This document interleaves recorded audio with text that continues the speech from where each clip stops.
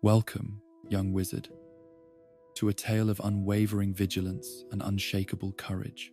Tonight, we follow the extraordinary life of Alastor Moody, a man whose scarred face told stories of battles fought in shadow, whose magical eye saw truths others missed, whose paranoia was born not of madness but of wisdom earned through blood and sacrifice. As you settle into your cozy common room, let these words carry you through the life of perhaps the most dedicated Auror who ever lived. Close your eyes and drift into this chronicle of constant vigilance, where every scar was a lesson and every victory came at a price. In the rolling hills of Scotland, where ancient magic flows through stone and stream, there stood a house that had known generations of heroes. The Moody family home was not grand in the manner of pure-blood estates, but it carried weight of a different kind, the weight of duty, of service, of blood spilled in defense of the innocent. The walls were lined with photographs of stern-faced witches and wizards, their Auror badges gleaming even in faded images, their eyes holding the particular hardness that comes from staring too long into the abyss of human cruelty. It was into this legacy that Alastor Moody was born on a winter morning when snow lay thick on the Scottish Highlands, and the wind carried whispers of dark magic stirring in distant corners of the wizarding world. Even as a babe, there was something different about him, a watchfulness, an intensity that made visitors uncomfortable. His first magical sign came not through accidental outbursts like most magical children, but through observation. At 18 months old, he would track movement across rooms with a focus that unnerved even his Auror parents. His childhood was shaped by stories that would have given other children nightmares, where most pure-blood families regaled their young with tales of glory and privilege. The Moodys spoke of duty and sacrifice. Alastor fell asleep to bedtime stories of dark wizards captured, of innocence protected, of the eternal price of freedom being constant vigilance. These weren't fairy tales, but family history. Each story carrying the weight of truth and the metallic taste of spilled blood. His grandfather, Caractacus Moody, had been one of the most feared Aurors of his generation, a man who had tracked dark wizards across 3 continents and never lost his prey. His father, Augustus Moody, carried on the tradition with methodical precision, approaching each case like a chess master, planning dozens of moves ahead. His mother, Minerva Blackwood, before her marriage, came from a family of unspeakables whose work in the Department of Mysteries had earned them respect and suspicion in equal measure. Young Alastor absorbed these influences like a sponge soaking up water. By age 7, he could identify the signs of dark magic corruption in magical objects. By 9, he understood the basic principles of tracking spells and concealment charms. By 10, he had memorized the names and methods of every major dark wizard captured in the past century, studying their patterns with the dedication of a scholar and the hunger of a predator. The house itself was a training ground disguised as a home. Portraits were enchanted to watch for suspicious behavior, moving between frames to maintain surveillance. The garden was protected by wards that would make the ministry's security seem amateur by comparison. Even the kitchen was equipped with devices to detect poison, cursed objects, and hidden magical signatures. Paranoia, young Alastor learned, was not a character flaw, but a survival tool. His magical education began long before Hogwarts. His parents believed that knowledge was the greatest weapon against the dark arts, and they armed their son accordingly. He learned to brew antidotes before he could properly hold a cauldron. He mastered basic shielding charms while other children played with toy broomsticks. He understood the theory behind the unforgivable curses before he knew their names were forbidden in polite conversation. But perhaps the most important lesson came not from formal instruction but from observation. Alastor watched his parents return home from missions, saw how they checked and rechecked their protective charms, how they tested their food for poison, how they never truly relaxed even in their own home. He learned that the price of protecting others was eternal watchfulness, that those who fought monsters must be careful not to become monsters themselves, and that the darkness they battled had a way of seeping into the soul like ink into parchment. The scars began early. At age 8, he was caught in the backlash of a cursed object his father was examining, leaving a thin white line across his left palm that would never fully fade. At 9, he was grazed by a ricochet hex during a family training session, earning his first real battle wound and his first lesson in how quickly things could go wrong. Each mark was treated not as a tragedy but as education, proof that he was learning what it meant to walk in his family's footsteps. His childhood friends, what few there were, came from similar families, children of Aurors and hit wizards, who understood the peculiar burdens of their heritage. They played games that would have horrified other parents, practicing tracking and evasion, testing each other's defenses, competing to see who could detect concealed magical objects fastest. These weren't games so much as preparation, childhood rituals that shaped them into the warriors they would need to become. As his 11th birthday approached, Alastor felt the weight of expectation settling on his shoulders like a heavy cloak. 3 generations of Moodys had attended Hogwarts before him, all achieving the academic excellence necessary for Auror training, all distinguishing themselves in their chosen careers. The family name carried weight in certain circles, opening doors and creating opportunities, but it also created pressure that lesser souls might have crumbled under. His Hogwarts letter arrived on a grey January morning, delivered not by the usual school owl, but by a magnificent eagle owl that his father recognized as belonging to the Auror recruitment office. Even his acceptance letter carried the subtle message that he was being watched, evaluated, measured against the standards set by his ancestors. The weeks before departure were filled with intensive preparation. His mother drilled him on pure-blood etiquette and political alliances, knowledge that would serve him well in navigating Hogwarts's complex social hierarchy.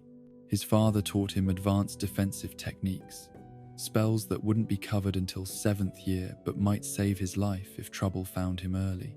His grandfather, now ancient but still sharp as a blade, shared the deepest family secrets, detection methods passed down through generations, techniques for reading people's intentions, ways to see through deception that went beyond mere magical ability.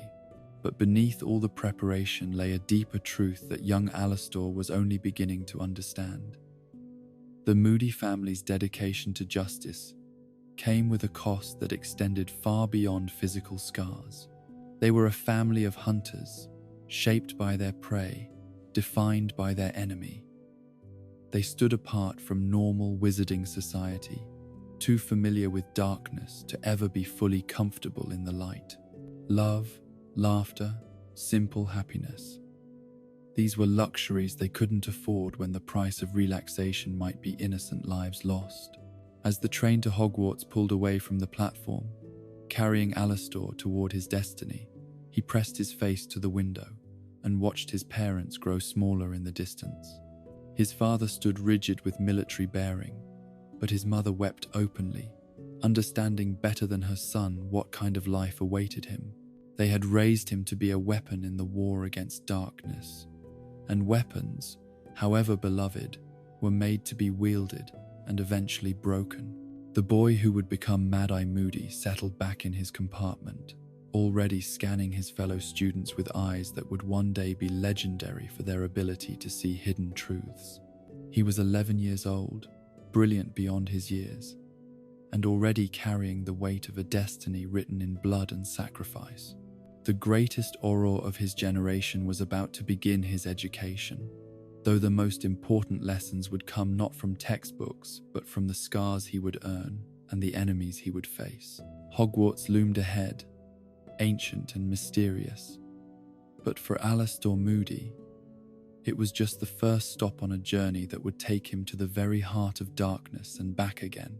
He had been born for this war, raised for this purpose, shaped by generations of tradition and sacrifice. All that remained was to prove himself worthy of the name he carried and the legacy he was destined to inherit. The castle's towers pierced the Scottish sky like spears thrown by giants, and in their shadow, a future legend began his true education in the arts of war. The boy who would become the most feared name among dark wizards had arrived, though he was still young enough to marvel at moving staircases and talking portraits. Innocence and destiny rode together on that train, and only time would tell which would prove stronger in the trials ahead. But that innocence would not last long. Hogwarts had ways of testing its students, of revealing their true natures under pressure. And for Alastor Moody, whose very blood carried the call to battle, those tests would come sooner and more severely than anyone could have imagined. The making of an Auror had begun, and like all great makings, it would require both creation and destruction, building up and breaking down, until what emerged was either diamond or dust. The sorting hat took longer with Alastor than with most students, its ancient mind reading the complex mixture of courage, cunning, loyalty, and wisdom that would define his character. Gryffindor would have claimed him for his bravery, Ravenclaw for his intellectual brilliance, Hufflepuff for his unwavering dedication to justice. But in the end, it was Gryffindor that called him home, recognizing in this serious young wizard the kind of courage that would be needed in the dark times ahead.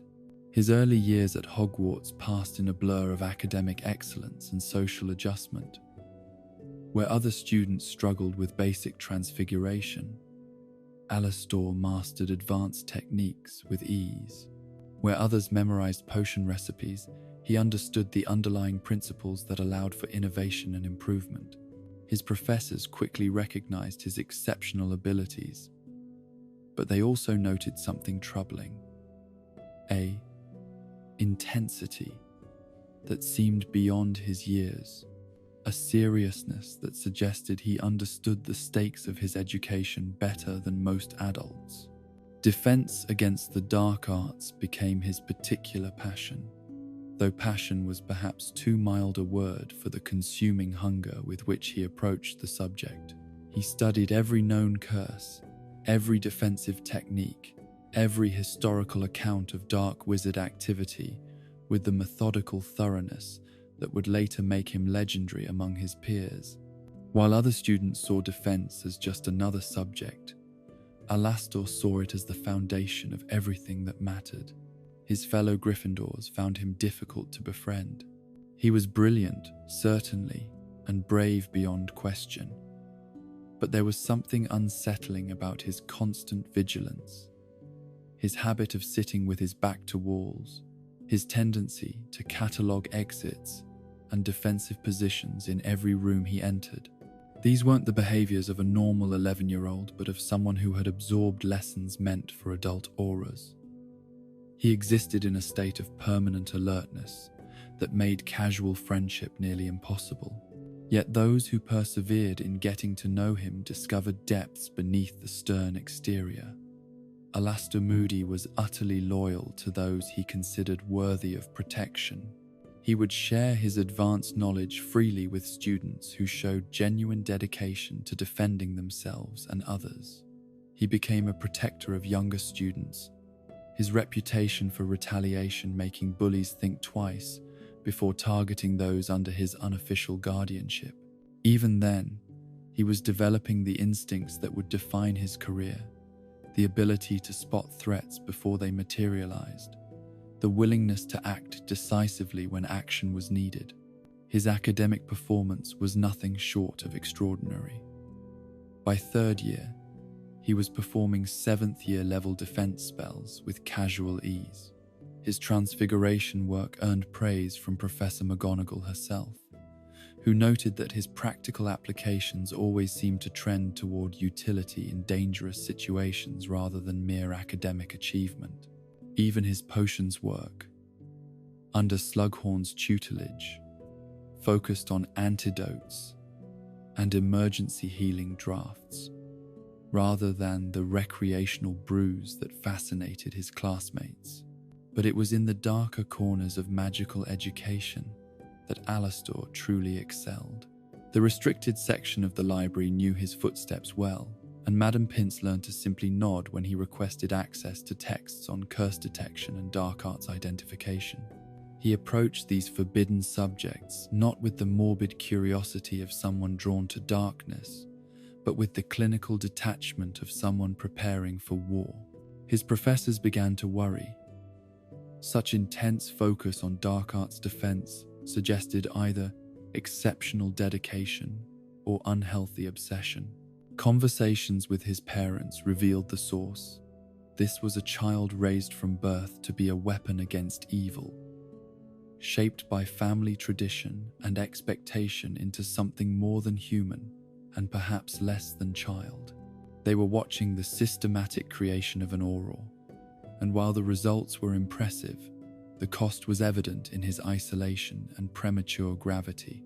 The summers between school years were spent in intensive training that made Hogwarts' curriculum seem gentle by comparison.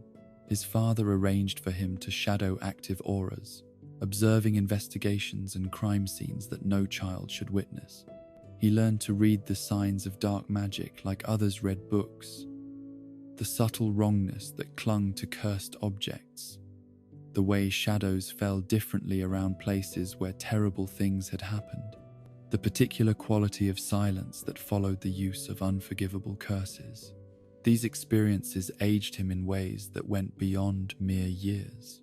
By 5th year, when other students were worried about OWL examinations and first crushes, Alastor was corresponding with retired Aurors about advanced tracking techniques and studying case files of dark wizards who had evaded capture for decades. His classmates began to call him Old Man Moody. Behind his back, partly in jest, but partly in recognition that something fundamental separated him from normal teenage concerns. His OWL results were unprecedented, outstanding in every subject, with special commendations from examiners who noted that his practical demonstrations exceeded anything they had seen from a 5th-year student. The defense against the dark arts examiner, a grizzled veteran of the Grindelwald Wars, wrote in his report that young Moody showed instincts and abilities that suggest natural aptitude for Auror work of the highest caliber. But success came with its own burdens. The better he became at detecting dark magic, the more he saw it everywhere. Hogwarts, which should have been a sanctuary of learning and growth, became a puzzle to be solved, a fortress to be defended. He identified security weaknesses that had existed for centuries, spotted students whose behavioral patterns suggested dangerous influences, noticed things that teachers had missed or chosen to ignore. His Newt years were a masterclass in focused preparation. While other students explored romance and friendship, Alastor honed himself into a perfect instrument of justice. His practical examinations were legendary. The defense examiner later claimed that watching Moody duel was like watching a master craftsman at work, every movement precise, every spell chosen for maximum effectiveness, with minimum collateral damage. The invitation to join the Auror training program arrived before his graduation, an honor reserved for only the most exceptional candidates. His instructors at Hogwarts had provided recommendations that read more like recruitment documents, detailing abilities and instincts that couldn't be taught but only recognized and refined. As his Hogwarts years drew to a close, Alastor stood at the threshold of the life he had been bred for. 7 years of magical education had transformed him from a serious child into something approaching legend. A young wizard whose reputation already preceded him in certain circles. The scars would come later, as would the magical eye and the wooden leg, but the foundation was already laid. Unshakable dedication to justice, paranoia as sharp as any blade, and the kind of courage that would carry him through decades of warfare against the darkest forces imaginable. The boy who had entered Hogwarts carrying the weight of family expectation was leaving as a young man ready to write his own chapter in the long history of Auror excellence. The making of a legend was complete, though the legend itself was just beginning. Ahead lay training that would test every limit, battles that would forge him in fire and blood, and a reputation that would make his name a nightmare, whispered in the darkest corners where evil gathered to plot against the light.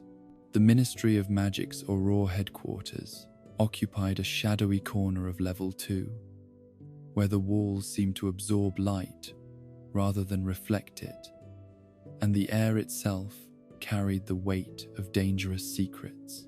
It was here, in the autumn of his 18th year, that Alastor Moody first crossed the threshold into a world that would define every remaining day of his life. The training program he entered was legendary for its brutality, designed not merely to teach but to break down recruits completely before rebuilding them into weapons against the darkness. His fellow trainees were a carefully selected group, each one hand-picked from the brightest graduates of their Hogwarts years. They came from different houses, different backgrounds, but all shared the particular intensity that marked those willing to dedicate their lives to hunting the most dangerous criminals in the wizarding world. Some, like Alastor, came from Auror families and understood the cost from birth. Others were drawn by idealism, believing they could make the world safer through force and dedication. All would be changed by what they experienced in those first crucial months. The training began with 6 weeks of pure theory. Endless hours spent memorizing the signs of dark magic influence, studying the behavioral patterns of known criminals, learning to think like the monsters they would hunt. Alastor excelled at this phase, his years of preparation allowing him to absorb information that left other trainees struggling. But excellence came with its own burdens. The instructors, recognizing his aptitude, pushed him harder than the others, demanding perfection where they might accept competence. The physical training that followed was designed to test not just magical ability but character under extreme pressure. They were subjected to mock torture sessions that used legal but agonizing spells, forced to maintain their cover stories while experiencing pain that would have broken ordinary wizards. Alastor discovered that his years of emotional distance served him well here. Where others cracked under pressure, he found a cold center that nothing could touch. But it was in the practical exercises that his true nature began to emerge.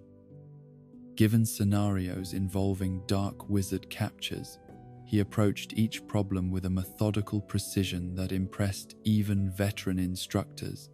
Where other trainees might rely on overwhelming force or clever tricks, Alastor studied his targets with the patience of a spider, watching a web, understanding that the best captures came from knowing his enemy better than they knew themselves.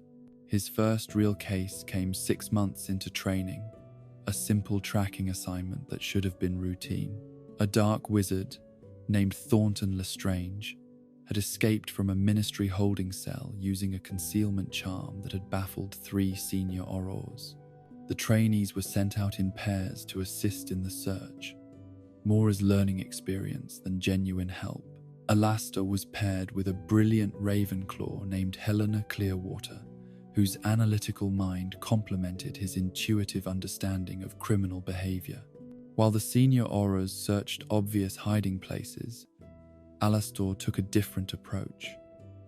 He studied Lestrange's history, his family connections, his known associates. Dark wizards, he reasoned, were still human underneath their corruption, and humans followed predictable patterns when under stress. Where would someone like Lestrange go when desperate? Not to obvious allies who might be watched, but to places that held emotional significance, childhood connections that predated his criminal career. The insight led them to an abandoned cottage in the Cornish countryside, a property that had belonged to Lestrange's grandmother decades earlier.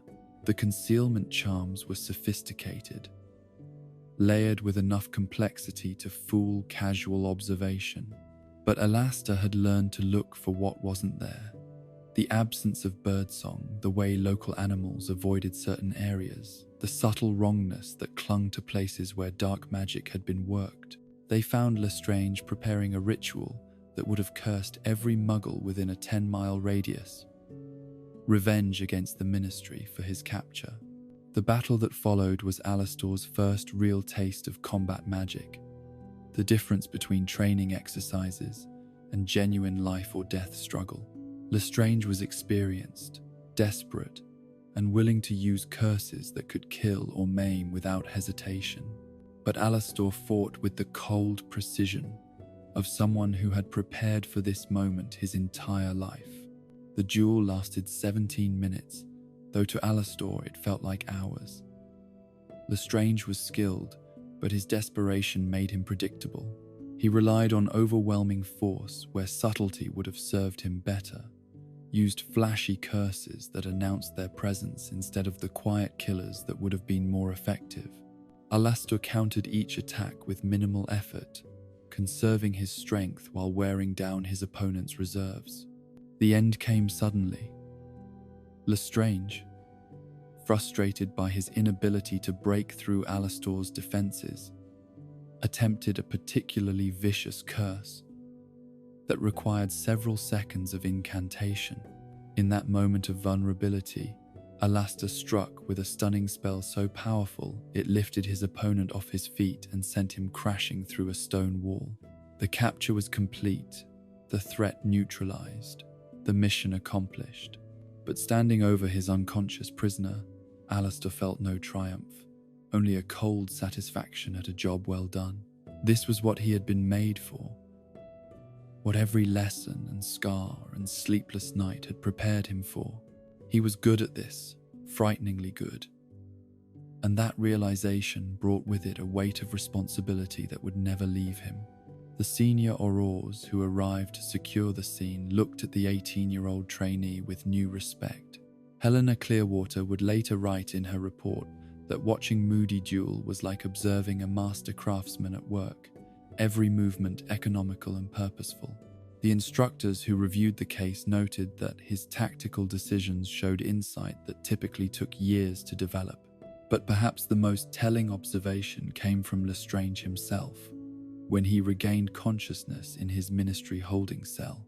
Asked how a trainee had managed to capture him when 3 senior Aurors had failed, he stared at the stone walls with haunted eyes and whispered, "He saw me, really saw me, like he knew what I was going to do before I did it." This ability to think like his targets became Alastor's signature advantage as his training progressed. While other Aurors relied on superior firepower or political connections, he developed an almost supernatural understanding of criminal psychology. He could predict where fugitives would run, what desperate measures they might attempt, how they would try to turn the tables on their pursuers. It wasn't magic so much as empathy turned into a weapon, the ability to understand evil without being corrupted by it. His instructors began giving him increasingly complex cases, testing the limits of his abilities.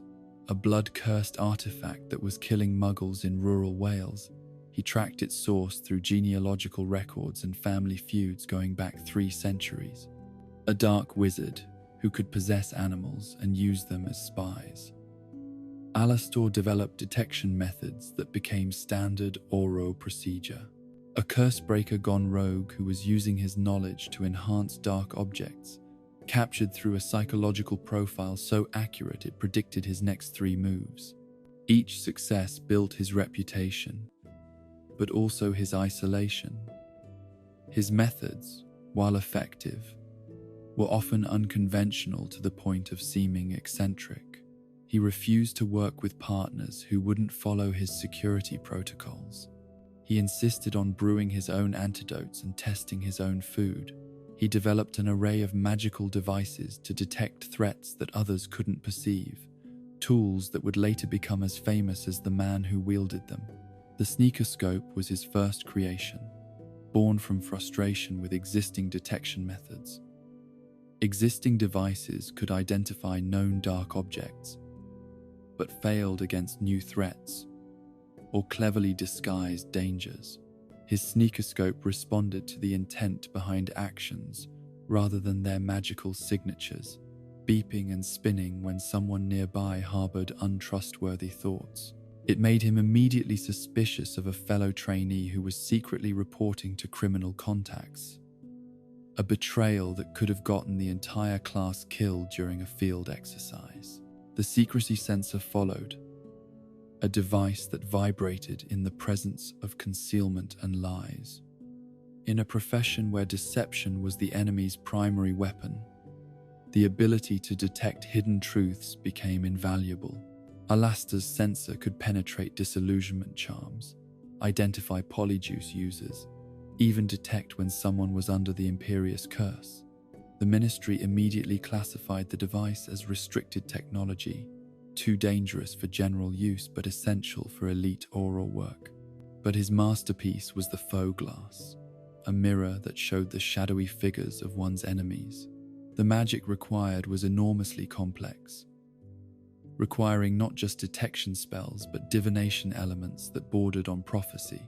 When enemies appeared in the glass, they moved like smoke, growing clearer as danger approached. When someone meant immediate harm, their faces would resolve completely, showing the whites of their eyes as final warning. These innovations marked Alastor as something special, but they also revealed the depth of his paranoia. His classmates joked that he expected assassination attempts during breakfast, that he checked his dormitory for dark magic every night before sleeping. They didn't understand that for someone born into an Auror family, such caution wasn't paranoia but wisdom learned through generations of bloodshed. His final examination came in the form of a solo mission that would have challenged experienced Aurors.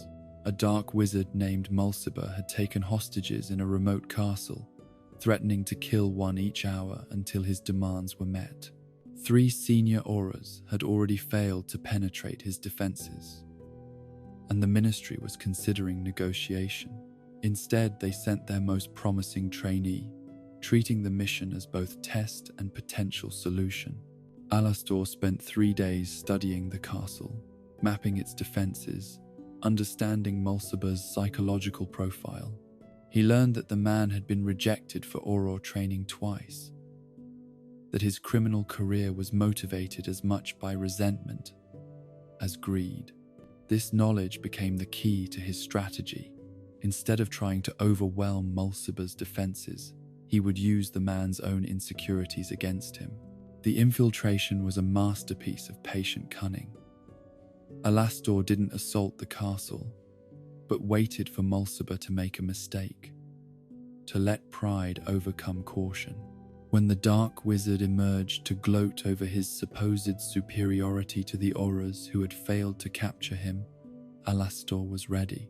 The battle lasted less than 5 minutes, ending with Mulciber bound and the hostages freed without a single casualty. But the real test came afterward, when Alastor found himself alone with his captured enemy. Mulciber was wounded, helpless, completely at his mercy. It would have been easy to make the man suffer for his crimes, to extract painful revenge for the terror he had inflicted on innocent victims.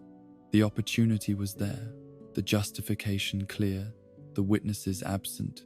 Instead, Alastor administered basic medical aid and called for proper transport. When asked later why he had shown mercy to someone who deserved none, he simply said that the moment an Auror began enjoying the suffering of prisoners, was the moment they became something else entirely. Justice required a clean heart, and revenge was a luxury he couldn't afford. The successful completion of his mission marked the end of his training and the beginning of his legendary career. At 19, Alastor Moody was sworn in as a full Auror, the youngest in Ministry history to achieve that rank. His ceremony was attended by department heads and veteran officers who had already heard whispers of his exceptional abilities. His first assignment as a qualified Auror was hunting a dark wizard who had been evading capture for over a year. Cornelius Parkinson was a former Ministry employee who had turned to selling cursed objects to fund a gambling addiction.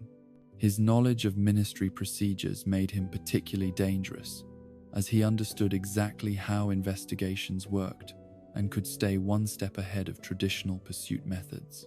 Where others had failed by trying to predict Parkinson's next move, Alastor succeeded by understanding his psychology. Gambling addicts, he realized, were slaves to pattern and superstition.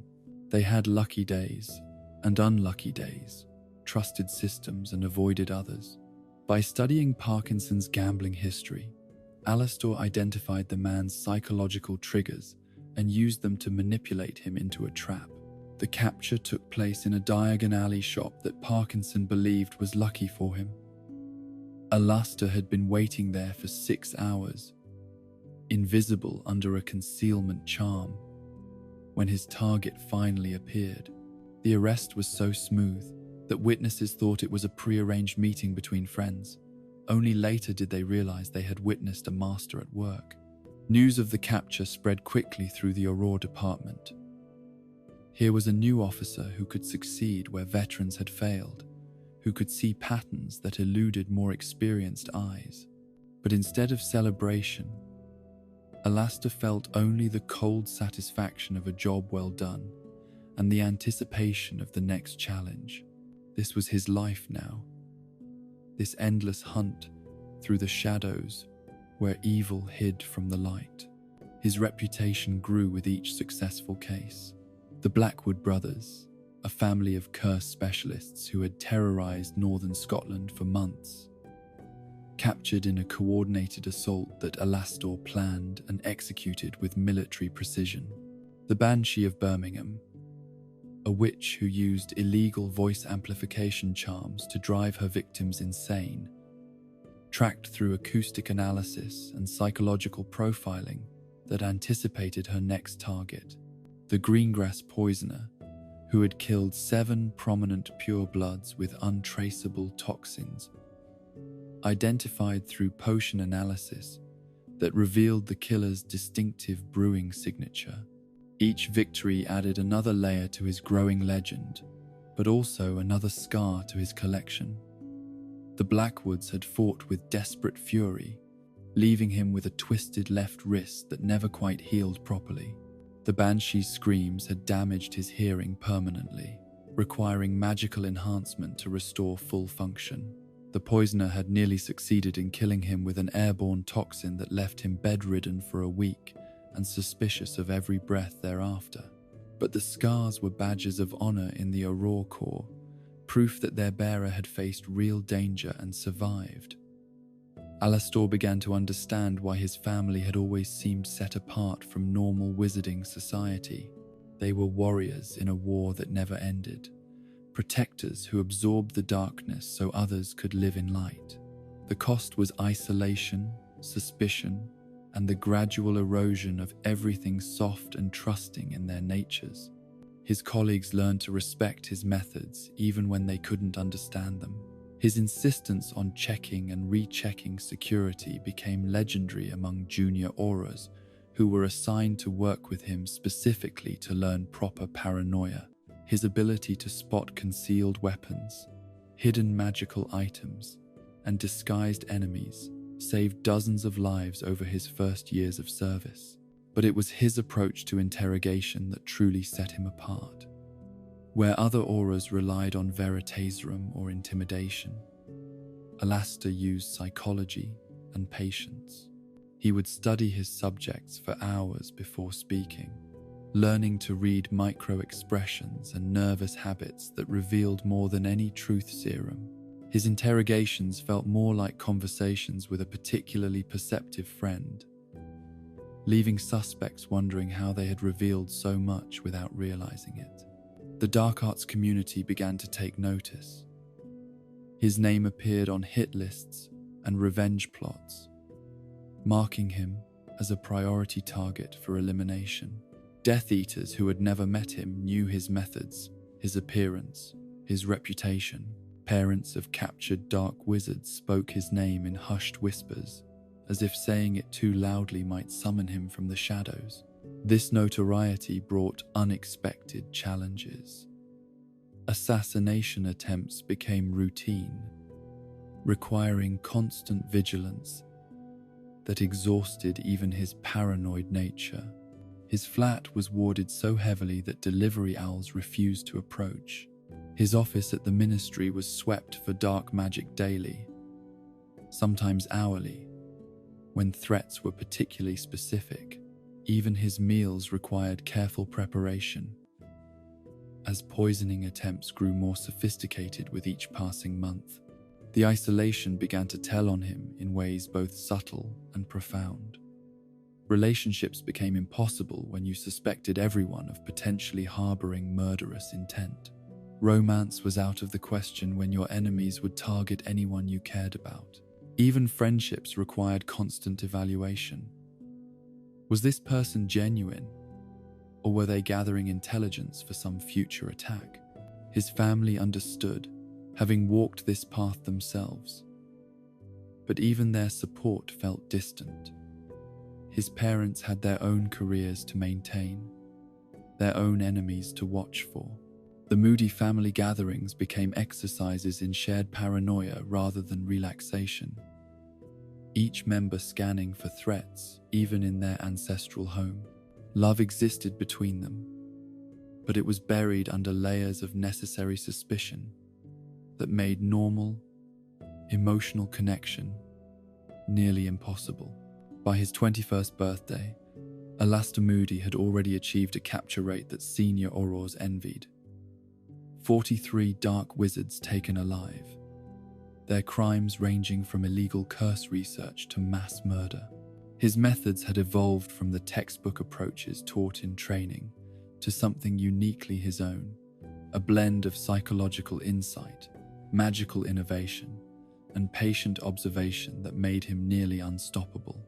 His reputation in the criminal underworld was equally impressive. Dark wizards spoke of him in terms usually reserved for natural disasters or divine punishment. Stories spread of his ability to appear anywhere, see through any disguise, predict criminal behavior with uncanny accuracy. Some claimed he wasn't entirely human anymore, that his years of hunting monsters had transformed him into something between man and predator. The truth was both simpler and more complex.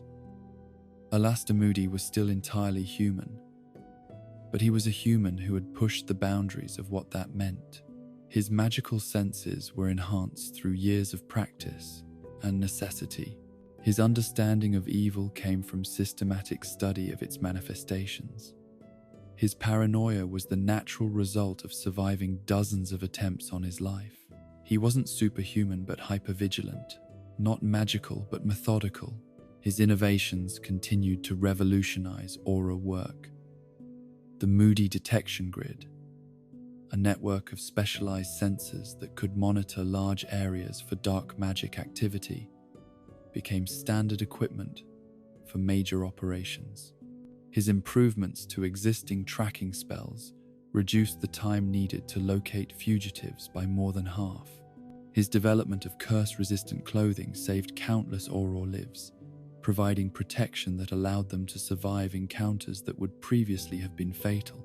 But perhaps his greatest contribution was educational. Junior Aurors competed for the chance to work with him, understanding that a single case under Moody's guidance was worth years of conventional training. He taught them to think defensively, to assume the worst while hoping for the best, to trust their instincts even when evidence suggested otherwise. His lessons were harsh but effective. If you're not paranoid, he would tell new recruits, "You're not paying attention. The moment you stop watching your back is the moment someone puts a knife in it." These weren't empty threats, but observations based on years of experience. He had seen too many good Aurors die because they trusted the wrong person, relaxed at the wrong moment, or failed to recognize danger until it was too late. The magical devices that became his trademark were born from this teaching philosophy. Each tool addressed a specific vulnerability that had cost Auror lives in the past. The enhanced faux glass prevented ambushes. The improved secrecy sensor detected infiltrators using disguise magic. The sneakoscope revealed hostile intent before it could manifest as action. Together, they formed a web of awareness that made him nearly impossible to surprise. His office became a shrine to vigilance, filled with devices that clicked, hummed, and chimed in response to various forms of deception. Visitors found the constant noise unsettling. But to Alastor, it was the sound of safety, confirmation that his defenses were working. He could identify the source of each sound without looking, reading the symphony of warnings like others read books. The first major test of his abilities came during a case that would define his early reputation. A dark wizard named Antonin Dolohov had escaped from Azkaban using methods that remained classified decades later. He was intelligent, well-connected, and utterly ruthless, with a particular talent for curses that caused prolonged suffering. 3 Auror teams had already failed to recapture him, with 2 officers requiring permanent residence at St. Mungo's as a result of their encounters. Alastor approached the case with characteristic methodical patience. Instead of immediately joining the hunt, he spent 2 weeks studying Dolohov's history, his psychological profile, his known associates and enemies. He interviewed every surviving victim, learning not just what had been done to them, but how, understanding the patterns that revealed the Dark Wizard's personality and preferences. The breakthrough came through an insight that senior Aurors had missed. Dolohov's escaped victims all described a particular smell, sulfur mixed with something organic, like rotting flowers. Research revealed that this combination was produced by a rare potion ingredient used in only one known formula, a brew that enhanced magical endurance but required monthly renewal. By monitoring suppliers of the necessary components, Alastor narrowed Dolohov's possible locations to 3 sites. The final confrontation took place in an abandoned potion laboratory, hidden beneath a seemingly respectable apothecary in Diagon Alley. Dolohov had been using the space to brew not just the endurance potion, but a collection of toxic substances intended for future attacks. The laboratory itself was a death trap, protected by cursed fumes and explosive reactions that would kill anyone who entered unprepared. But Alastor had prepared. Hours of research had revealed the specific countermeasures needed, the protective charms and antidotes that would allow him to survive the laboratory's defenses. He entered like a ghost, invisible and silent, while Dolohov worked obsessively over a cauldron that bubbled with malevolent energy. The duel that followed was unlike his previous encounters. Dolohov was a master of the dark arts, experienced in ways that made Lestrange seem amateur by comparison. His curses weren't just powerful but creative, designed to cause maximum suffering while keeping his victims alive to experience every moment of agony. He fought with the confident skill of someone who had never been truly challenged, who expected his reputation alone to provide psychological advantage. He had underestimated his opponent. Alastor fought with the cold precision of someone who had studied every dark curse in existence, who understood not just how to defend against them, but how to turn them back on their casters. When Dolohov attempted his signature purple flame curse, Alastor reflected it with a shield charm that sent the magical fire racing back toward its source. When the Dark Wizard tried to use the laboratory's toxic environment as a weapon, Alastor demonstrated that he understood the chemistry better than the man who had created it. The battle ended when Dolohov, desperate and increasingly panicked, attempted to bring down the laboratory around them both. The structural damage would have killed dozens of innocent people in the buildings above, a form of collateral damage that Alastor couldn't allow. In that moment of choice between personal safety and public protection, he made the decision that would define his entire career. He threw himself between Dolohov and the laboratory's support structure, absorbing a curse that was meant to bring down stone and steel. The pain was indescribable, like being struck by lightning while drowning in acid. But he held his position long enough to cast a containment charm that limited the damage to the laboratory itself. When Ministry reinforcements arrived, they found Dolohov unconscious and Alastor standing over him, blood streaming from wounds that would leave permanent scars, but his prisoner secured and the public safe. The successful capture of Antonin Dolohov established Alastor Moody as the premier dark wizard hunter of his generation. At 22, he had achieved a reputation that other Aurors spent entire careers building. The Minister of Magic personally commended him, offering promotions and political positions that would have set him up for life. He refused them all, understanding that his value lay not in administration but in action, not in politics but in the patient hunt through darkness. But success came with a price that grew heavier with each passing case. The scars accumulated, each one a story of violence survived and evil conquered. His left shoulder bore the mark of a curse that had nearly severed his arm. His chest was cross-hatched with lines from a dark wizard who fought with enchanted razors. His hands showed burn marks from handling cursed objects that lesser Aurors wouldn't have dared touch. More than physical damage, though, was the psychological toll. Constant exposure to the worst of human nature, to evil in its purest forms, began to change him in fundamental ways. He found it increasingly difficult to trust, to relax, to see innocence where it actually existed. Every shadow might hide an enemy. Every friendly gesture might mask murderous intent. Every moment of peace was just another opportunity for attack. His colleagues began to notice the changes. The promising young recruit was becoming something harder, colder, more machine than man. He worked obsessively, taking case after case without rest, driven by a compulsion that seemed to consume his entire identity. Sleep came rarely and poorly, interrupted by nightmares and the constant vigilance that had become his defining characteristic. Yet, his effectiveness only increased with his transformation. The more he understood evil, the better he became at hunting it.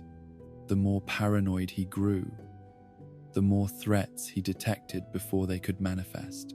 The darker he became, the better he could anticipate the moves of truly dark minds. He was becoming the perfect Auror, but the cost was everything that made him human. By his 25th birthday, half of Azkaban's occupied cells housed prisoners he had captured personally. Dark wizards who had terrorized the wizarding world for decades found themselves facing a hunter who was patient as stone, relentless as tide, and utterly incorruptible. His methods might be unconventional, his personality increasingly difficult, but his results spoke for themselves. The legend of Mad-Eye Moody was taking shape, though the madness was still years away. For now, he was simply the most effective Auror the Ministry had ever produced, a weapon aimed at the heart of darkness and fired with precision that never missed. The boy from the heroic bloodline had become a man worthy of that heritage, though the cost of worthiness was everything soft and warm in his nature. But greater challenges lay ahead. Darker enemies who would test every skill he had developed. The First War was coming, and with it would come choices that would define not just his career but his soul. The year 1970 marked the beginning of darkness for the wizarding world, though few recognized it at the time. Reports trickled into the Auror department of strange incidents. Muggle families found dead with no apparent cause, magical objects appearing in non-magical homes, ancient protective wards failing without explanation. To most ministry officials, these seemed like isolated events, unfortunate but unconnected. To Alastor Moody, now 25 and already legendary among his peers, they formed a pattern that spoke of coordinated evil rising like poison from the depths. The name Voldemort was first whispered in Auror briefings during a grey October morning when 3 pure-blood families were found massacred in their ancestral homes. The dark mark hung over each scene like a malevolent star, a skull with a serpent emerging from its mouth that would become the most feared symbol in magical Britain. But it wasn't just the deaths that troubled experienced investigators. It was the precision of the attacks, the way ancient family protections had been bypassed, as if they were children's toys, the complete absence of magical traces that might lead to the perpetrators. Alastor stood in the wreckage of Greengrass Manor, one of the crime scenes, reading the story written in blast marks and blood spatter. This wasn't the work of a random killer, or even an organized group of criminals. This was warfare conducted with military precision, planned by someone who understood both dark magic and pure-blood family defenses better than anyone in recent memory. The killer, or killers, had moved through the house like smoke, striking with lethal efficiency before vanishing without a trace. The investigation consumed him for weeks. He mapped the attack patterns, analyzed the specific curses used, studied the psychological profiles of the victims to understand why they had been chosen. What emerged was a picture of someone brilliant, utterly ruthless, and possessed of magical ability that exceeded anything in the Ministry's files. This wasn't just another dark wizard, but something new, something that would require entirely different approaches to combat. His report to the Auror Command was met with skepticism that bordered on dismissal. Senior officials, comfortable in their bureaucratic power, preferred to believe in random violence rather than coordinated threat. The idea that someone might be organizing dark wizards into an actual army was too frightening to acknowledge, too large a problem for their comfortable worldview to accommodate. They filed his analysis and returned to investigating each incident separately, missing the larger pattern that was emerging with each passing day. But Albus Dumbledore had read that report with growing alarm. The aging professor, now headmaster of Hogwarts, possessed sources of information that reached far beyond the Ministry's limited intelligence network. He had been tracking rumors of a brilliant former student who had disappeared into the shadows years earlier, someone whose magical ability and charismatic personality made him uniquely dangerous.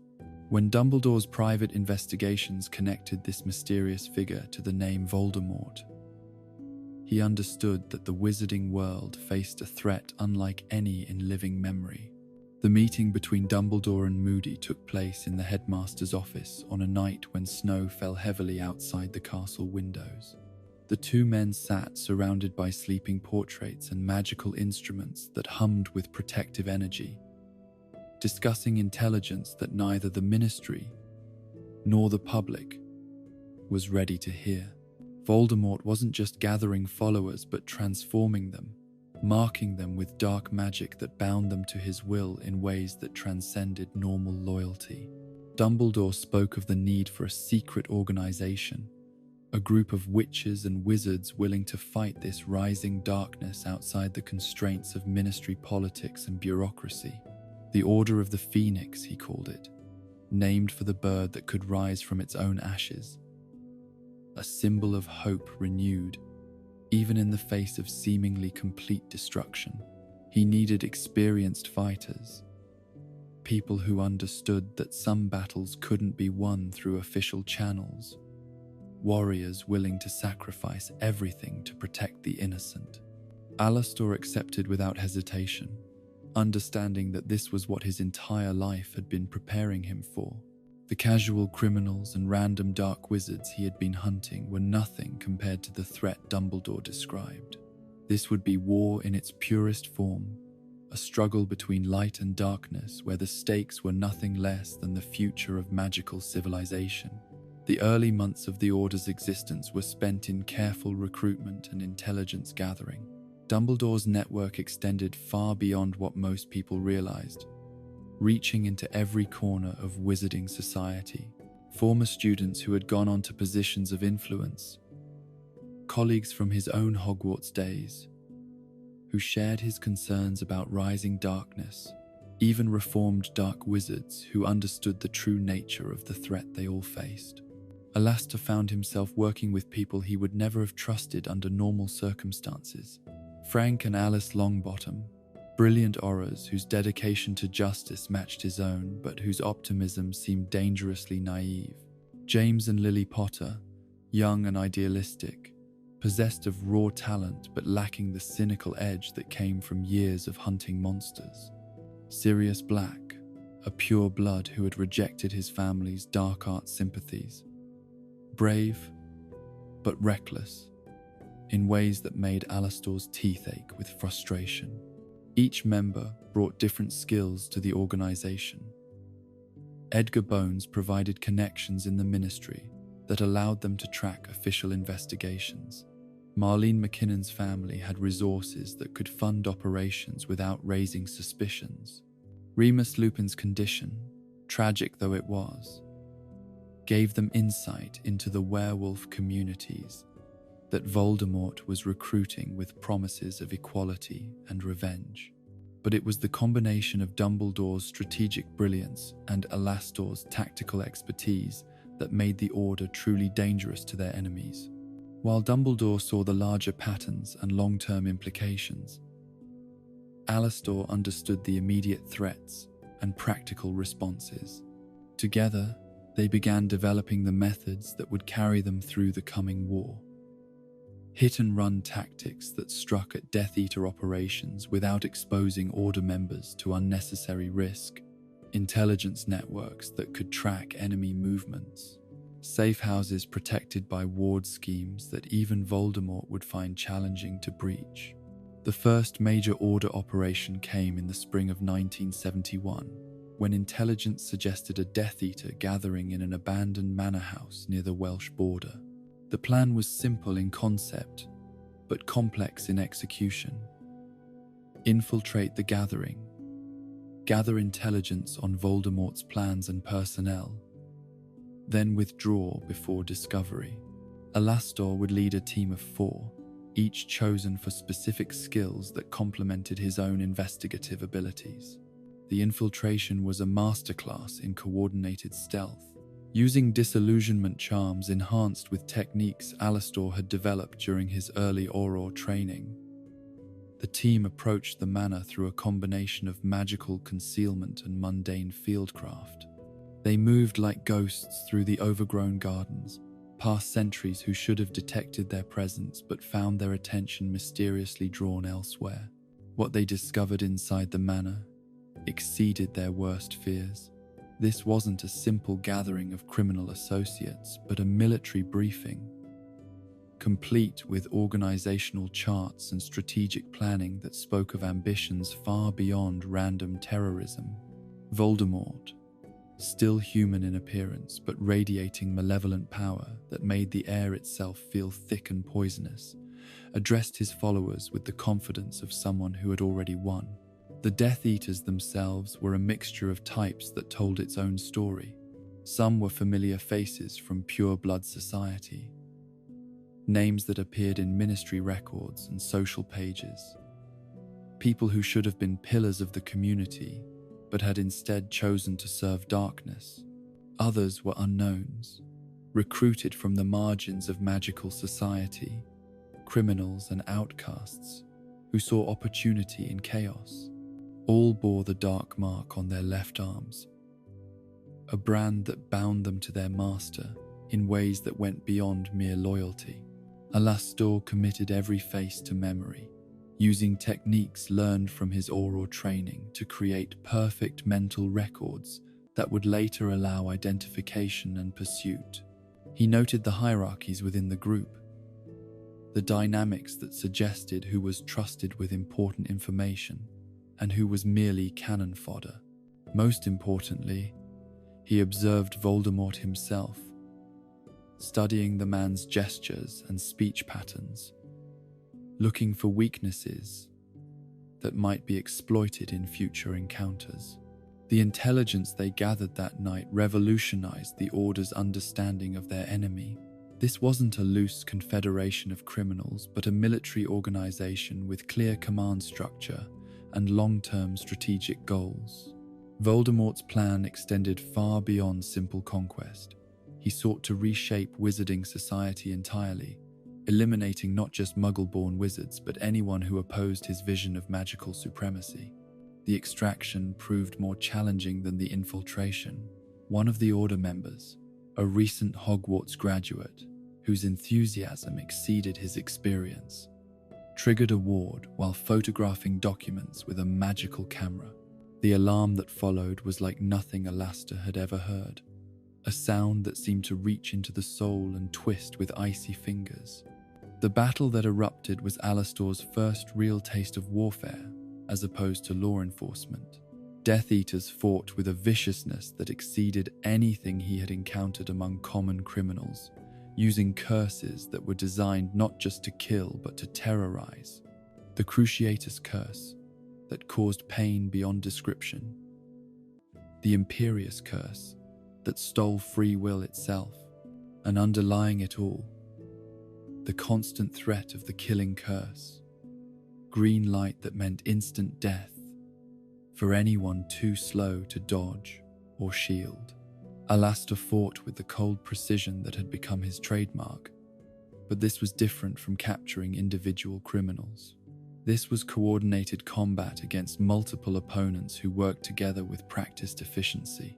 His magical devices screamed warnings that he barely had time to process. His faux glass showed so many enemies that the images blurred together into a sea of hostile faces. His sneakoscope spun so rapidly it threatened to shatter from the velocity. The Order team fought their way out through skill, luck, and the kind of desperate courage that comes from understanding the stakes involved. They lost one member, a young Auror named Caradoc Dearborn, who stayed behind to cover their retreat. His fate unknown, but presumed terrible, based on the screams that followed them into the night. But they escaped with intelligence that would shape the Order's strategy for years to come, and confirmation that their fears about Voldemort's ambitions had been, if anything, too conservative. The aftermath of that mission changed everything for Alastor. He had seen the enemy's true face, understood the scope of the threat they represented, and grasped the reality that this would not be a brief conflict, but a war of attrition that might last decades. The comfortable certainties of his Auror career evaporated, replaced by the grinding reality of asymmetric warfare against an opponent who respected no law and acknowledged no moral boundary. His approach to combat evolved accordingly. Where once he had been content to capture criminals for trial and imprisonment, he now understood that some enemies were too dangerous to be taken alive. Death Eaters didn't surrender. They fought to the death or disappeared into hiding, only to emerge later with new plans and greater determination. The luxury of legal procedures and civilized conduct became impossible when facing opponents who used torture as routine interrogation and murder as casual intimidation. The authorization for Aurors to use unforgivable curses came as a direct result of Order intelligence about Death Eater tactics. Barty Crouch Sr., head of the Department of Magical Law Enforcement, argued passionately that fighting monsters required monstrous methods. How could Aurors be expected to capture enemies who used killing curses freely while restricting themselves to stunning spells and binding charms? The war demanded tools equal to the threat, even if those tools carried moral costs that peacetime would never justify. Alastor supported the authorization, though it troubled him in ways he couldn't fully articulate. He had spent his entire career building walls between himself and the criminals he hunted, maintaining the moral distance that kept him human while studying inhuman behavior. Using the same curses as his enemies blurred those lines in ways that felt dangerous, as if each casting moved him incrementally closer to becoming what he fought against. But the first time he faced a Death Eater who was torturing captured Order members, philosophical concerns evaporated in the face of immediate necessity. The imperious curse that freed those prisoners felt like justice itself, swift and clean and utterly satisfying. The Cruciatus curse that left their tormentor writhing in agony seemed not like cruelty but like balance, cosmic correction for suffering inflicted on the innocent. It was a slippery slope that claimed more than one Auror during that dark period. Men and women who began with noble intentions found themselves crossing lines they had never imagined approaching, using methods that would have horrified their younger selves, becoming the very thing they had sworn to oppose. Some broke under the moral weight and left the service entirely. Others embraced the darkness and had to be quietly eliminated before they could do more damage. Alastor walked that razor's edge with the sure-footed precision of someone who understood exactly where it led. He used the unforgivable curses when necessary, but never when mere convenience suggested them. He allowed himself to enjoy the satisfaction of successful captures, but never the pleasure of causing unnecessary pain. He studied his enemies to understand them, but never to become them, maintaining the internal barriers that kept him human even as he employed inhuman methods. The war's escalation brought increasingly personal costs. His flat was attacked 3 times, requiring complete relocation and identity protection that effectively erased his civilian existence. His parents, understanding the danger their connection to him represented, went into hiding under assumed names and magical disguises. Friends from his Hogwarts years began avoiding him, as association with someone so prominently targeted became its own form of death sentence. But perhaps the greatest cost was the gradual erosion of his ability to distinguish between reasonable caution and pathological paranoia. When everyone was potentially an enemy, when any moment of relaxation might be fatal, when survival depended on expecting the worst from every situation, the line between justified suspicion and mental illness became increasingly difficult to identify. His reputation among Death Eaters grew to mythic proportions. They spoke of him in whispers, trading stories that grew more elaborate with each telling. He could see through walls, they claimed. He could smell dark magic from miles away. He never slept, never relaxed, never let his guard down even for an instant. Some of these stories were exaggerations, but others were closer to truth than their tellers realized. The magical eye came later, after an encounter that cost him his natural vision, but gave him sight beyond normal human limitations. The faux glass evolved from a simple detection device into something approaching prophecy, showing not just current enemies, but potential threats that existed only in possibility. The sneakoscope became so sensitive that it responded to hostile thoughts rather than hostile actions, providing warning of attacks that hadn't yet been planned. Each innovation was born from necessity, from surviving encounters that should have been fatal, from learning lessons written in blood and validated through repetition. The collection of scars that marked his body told the story of his education in warfare. Each wound a page in a textbook that he had written through painful experience, and that others would study for generations to come. His tactical brilliance became legendary within Order circles, where Dumbledore provided strategic vision and long-term planning. Alastor translated those concepts into actionable operations that could be executed by ordinary wizards against extraordinary enemies. His mission planning was exhaustive, accounting for variables that others never considered, preparing contingencies for situations that probability suggested would never occur. The rescue of the Pruett family demonstrated his approach perfectly. Fabian and Gideon Pruett, prominent Order members, had been captured during a failed mission and were being held in a Death Eater stronghold that was considered impregnable.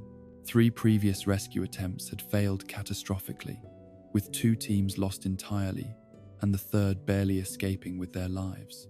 The consensus among Order leadership was that the Pruetts were beyond help, that attempting another rescue would only result in more casualties.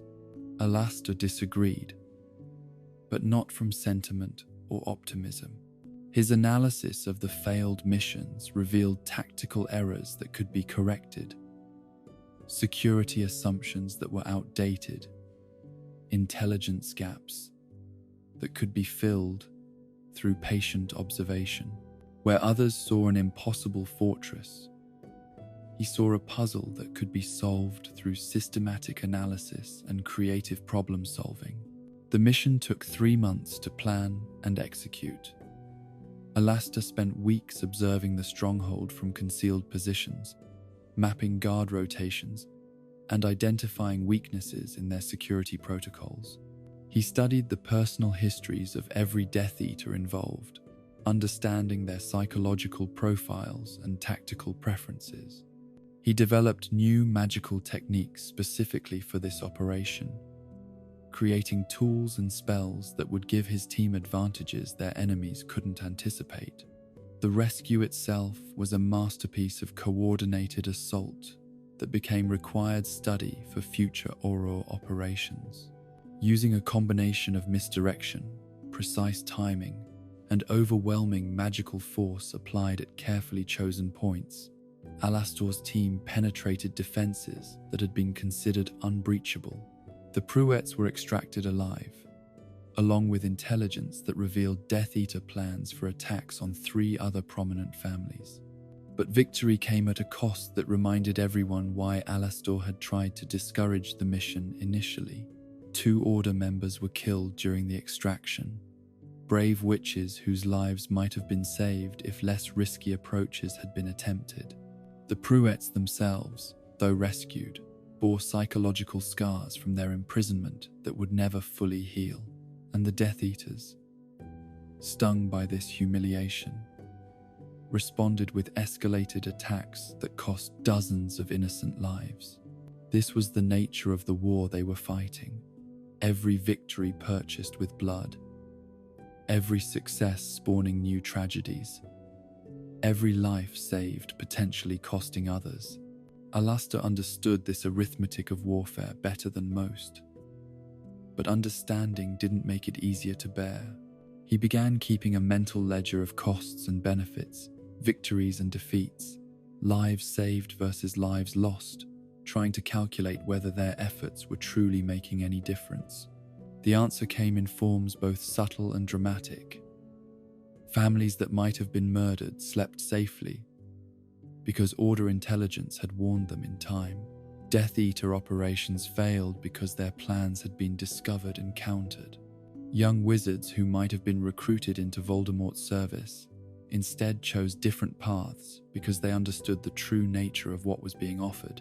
But the enemy was adapting too, learning from each encounter and developing new methods to counter Order advantages.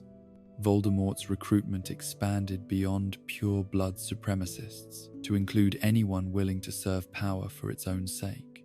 Giants were promised territory and revenge against wizards who had marginalized them. Werewolves were offered equality in exchange for transformation services. Dementors were recruited from Azkaban itself, Their alliance with the Ministry dissolved in favor of feeding opportunities among Voldemort's enemies. Alastor found himself fighting battles that challenged every assumption about magical combat. Death Eaters didn't duel according to traditional rules, but used any advantage available: hostages as human shields, cursed environments that poisoned the air itself, creatures that normal magical defenses couldn't touch. Each encounter required innovation, adaptation, the development of new techniques to counter threats that shouldn't have been possible. His reputation among his Order colleagues became a mixture of respect and wariness. They valued his tactical brilliance and unflinching courage, but they also noticed the changes that constant warfare was working on his character. The paranoia that had once seemed excessive now appeared prophetic, as enemies seemed to anticipate their moves with supernatural accuracy. His refusal to trust anyone completely proved wise when several Order members were revealed as traitors or compromised through imperious curses. The development of his signature devices accelerated under wartime pressure. The Foglass evolved to show not just individual enemies, but entire networks of threat, revealing connections between seemingly unrelated dangers. The secrecy sensor became sensitive enough to detect lies before they were spoken, responding to hostile intent that existed only in potential. The sneakoscope learned to distinguish between general suspicion and specific threat, providing warnings calibrated to actual danger levels. These innovations saved countless lives, but also deepened his isolation from normal wizarding society. People found his presence unsettling, surrounded as he was by devices that responded to every thought and emotion with clicks, whistles, and warning lights. Conversations became impossible when any attempt at social pleasantry triggered responses from his detection equipment. Even fellow Order members learned to limit their interactions to mission-essential communications. The psychological toll manifested in ways both obvious and subtle. His sleep patterns disintegrated under the stress of constant vigilance, leaving him functioning on catnaps and alertness potions that carried their own long-term costs. His eating habits became ritualized to the point of obsession. Every meal tested for poison and consumed according to protocols that eliminated any possibility of surprise. His social connections withered as maintaining relationships became incompatible with the security measures his survival required. But the greatest change was in his approach to combat itself. Where once he had been content to capture criminals for trial and justice, he now understood that some enemies were too dangerous to be allowed the chance of escape or rescue. Death Eaters didn't reform in Azkaban, but planned revenge and recruited new followers. They didn't respect legal procedures, but used them as weapons against their captors. They didn't acknowledge any authority but power, and sometimes power required permanent solutions. His first confirmed kill came during a battle that started as a routine arrest and escalated into something approaching warfare. Marcus Flint, a Death Eater known for using children as test subjects for experimental curses, had barricaded himself in a Muggle school during term time. 43 young children were trapped inside with a madman who had already demonstrated his willingness to torture innocents for his own amusement. The siege lasted 18 hours, with Flint using the children as bargaining chips and human shields. He demanded safe passage, a substantial ransom, and the release of imprisoned Death Eaters in exchange for the children's lives. The Ministry wanted to negotiate, believing that patience and compromise could resolve the situation without bloodshed. Alastor knew better. Dark wizards like Flint didn't honor agreements or show mercy to the helpless.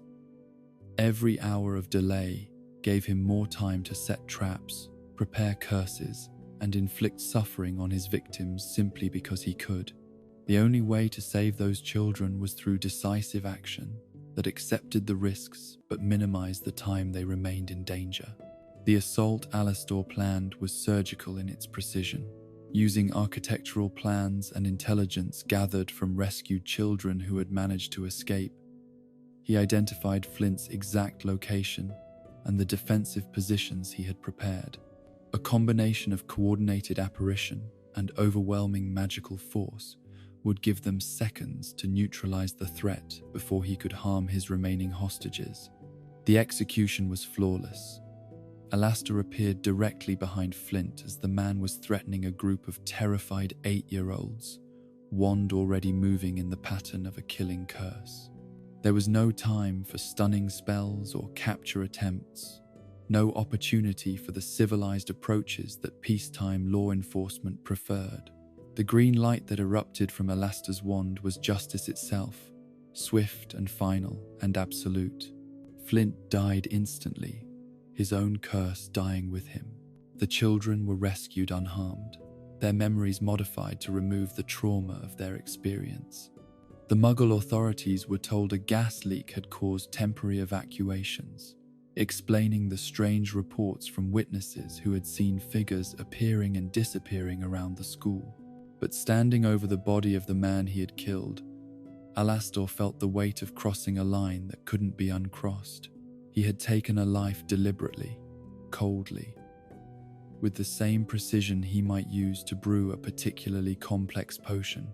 It was necessary, justified, the only way to save innocent lives. But it was also the moment when he stopped being merely a law enforcement officer and became something else entirely, a soldier in a war that demanded everything and offered no certainty except that the costs would continue to rise. The kill was his first, but not his last. As the war escalated and Voldemort's followers grew bolder, Alastor found himself in situations where capture wasn't possible and mercy wasn't an option. Each death weighed on him differently. Some felt like justice served, others like necessary evils, a few like tragedies that circumstances had made inevitable. He kept careful records, not from legal requirement but from personal need, to remember each life taken and ensure that none were wasted. His methods became increasingly ruthless as he adapted to an enemy that respected neither law nor basic human decency. When Death Eaters began using Polyjuice Potion to impersonate Order members, he developed identification techniques that were painful but foolproof. When they started recruiting children as unwilling spies, he created detection spells that could identify Imperious Curse victims before they could act on their compulsions. When they began using locations with emotional significance to their targets, he learned to think like them completely, anticipating their choices through psychological analysis that bordered on mind reading. The war was changing him, reshaping him from a principled law enforcement officer into something harder and more necessary. The idealistic young Auror who had wanted to protect the innocent was evolving into someone who understood that protection sometimes required becoming the very thing you fought against, that saving lives might require taking them, that justice in wartime looked nothing like justice in peace. His family watched these changes with mixture of pride and sorrow. They had raised him to be a warrior, and he was becoming perhaps the greatest warrior of his generation. But they also saw the cost, the increasing isolation, the paranoia that was becoming indistinguishable from sanity, the gradual erosion of everything soft and trusting in his nature. He was becoming the perfect Auror, but the perfection was purchased with his humanity. The transformation accelerated as Voldemort's influence spread throughout wizarding society. Government officials disappeared or were found dead in their offices. Ancient pureblood families were wiped out entirely or converted to the Death Eater cause through mixture of persuasion and terror. The ministry itself became unreliable, compromised by fear and infiltration, to the point where official channels couldn't be trusted with sensitive information. Alastor adapted by becoming even more paranoid, more isolated, more dependent on his own resources and judgment. He trusted no one completely, verified everything independently, and assumed that any information shared would eventually reach enemy ears. This approach kept him alive when other Aurors fell to betrayal, or overconfidence, but it also made him increasingly difficult to work with as anything resembling a normal colleague. The legend of Mad-Eye Moody was beginning to take shape, though the madness was still years away. For now, he was simply the most effective hunter of dark wizards the wizarding world had ever produced. A man whose very name had become synonymous with relentless pursuit and inevitable capture. Death Eaters spoke of him in terms usually reserved for natural disasters, as an unstoppable force that would find them no matter where they hid or how carefully they covered their tracks. But the price of that effectiveness was growing heavier with each passing month. The young man who had entered the war with idealistic dreams of protecting the innocent was evolving into something that criminals would learn to fear more than Azkaban itself. The dance with darkness had begun in earnest, and with each step, the music grew more seductive and the floor more treacherous. The scars that would define Alastor Moody's legend began to accumulate with the systematic inevitability of a curse that could not be broken. Each battle left its mark. Each victory demanded its price in flesh and bone. And each enemy captured cost him another piece of the man he had been before the war consumed everything in its path. By the winter of 1976, his reflection had become a map of violence survived, a testament to the brutal arithmetic of survival in a world where mercy was weakness and hesitation was death. The encounter that would cost him a significant portion of his nose began as routine intelligence gathering. Evan Rosier, a Death Eater known for his particular expertise in curse research and development, had been tracked to a remote cottage in the Yorkshire Dales. The mission should have been straightforward: observe his activities, gather evidence of his experiments, then coordinate a capture with minimal risk to civilians or Order members. Alastor had executed dozens of similar operations with mechanical precision. But Rosier proved to be a different breed of enemy entirely. Where most dark wizards relied on brute force or intimidation, Rosier was a scholar of suffering, someone who approached the infliction of pain with the same methodical precision that Alastor brought to investigations. His cottage was protected not just by conventional wards, but by curses that had been crafted specifically to target Auror detection methods. The sneakoscope that should have warned of danger instead spun lazily, its magical mechanisms confused by interference patterns that Rosier had woven into the very air around his hideout. The first sign of trouble was the absence of any signs at all. No magical residue from experimental spells. No disturbance of the natural environment that typically accompanied dark arts research. No creatures fleeing from an area contaminated by malevolent magic.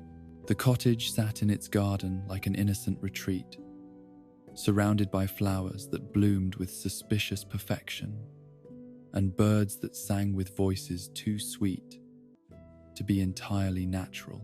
Alastor's instincts screamed warnings that his instruments couldn't confirm. Everything about the scene felt wrong in ways that defied rational analysis, but wrongness without specific threat was difficult to act upon. Lesser Aurors might have proceeded with the original plan, trusting their equipment over their intuition. Alastor had learned to trust the feeling of wrongness above all else, understanding that survival often depended on recognizing danger before it revealed itself. The trap was sprung the moment he crossed the garden's boundary. Rosier had turned the entire property into a single enormous curse, a magical construct that activated not in response to specific triggers, but to the presence of anyone carrying Auror training and equipment. The flowers that had seemed so beautiful released spores that caused paralysis.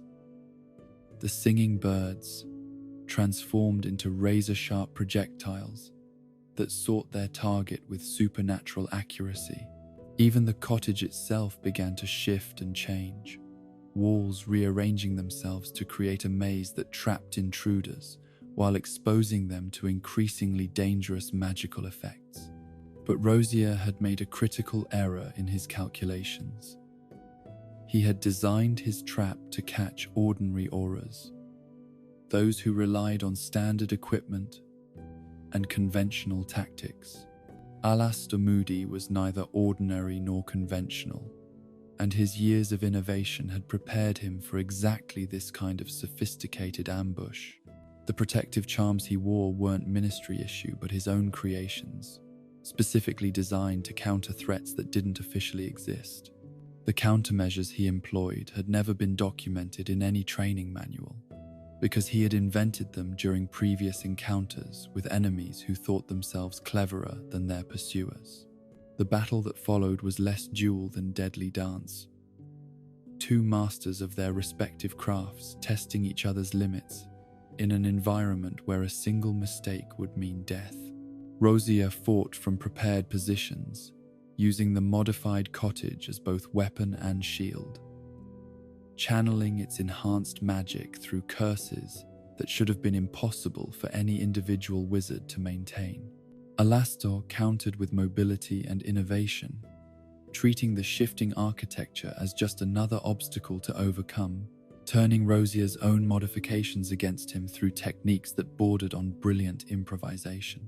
For 6 hours, they fought through the transformed cottage and its malevolent garden. Spells that could level buildings crashed against shields that had been reinforced with blood sacrifice. Curses that could drive men insane met countermeasures that had been crafted specifically to protect against mental intrusion. The very air around them crackled with magical energy so dense that reality itself seemed to bend and warp under the pressure. The turning point came when Alastor realized that Rosier's greatest strength was also his fatal weakness. The Death Eater's control over his environment was absolute, but also consuming, requiring constant concentration and magical energy that was slowly draining his reserves. Instead of trying to overpower the defenses directly, Alastor began a war of attrition, forcing Rosier to maintain increasingly complex magical constructs while gradually wearing down his opponent's ability to sustain them. The strategy worked with devastating effectiveness. As Rosier's concentration wavered, his perfect control began to slip. Walls that should have moved to block Alastor's path instead opened at crucial moments. Curses that should have sought their target with relentless precision instead flew wide, striking surfaces that erupted in cascades of sparks and stone. The cottage itself, no longer perfectly controlled, began to collapse under the weight of its own magical modifications. It was during this chaos that Rosier made his final, desperate gambit. Unable to maintain his environmental advantages, he chose to fight Alastor directly, meeting him in single combat among the ruins of his transformed hideout. The Death Eater was skilled, certainly, trained in curse work that few wizards could match, but he was also exhausted from hours of maintaining impossible magic, while Alastor had conserved his strength for exactly this moment. The duel was brief, but vicious. Rosier opened with a curse that would have flayed skin from bone, forcing Alastor to dive behind a shattered wall that offered minimal protection. The return volley was a spell that Alastor had created himself, designed to interfere with the magical pathways that allowed complex curse casting. Rosier's next attack faltered mid-incantation, leaving him vulnerable for the precious seconds Alastor needed to close the distance between them. What happened next would haunt Alastor for the rest of his life, not because of its brutality, but because of how natural it felt. He moved without conscious thought, his body executing techniques drilled into muscle memory through years of training and combat experience. His wand traced patterns that were more art than magic, weaving spells together in combinations that amplified their individual effects into something approaching devastation. Rosier died, not from any single curse, but from the accumulated damage of fighting someone who had perfected warfare into a precise science. His final expression held surprise rather than pain, as if he couldn't quite believe that his elaborate preparations had proven insufficient against someone who had prepared even more thoroughly. He fell among the ruins of his cottage, surrounded by the flowers that had been his trap, and the birds that had been his weapons, looking almost peaceful in death. But the battle's true cost became apparent only as Alastor surveyed the damage to himself. Rosier's final curse, cast even as he fell, had found its mark despite everything. A chunk of nose was simply gone, carved away by magic that left no wound behind, only absence where cartilage and flesh had been. The injury wasn't particularly painful. Magical healing had evolved far beyond the crude techniques of earlier centuries, but it was permanent, a mark that would identify him for the rest of his life. Standing in the ruins of the cottage, one hand pressed to his altered face, Alastor understood that he had crossed another threshold.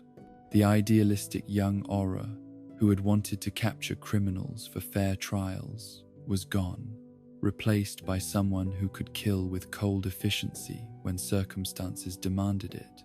The scar he now bore wasn't just physical but spiritual, marking the moment when warfare completed his transformation from law enforcement officer to something approaching force of nature. The official report he filed was a masterpiece of understatement, describing the encounter in clinical terms that conveyed necessary information while concealing the full scope of what had occurred. Rosier was listed as killed while resisting arrest.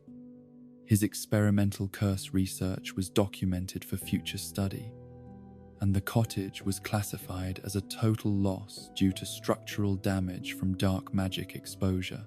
The missing portion of Alastor's nose was recorded as combat injury sustained in line of duty, requiring no medical intervention beyond cosmetic healing charms.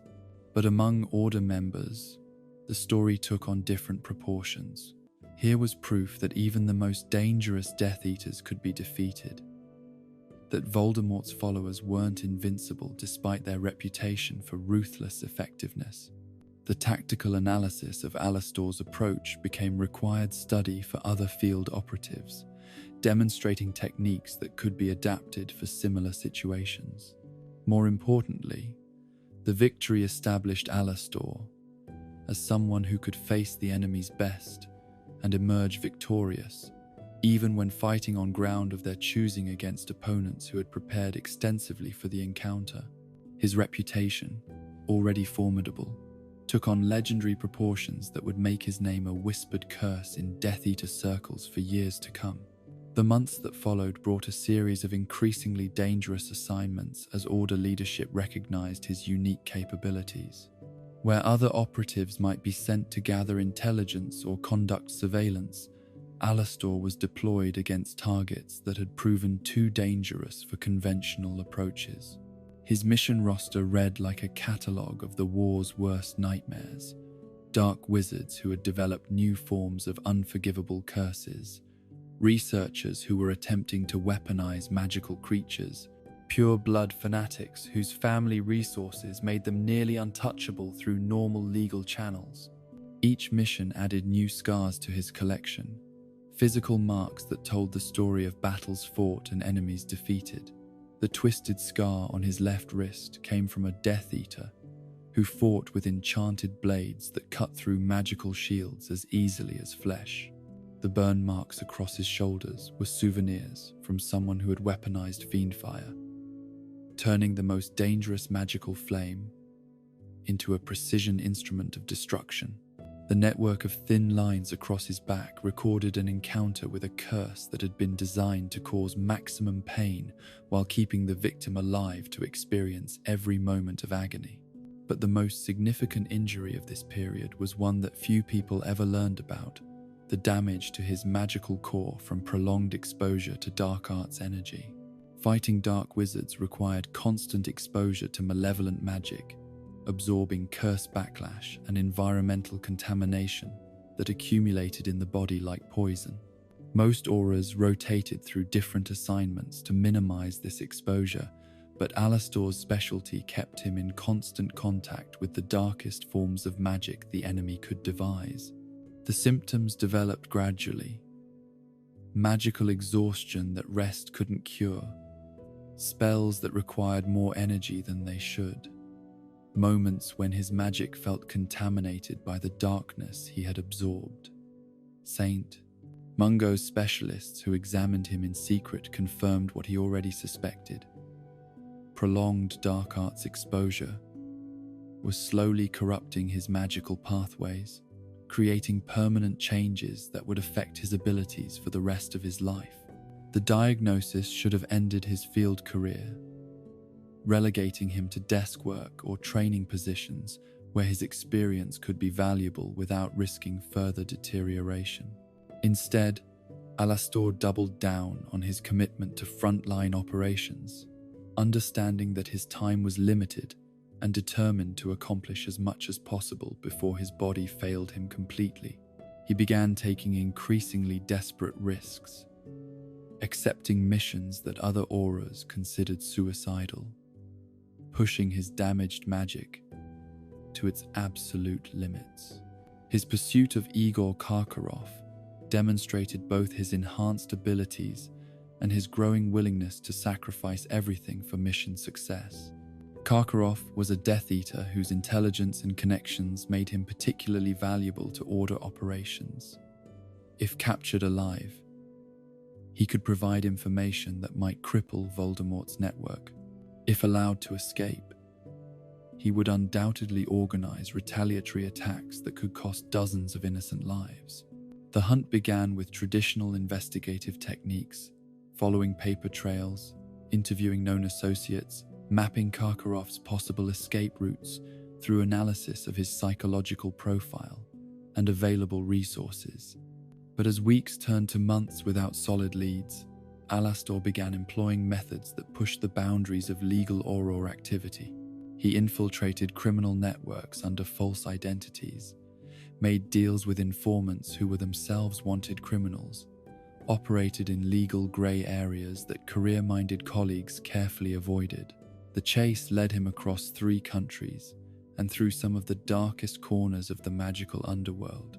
Karkaroff was intelligent, well-funded, and absolutely desperate to avoid capture, understanding that his knowledge made him valuable enough to be kept alive under interrogation, but dangerous enough to be killed the moment that value was exhausted. He used every resource available: bribery, intimidation, murder of potential witnesses, even deals with creatures that existed outside normal magical law. But desperation made him predictable in ways that Alastor had learned to exploit. Karkaroff's patterns of movement, his choice of hiding places, even his methods of obtaining supplies revealed psychological preferences that could be analyzed and anticipated. He was a man running from something he couldn't escape, making decisions based on fear rather than rational planning. And fear was a weakness that Alastor knew how to use. The final confrontation took place in a warehouse district in Prague, where Karkaroff had been attempting to arrange passage to a country without extradition treaties. He had chosen the location for its multiple escape routes and civilian population that he could use as human shields if necessary. What he hadn't counted on was facing someone who understood his psychology better than he understood it himself. Alastor didn't attempt to storm the warehouse or surround it with overwhelming force. Instead, he simply waited, positioned where Karkaroff would have to pass during his inevitable attempt to flee when negotiations with his smuggler contacts broke down. The Death Eater's desperation would eventually overcome his caution, and when it did, Alastor would be ready with techniques that had been refined through months of pursuit. The capture itself was almost anticlimactic. Karkaroff emerged from the warehouse at exactly the time and location Alastor had predicted, moving with the furtive haste of someone who believed himself unobserved. The stunning spell that dropped him was cast from concealment, giving him no opportunity to resist or retaliate. By the time Karkaroff regained consciousness, he was already bound with restraints that made escape impossible and resistance pointless. The 6-month hunt was over, its conclusion so swift and efficient that it seemed almost casual to observers who hadn't witnessed the enormous amount of preparation that had made it possible. But among Auror circles, the capture became legendary, studied as an example of how patience and psychological insight could overcome advantages in resources and preparation time. The intelligence Karkaroff provided under interrogation proved invaluable to order operations, revealing Death Eater plans that could be disrupted and network connections that led to additional captures. But for Alastor, the greatest satisfaction came not from the information gained, but from the perfect execution of a plan that had required every skill he possessed. He had tracked his quarry like a hunter following wounded prey, understood his target like a scholar studying historical documents, and captured him like a predator claiming its rightful meal. Yet the victory felt hollow in ways he couldn't fully articulate. Standing in the ministry holding cells, watching Karkaroff process the reality of his capture and inevitable fate, Alastor saw something that troubled him more than overt evil or desperate violence. He saw fear, human and pitiful, the terror of someone who understood that his choices had led him to a place from which there was no return. For a moment, Alastor glimpsed himself through his prisoner's eyes. Not a defender of justice, but an implacable force, something that pursued with mechanical inevitability until its target was captured or destroyed. The recognition was disturbing, suggesting that his transformation into the perfect Auror might have cost him something essential about what made the fight worthwhile in the first place. But such philosophical concerns were luxuries he couldn't afford when the war's pace was accelerating towards something approaching chaos. Voldemort's followers were growing bolder, their attacks more frequent and more vicious. The Death Eater strategy was evolving from targeted assassination to wholesale terror, designed to break the wizarding public's will to resist through demonstration of their complete powerlessness against overwhelming magical force. The response required adaptation from those who fought against them. Traditional law enforcement approaches were proving inadequate against enemies who acknowledged no law and respected no boundary between combatant and civilian. The Order of the Phoenix found itself evolving from intelligence-gathering organization into something approaching a military unit, complete with specialized roles and tactical doctrines that emphasized results over legal niceties. Alastor's role in this evolution was both natural and terrible. His combat experience and tactical innovations made him essential for planning operations against the most dangerous targets. But each successful mission required methods that moved him further from the idealistic principles that had originally motivated his choice to become an Auror. The line between justice and revenge, between protection and aggression, became increasingly difficult to identify in the heat of battle. The injury that would leave him with a wooden leg came during an operation that demonstrated both his tactical brilliance and the horrible costs that warfare exacted from even the most skilled combatants. A group of Death Eaters had taken control of a wizarding hospital, holding patients and staff hostage while conducting experiments that would have made the worst criminals in Azkaban weep with horror. The situation demanded immediate response, but the hospital's layout and the presence of innocent victims made conventional assault impossible. Alastor's plan was characteristically complex and dependent on precise timing that left no margin for error. A coordinated strike would hit multiple floors simultaneously, using specialized teams trained for close-quarters combat in environments where collateral damage wasn't acceptable.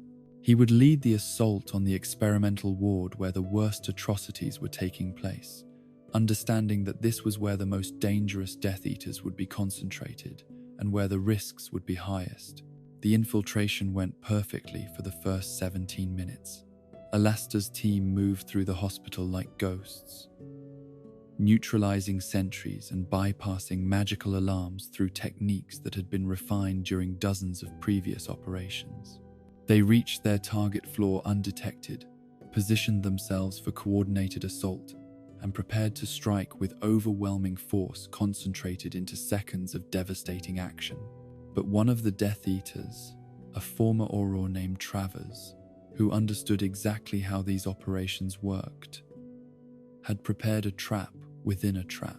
The experimental ward was rigged with curses that would activate the moment Order members revealed themselves, designed not to protect the Death Eaters, but to ensure maximum casualties among their attackers.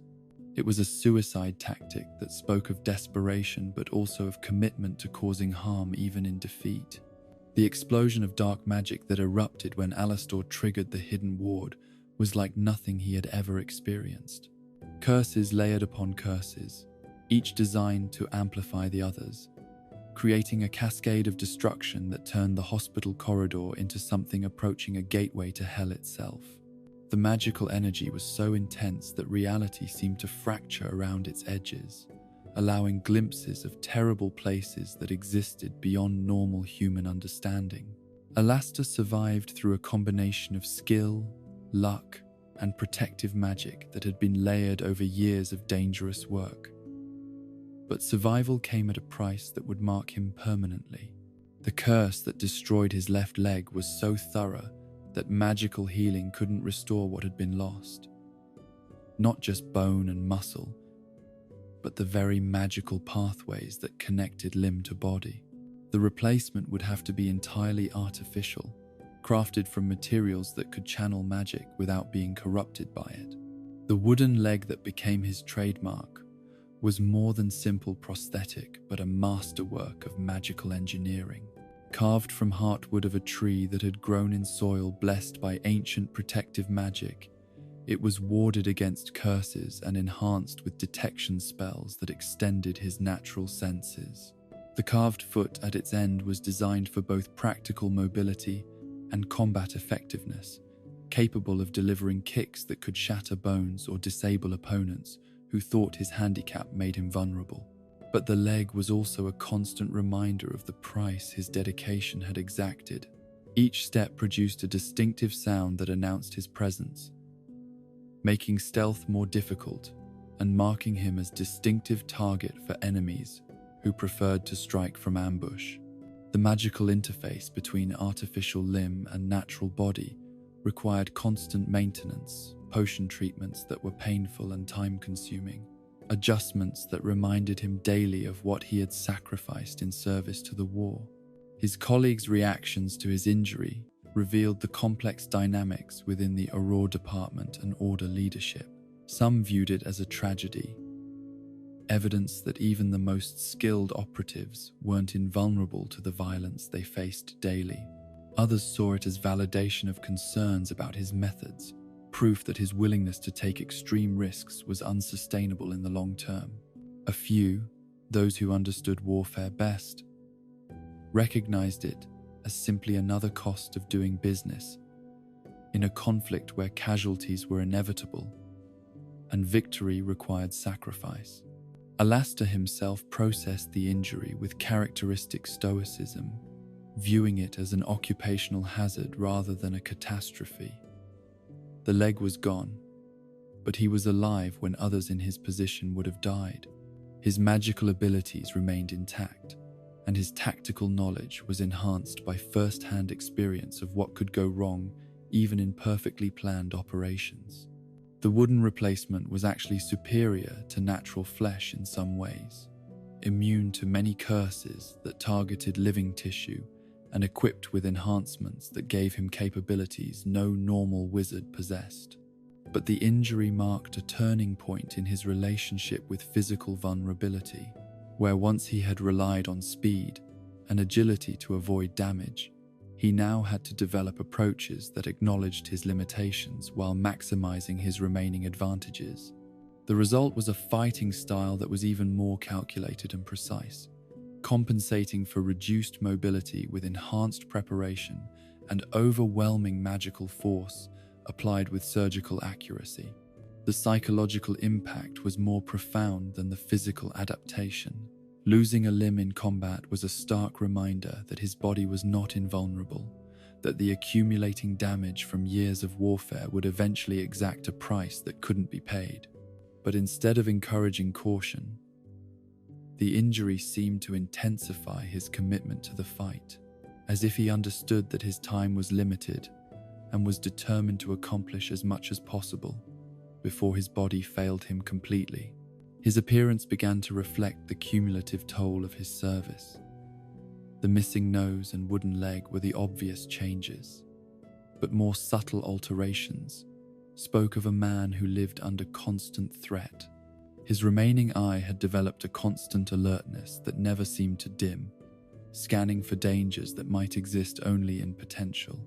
His posture was perfect but rigid, held that way through conscious effort rather than natural comfort. Even his voice carried new undertones of authority that came from years of issuing orders that meant the difference between life and death. The magical devices he carried multiplied as his personal security requirements grew more complex. The faux glass was joined by additional mirrors that monitored different types of threat, one for magical dangers, another for physical ambushes, a third for deception and infiltration attempts. The sneakoscope evolved into an entire network of detection devices, each calibrated to respond to specific forms of hostile intent. His personal effects became a mobile early warning system that made him aware of dangers that others couldn't perceive. These precautions proved their worth repeatedly as Death Eater attempts on his life grew more sophisticated and determined. They tried poisoning his food with toxins that had no magical signature, forcing him to develop entirely new detection methods. They attempted assassination through cursed objects that looked innocent, but carried delayed activation spells designed to kill days or weeks after contact. They even recruited mind-controlled civilians as unwitting attack vectors, exploiting his reluctance to harm innocents as a tactical weakness. Each foiled attempt taught him new lessons about the creativity of evil, the lengths to which desperate enemies would go to eliminate someone who threatened their plans. But they also demonstrated the effectiveness of paranoia as a survival tool, validating his approach of trusting no one completely and questioning everything that seemed too convenient or coincidental. Other Aurors began adopting his security measures, understanding that in a war against enemies who respected no boundaries, excessive caution was often the margin between life and death. His training methods evolved to reflect these harsh realities. Junior Aurors, assigned to work with him, learned not just combat techniques but comprehensive approaches to personal security that assumed constant threat from every direction. He taught them to read micro-expressions that revealed hostile intent, to recognize the subtle signs of magical compulsion that indicated imperious curse victims, to identify cursed objects through observation techniques that required no magical tools. But perhaps his most important lesson was philosophical rather than practical. The understanding that fighting monsters required constant vigilance against becoming monstrous yourself. He had seen too many good Aurors corrupted by prolonged exposure to dark arts. Their noble intentions gradually twisted into justifications for increasingly questionable actions. The protection of innocence could become excuse for preemptive elimination of potential threats. The pursuit of justice could evolve into personal vendettas that served no one but the pursuer's damaged ego. Alastor's approach to maintaining his moral center was characteristically methodical. He kept detailed records of every action taken, every life saved or lost, every decision that crossed ethical boundaries in service of larger goals.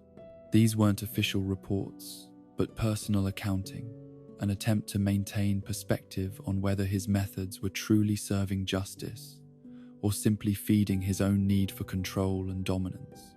The results were sobering.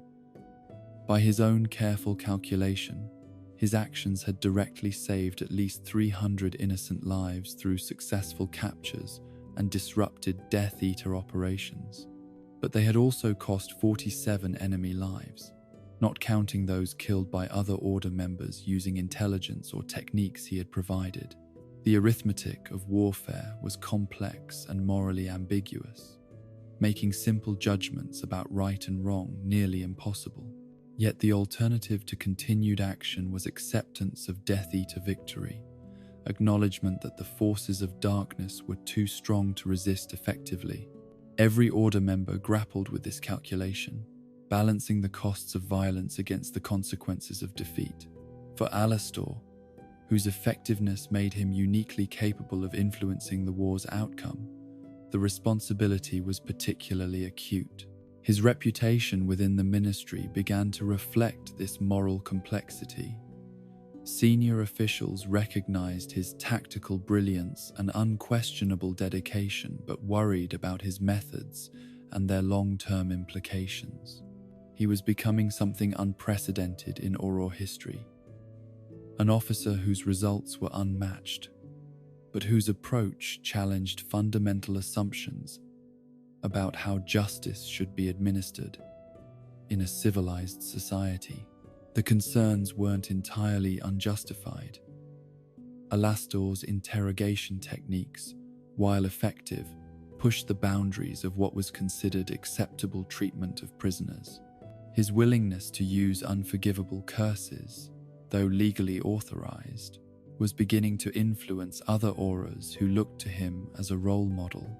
His growing isolation and paranoia were creating operational challenges that affected entire missions, as he became increasingly difficult to work with as anything resembling a normal colleague. But results, in wartime, carried weight that overcame almost any other consideration. Alastor's mission success rate remained unmatched. His tactical innovations were saving Auror lives throughout the department, and his intelligence gathering was providing insights that shaped Order strategy at the highest levels. Whatever concerns existed about his methods were outweighed by the simple reality that he was winning battles that others couldn't even survive. The wooden leg that had replaced his lost limb became a symbol of his dedication, visual proof that he had paid the ultimate price for his commitment to protecting others. But it was also a reminder that the costs of warfare were accumulating, that even the most skilled and careful operatives weren't immune to the violence they fought against. Each scar told a story of survival, but collectively they spelled out a narrative of someone being slowly consumed by the very forces he struggled to contain.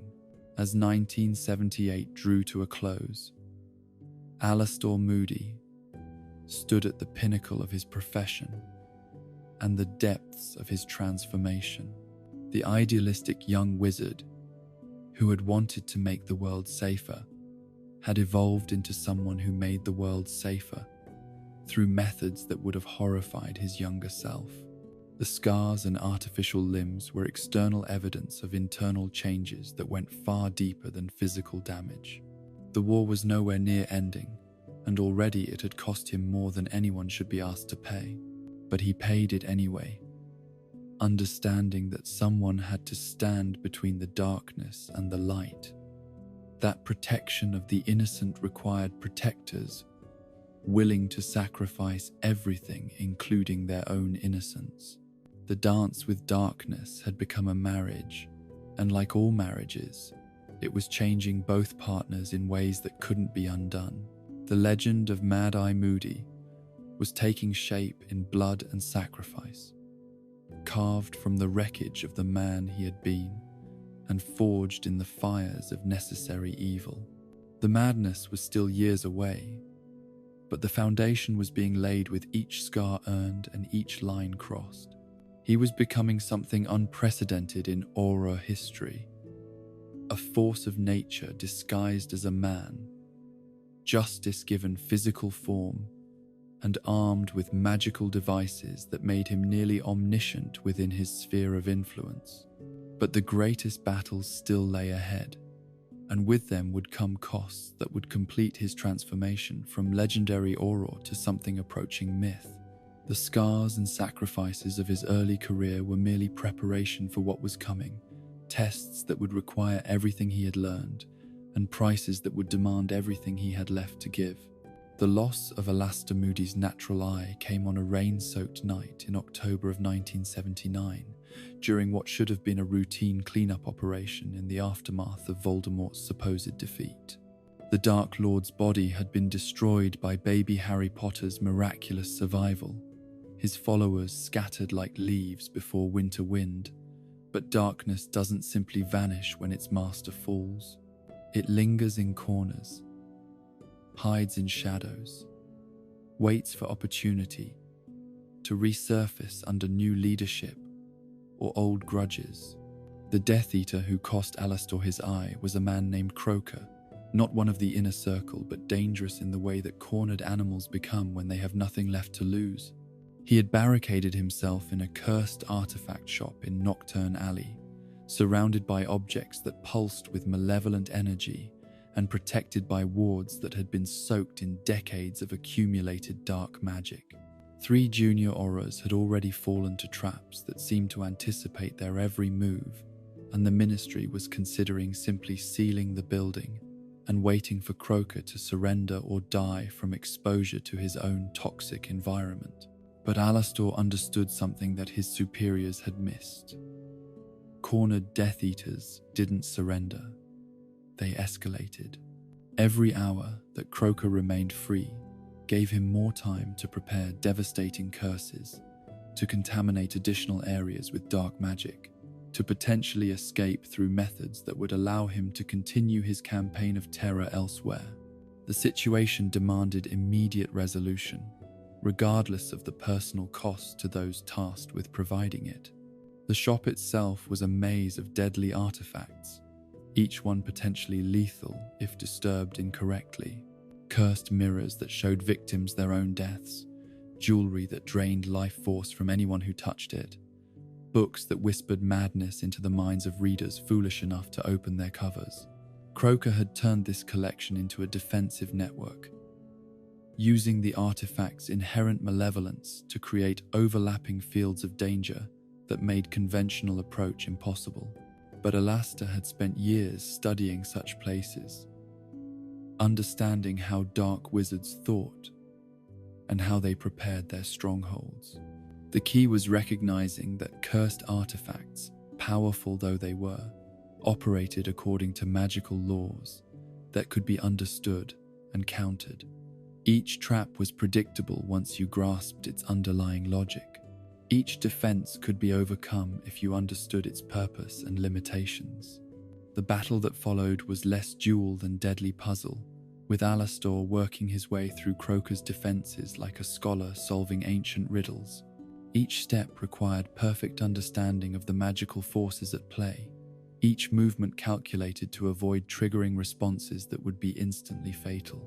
He moved through the shop like a dancer performing an intricate routine, his body flowing around dangers that existed in spaces measured in inches, his wand weaving counterspells that neutralized threats without destroying the delicate balance that kept the entire building from collapsing under its own magical weight. Croaker himself proved to be a more formidable opponent than intelligence had suggested. Desperate men fight with creativity born from knowing they have nothing to lose. And he had used his time well, preparing not just magical defenses, but psychological warfare designed to unnerve and distract his inevitable pursuers. The shop's cursed mirrors had been arranged to show Alastor visions of his own death, each reflection revealing a different horrible fate that awaited anyone foolish enough to continue the hunt. But psychological warfare was a weapon that cut both ways. Alastor had learned to use his own reputation as a tool, letting his enemies' fear of him become a tactical advantage. When Croaker attempted to intimidate him with visions of death and defeat, Alastor responded by methodically destroying each mirror in turn, demonstrating that he was unimpressed by threats whether magical or mundane. The message was clear. Death held no terror for someone who had faced it so often, and fear was a luxury he had abandoned years ago.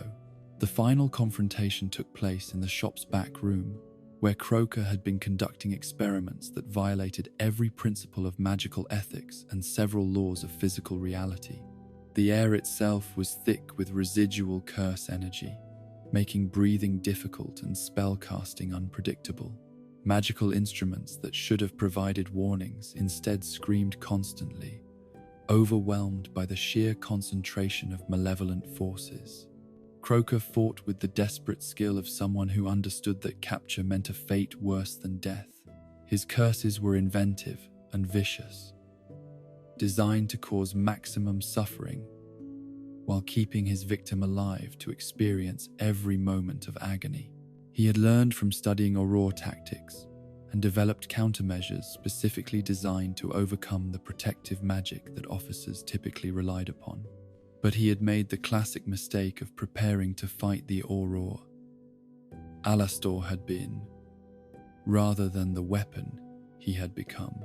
The techniques that might have worked against a conventional law enforcement officer proved inadequate against someone who had spent years adapting to face increasingly sophisticated enemies.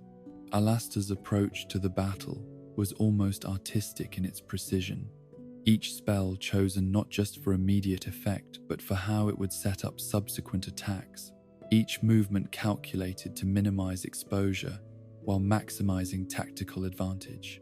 The curse that took his eye was meant to be fatal, a piece of experimental dark magic that Croker had been developing for assassination purposes. It should have penetrated his skull and destroyed his brain, leaving nothing but empty flesh animated by residual magical energy. Instead, it encountered protective charms that had been layered over years of careful preparation. Wards that redirected the curse's energy just enough to save his life while allowing it to claim a different price. The pain was indescribable, like having molten metal poured directly into his skull while lightning coursed through his nervous system. For precious seconds that felt like hours, he was blind and helpless, vulnerable to finishing attacks that should have ended the battle in Croker's favor. But training and instinct took over where conscious thought failed, his body moving in defensive patterns that had been drilled into muscle memory through countless hours of practice. When his vision cleared, or rather, when his remaining vision adjusted to its new limitations, he found Croker dead on the floor, killed by a killing curse that Alastor didn't remember casting. The shop around them was collapsing, its magical stability finally overcome by the forces that had been unleashed during their battle. Emergency evacuation was required, not just from the building, but from the entire block, as contaminated magic spread through the ground itself like poison seeping through soil. The replacement eye that would become his most famous feature was a masterwork that pushed the boundaries of what magical craftsmanship could achieve.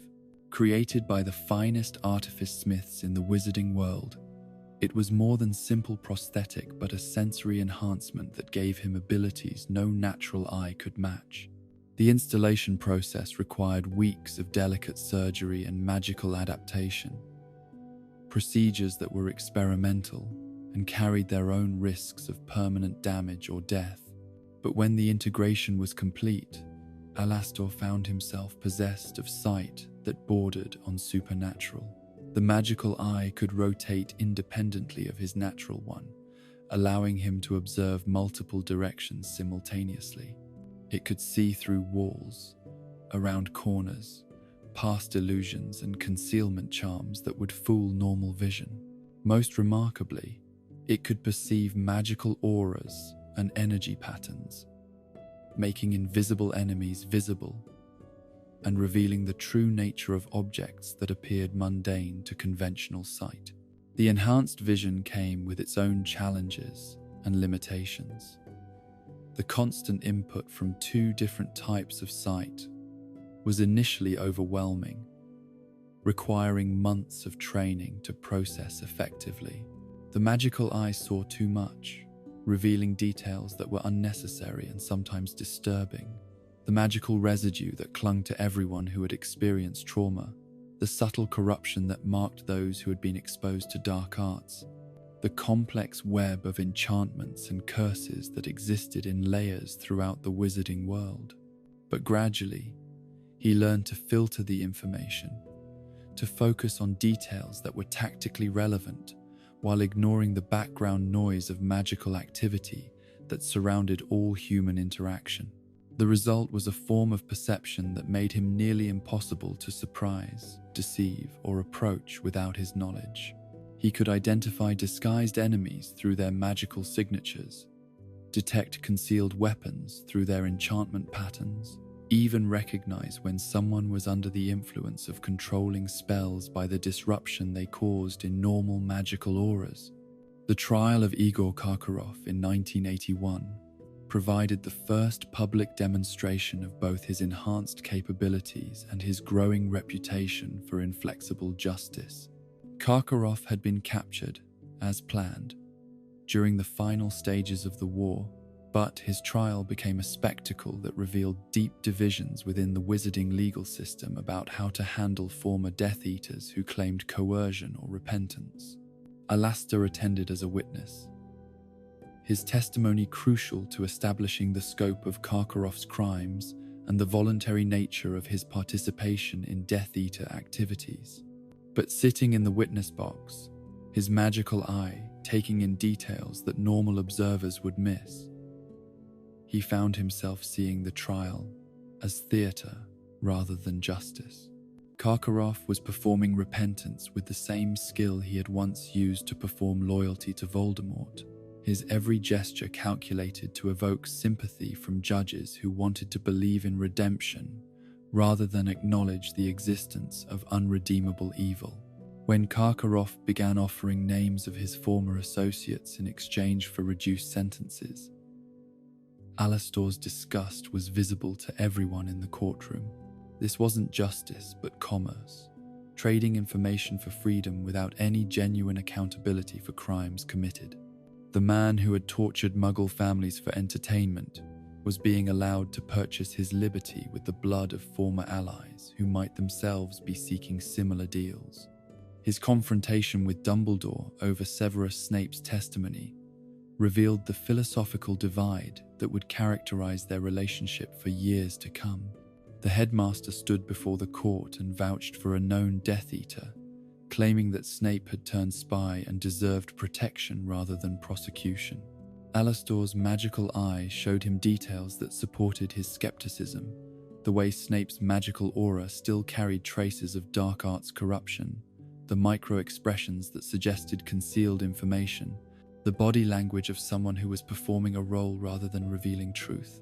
But more than specific evidence, Alastor's objection came from hard-won understanding of how dark wizards operated. They were masters of deception, capable of maintaining false identities for years if it served their purposes. Snape's claim of redemption might be genuine, but it might also be the most sophisticated infiltration attempt in recorded history. The stakes were too high to risk trusting someone whose loyalty couldn't be verified through methods more reliable than character witnesses and emotional appeals. The disagreement with Dumbledore over Snape's trustworthiness became emblematic of larger issues within the post-war wizarding world. Those who wanted to believe in redemption and fresh starts clashed with those who understood that some stains couldn't be washed away, that trust once broken might never be safely restored. Alastor found himself increasingly isolated even among Order members.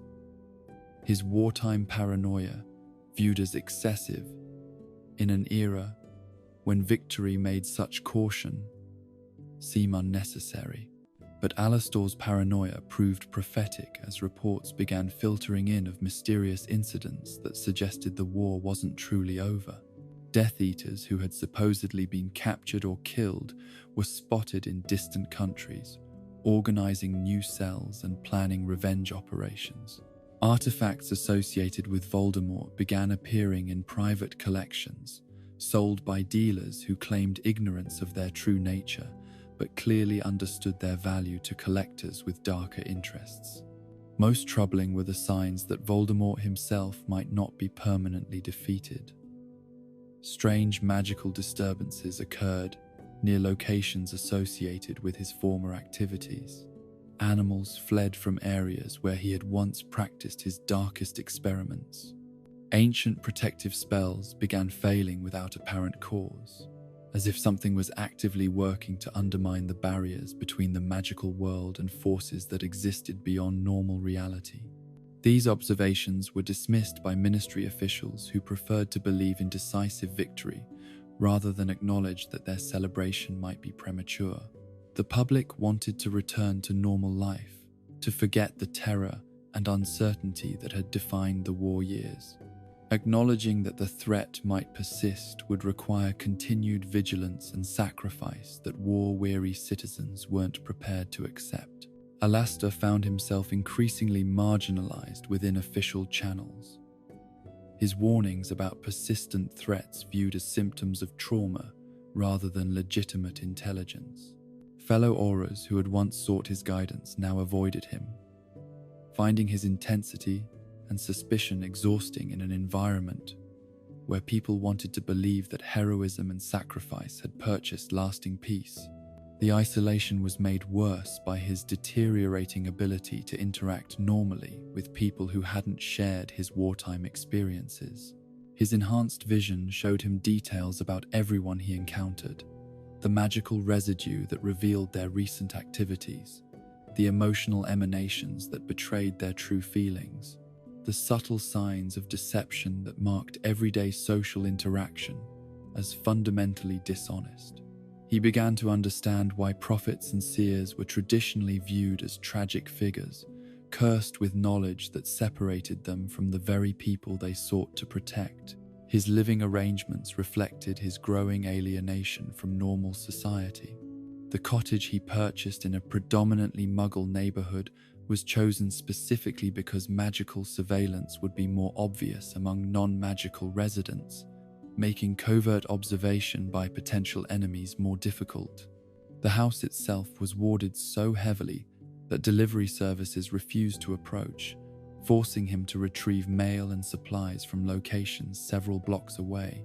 The interior of his home became a fortress designed by someone who trusted nothing and no one completely. Every room had multiple exits, each protected by different types of concealment and defensive magic. The kitchen was equipped with detection devices that could identify poison in concentrations that would be undetectable through conventional methods. Even his bedroom was arranged for tactical advantage, with clear lines of sight to all approaches and weapons caches hidden in furniture that appeared entirely innocent. But perhaps the most telling change was in his eating habits, which evolved from reasonable caution into ritualized paranoia that consumed hours of each day. Every meal was prepared personally, using ingredients that he had grown, harvested, or purchased directly from sources that he had investigated thoroughly. Water was filtered through processes that removed not just physical contaminants but magical influences that might affect judgment or behavior. Even the plates and utensils were checked for curses before each use, scanned with devices that could detect magical manipulation at the molecular level. The hip flask that became his trademark was born from this obsessive attention to consumption security. Crafted from metal that was immune to most known poisons, and enchanted with detection spells that would reveal any attempt at contamination. It allowed him to drink safely in environments where any other vessel might be compromised.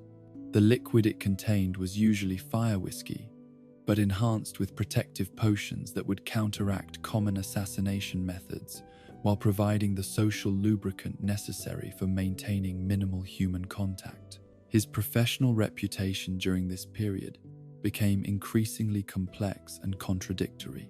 Among criminals and dark arts practitioners, he remained the most feared name in law enforcement, someone whose very existence served as deterrent to those considering careers in magical terrorism. Stories of his wartime exploits had grown in the telling, becoming legends that new generations of dark wizards learned as cautionary tales about the consequences of drawing Auror attention. But within the ministry itself, his standing had become problematic. His methods, which had been celebrated during wartime emergency, seemed excessive in the context of peacetime law enforcement.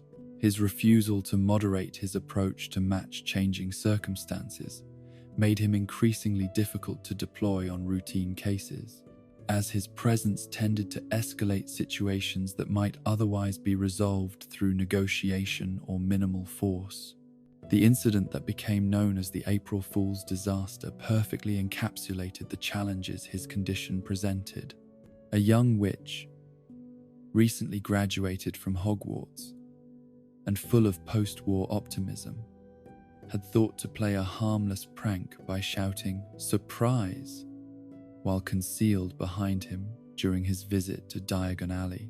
Her intention was innocent, even friendly, an attempt to bring some lightness to someone she viewed as a war hero deserving of recognition and appreciation. The response was instantaneous and devastating. Years of combat conditioning had trained Alastor's body to react to unexpected sounds as potential attack signals, and his magical reflexes engaged before his conscious mind could process the actual nature of the threat. The witch found herself on the receiving end of a stunning spell, powerful enough to launch her through a shop window, followed immediately by a binding curse that would have been appropriate for restraining a rampaging dragon, but was spectacularly excessive for subduing someone whose only crime was misguided humor. The aftermath required extensive damage control that involved multiple ministry departments and substantial financial compensation for destroyed property. The witch, though physically unharmed, suffered psychological trauma that required months of specialized healing at St. Mongos. Most embarrassingly for Alastor, the incident occurred in full view of dozens of witnesses, including several journalists who were delighted to report on the legendary Auror's apparent descent into dangerous instability. But the most troubling aspect wasn't the public embarrassment or professional consequences, but Alastor's own reaction to the aftermath. Standing among the wreckage he had caused, looking at the terrified faces of innocent bystanders who had witnessed his explosive response to a harmless prank, he felt no remorse or regret. His primary emotion was anger at the witch for compromising his security through reckless behavior, followed by frustration at bystanders who didn't understand that survival in his world required constant readiness for violence. The incident forced a recognition that had been building for months. The skills and instincts that had made him effective during wartime were proving counterproductive in a peacetime environment. But more than that, he was discovering that he couldn't simply turn off the alertness and suspicion that had kept him alive when every day brought new attempts on his life. The paranoia that had been rational and necessary during the war had become part of his fundamental personality, as integral to his identity as his magical core or his memories of childhood. His colleagues' reaction to the April Fool's incident was a mixture of sympathy and concern that deepened his sense of isolation. They understood that his response had been shaped by years of genuine danger, but they also recognized that he was becoming a liability in situations that required diplomatic solutions or minimal force. His presence changed the dynamics of any operation, escalating tension and making peaceful resolution more difficult, simply because everyone involved knew his reputation for decisive and often lethal action. The birthday present incident that followed 6 months later confirmed what many had begun to suspect. Alastor Moody was suffering from what Muggle psychiatrists might have called post-traumatic stress disorder, though magical medicine had different terminology for the condition that affected warriors who had seen too much and survived too long. His destruction of what he believed to be a disguised basilisk egg, which turned out to be an expensive carriage clock sent by well-meaning colleagues, demonstrated how his enhanced perception was becoming indistinguishable from pathological suspicion. But even as his behavior became increasingly erratic, his tactical insights remained invaluable to Auror operations.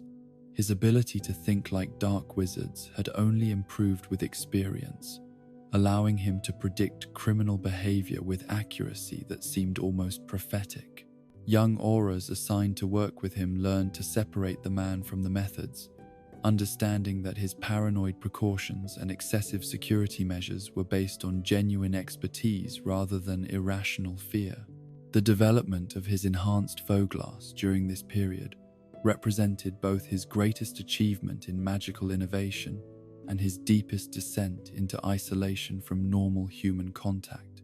The original device had been impressive but limited, showing only immediate enemies who posed direct physical threat.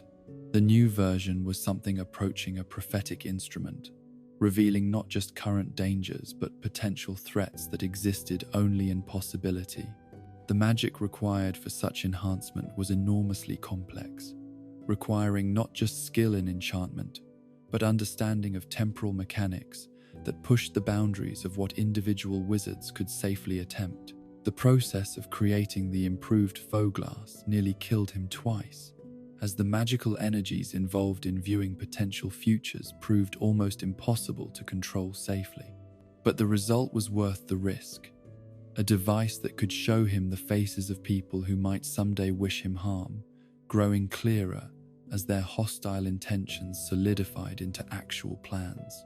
Using the enhanced Foglass became both blessing and curse. The ability to see potential enemies before they revealed themselves was invaluable for maintaining security and preventing attacks. But it also meant living with constant awareness of the hostility that surrounded him, seeing the faces of people who wished him harm even when they maintained facades of neutrality or friendship. The knowledge that enemies were everywhere, even among those who claimed to support him, made normal relationships impossible and deepened his reliance on solitude as the only truly safe environment. His reports during this period revealed a man whose understanding of security threats was unmatched, but whose solutions were becoming increasingly divorced from practical reality.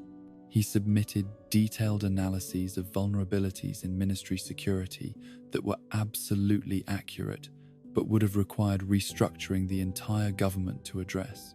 He identified potential Death Eater sleeper agents based on behavioral analysis that was probably correct but couldn't be acted upon without evidence that normal investigative methods could never provide. The ministry's response to these reports was characteristic of bureaucratic institutions faced with problems too large to solve. They filed them carefully and hoped that ignoring them would make them less true. Senior officials recognized Alastor's expertise, but found his recommendations too extreme to implement, his suggested solutions too disruptive to existing systems. They wanted the benefit of his insights without the inconvenience of actually acting on them. But some threats were too immediate to ignore, even for administrators who preferred comfortable denial to uncomfortable truth. When Alastor's analysis of foreign Death Eater cells proved accurate to the smallest detail, resulting in captures that prevented planned attacks on British soil, his reputation for prophetic insight was reinforced. When his identification of corrupted ministry employees led to the discovery of an entire spy network that had been operating undetected for years, even his harshest critics had to acknowledge the value of his paranoid scrutiny. Yet these successes came with personal costs that continued to accumulate like compound interest on a debt that could never be fully paid. Each validated suspicion made him more suspicious of everything else. Each confirmed threat made him more vigilant about potential dangers that might not yet exist. Each enemy revealed made him more certain that others remained hidden, waiting for the perfect moment to strike at someone who had thwarted their plans and shattered their organizations. His training of junior Aurors during this period became legendary within the department, though not necessarily for reasons that reflected well on his mental state. His instruction was thorough, to the point of obsession, covering threats and countermeasures that other trainers considered purely theoretical. He taught young officers to prepare for scenarios that had never occurred and might never occur, but which his experience suggested were not just possible, but probable, given sufficient time and enemy creativity. The constant vigilance he preached was more than professional advice, but philosophy of existence that had been validated through years of surviving attempts on his life. "If you're not paranoid," he would tell new recruits, "you're not paying attention." The phrase became his unofficial motto, repeated throughout the Auror department until it achieved the status of accepted wisdom. But his students also learned the cost of such vigilance through observation of their instructor. They saw how his enhanced awareness isolated him from normal human contact, how his tactical brilliance was purchased with an inability to relax or trust or experience simple pleasures without calculating their security implications. He was becoming a living lesson in the price of perfection, a demonstration of what happened when someone optimized themselves for warfare at the expense of everything else that made life worth living. The magical eye that had replaced his natural vision required constant maintenance that reminded him daily of his artificial nature. The delicate mechanisms needed regular adjustment, cleaning in solutions that were mildly toxic to living tissue, calibration through processes that were uncomfortable and time-consuming. He developed the habit of removing the eye and placing it in a glass of water when privacy allowed, both for cleaning purposes and for the simple relief of reducing the sensory input that threatened to overwhelm him when he was tired or stressed. But the eye also provided capabilities that made him uniquely valuable for certain types of operations. His ability to see through concealment charms made him ideal for detecting infiltrators and spies. His enhanced perception of magical auras allowed him to identify cursed objects and dangerous enchantments that might escape normal detection. His capacity to observe multiple directions simultaneously made him nearly impossible to ambush, even when working alone in hostile territory. These advantages were offset by increasing difficulty in maintaining normal relationships with colleagues who found his constant scanning and analysis unnerving. Conversations became stilted when one participant was obviously reading micro-expressions and body language for signs of deception. Social gatherings were impossible when someone present was clearly cataloging exits and defensive positions instead of participating in friendly interaction. His isolation deepened as former friends and colleagues found excuses to avoid spending time with someone who made them feel like subjects under investigation rather than companions sharing leisure activities. The paranoia that had kept him alive during the war was proving incompatible with the social connections that made survival worthwhile, creating a paradox that he couldn't resolve through tactical planning or magical innovation. The magical devices that filled his home multiplied as his security requirements grew more complex and his tolerance for risk approached absolute zero. Detection spells were layered upon detection spells, creating a network of awareness that extended far beyond his property but also trapped him within it. Leaving the house required hours of preparation, checking and rechecking security measures that most people would have considered excessive but which his experience suggested were barely adequate.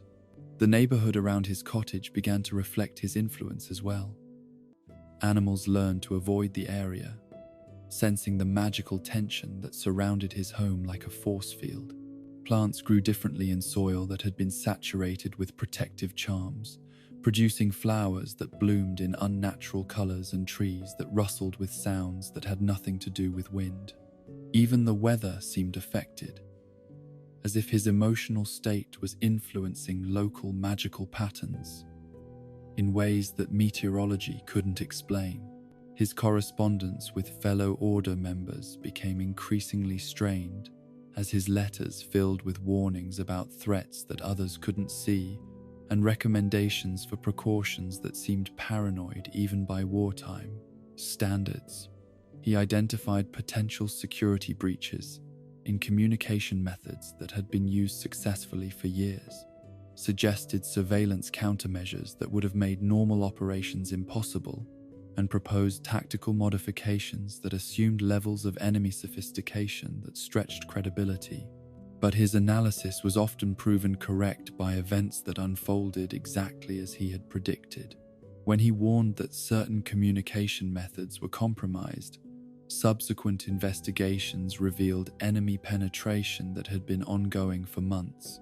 When he suggested that specific individuals might be under magical compulsion, careful examination revealed evidence of imperious curse influence that had been too subtle for normal detection methods. These validations reinforced his conviction that his approach was not just justified but essential for continued survival in a world where enemies adapted and evolved with each defeat. But they also deepened his sense of being surrounded by people who didn't understand the true nature of the threats they faced, who wanted to return to peacetime normalcy without acknowledging that the peace might be temporary and the normalcy might be illusion. The reputation that had once opened doors and commanded respect was becoming a burden that closed off possibilities and created distance from the very people he had dedicated his life to protecting.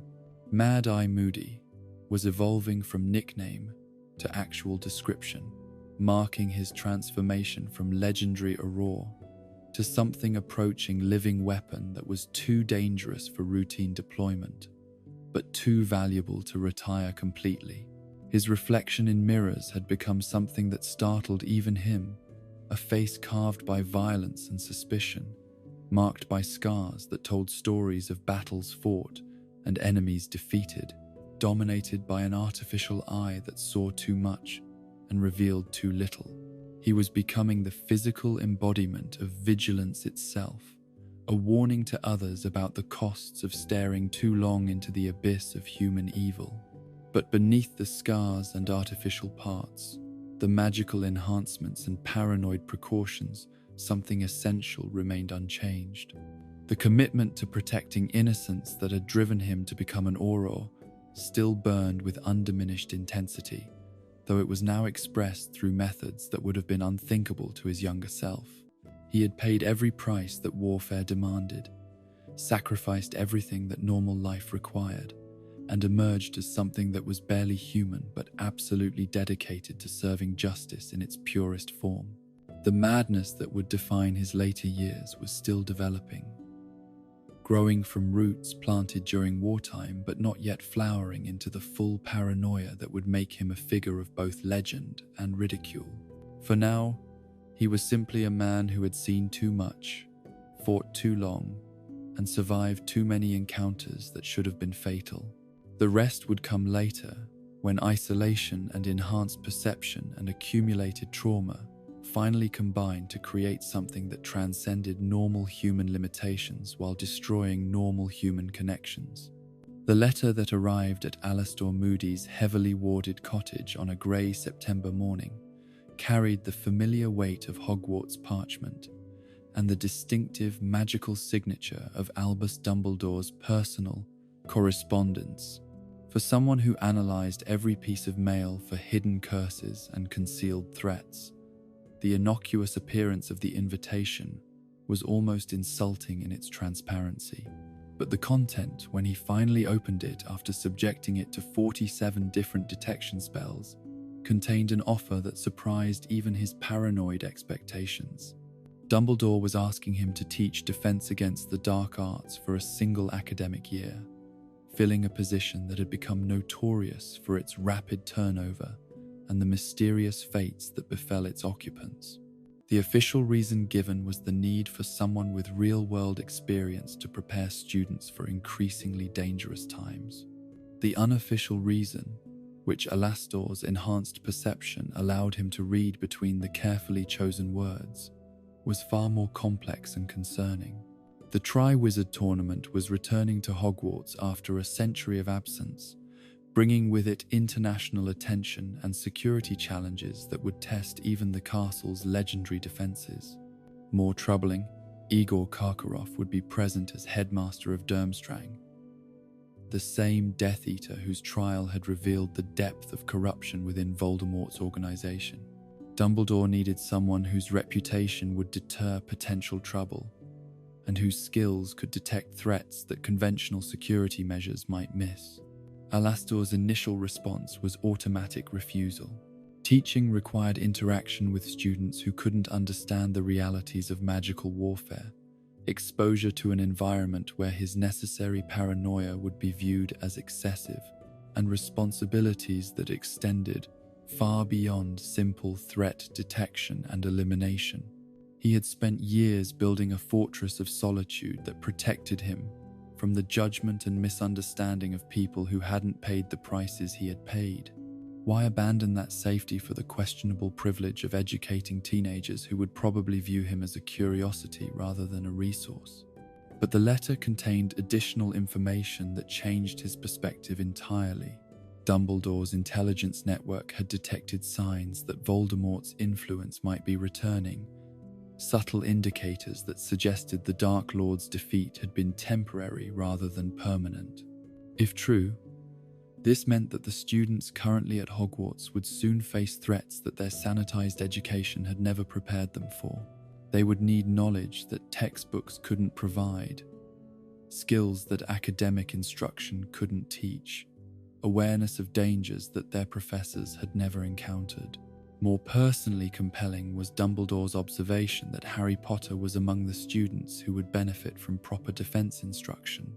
The boy who had somehow survived the killing curse, whose mother's sacrifice had created the magical protection that destroyed Voldemort's physical form, was now 14 years old, and presumably ignorant of the forces that had shaped his destiny. Teaching him might be a form of service to Lily's memory, a way of ensuring that her sacrifice continued to protect, not just through ancient magic, but through practical knowledge that could save his life when prophecy and protection spells proved insufficient. The decision to accept required extensive preparation that consumed the entire month leading up to term. Alastor's cottage was secured with protections that would function independently during his absence, ensuring that potential enemies couldn't use his temporary relocation as opportunity for infiltration or destruction. His collection of magical devices was expanded and refined, modified for educational use while retaining their essential security functions. Most importantly, he spent weeks developing lesson plans that would balance genuine education about dark arts with awareness that his students were children rather than Auror trainees. The journey to Hogwarts required precautions that would have seemed excessive to anyone who hadn't spent years surviving assassination attempts. He traveled by routes that changed randomly, using concealment charms that made him invisible to magical detection, arriving at the castle through entrances that most staff members didn't know existed. His trunk contained not just clothing and personal effects, but a mobile arsenal of defensive devices and offensive weapons that could equip a small army for extended combat operations. His first sight of the castle in over 20 years was profoundly disorienting. The ancient stones looked unchanged, eternal in their Gothic majesty, but his enhanced vision revealed details that memory hadn't preserved. Layer upon layer of protective magic woven through centuries of careful application. Each generation of inhabitants adding their own contributions to defensive spells that were now complex beyond normal comprehension. But his magical eye also detected weaknesses that a lifetime of security analysis made impossible to ignore. Gaps in coverage that could be exploited by sufficiently skilled enemies. Outdated protections that hadn't been updated to counter modern dark arts techniques. His quarters in the castle were a converted dungeon chamber that had been chosen specifically for its defensive advantages rather than comfort or convenience.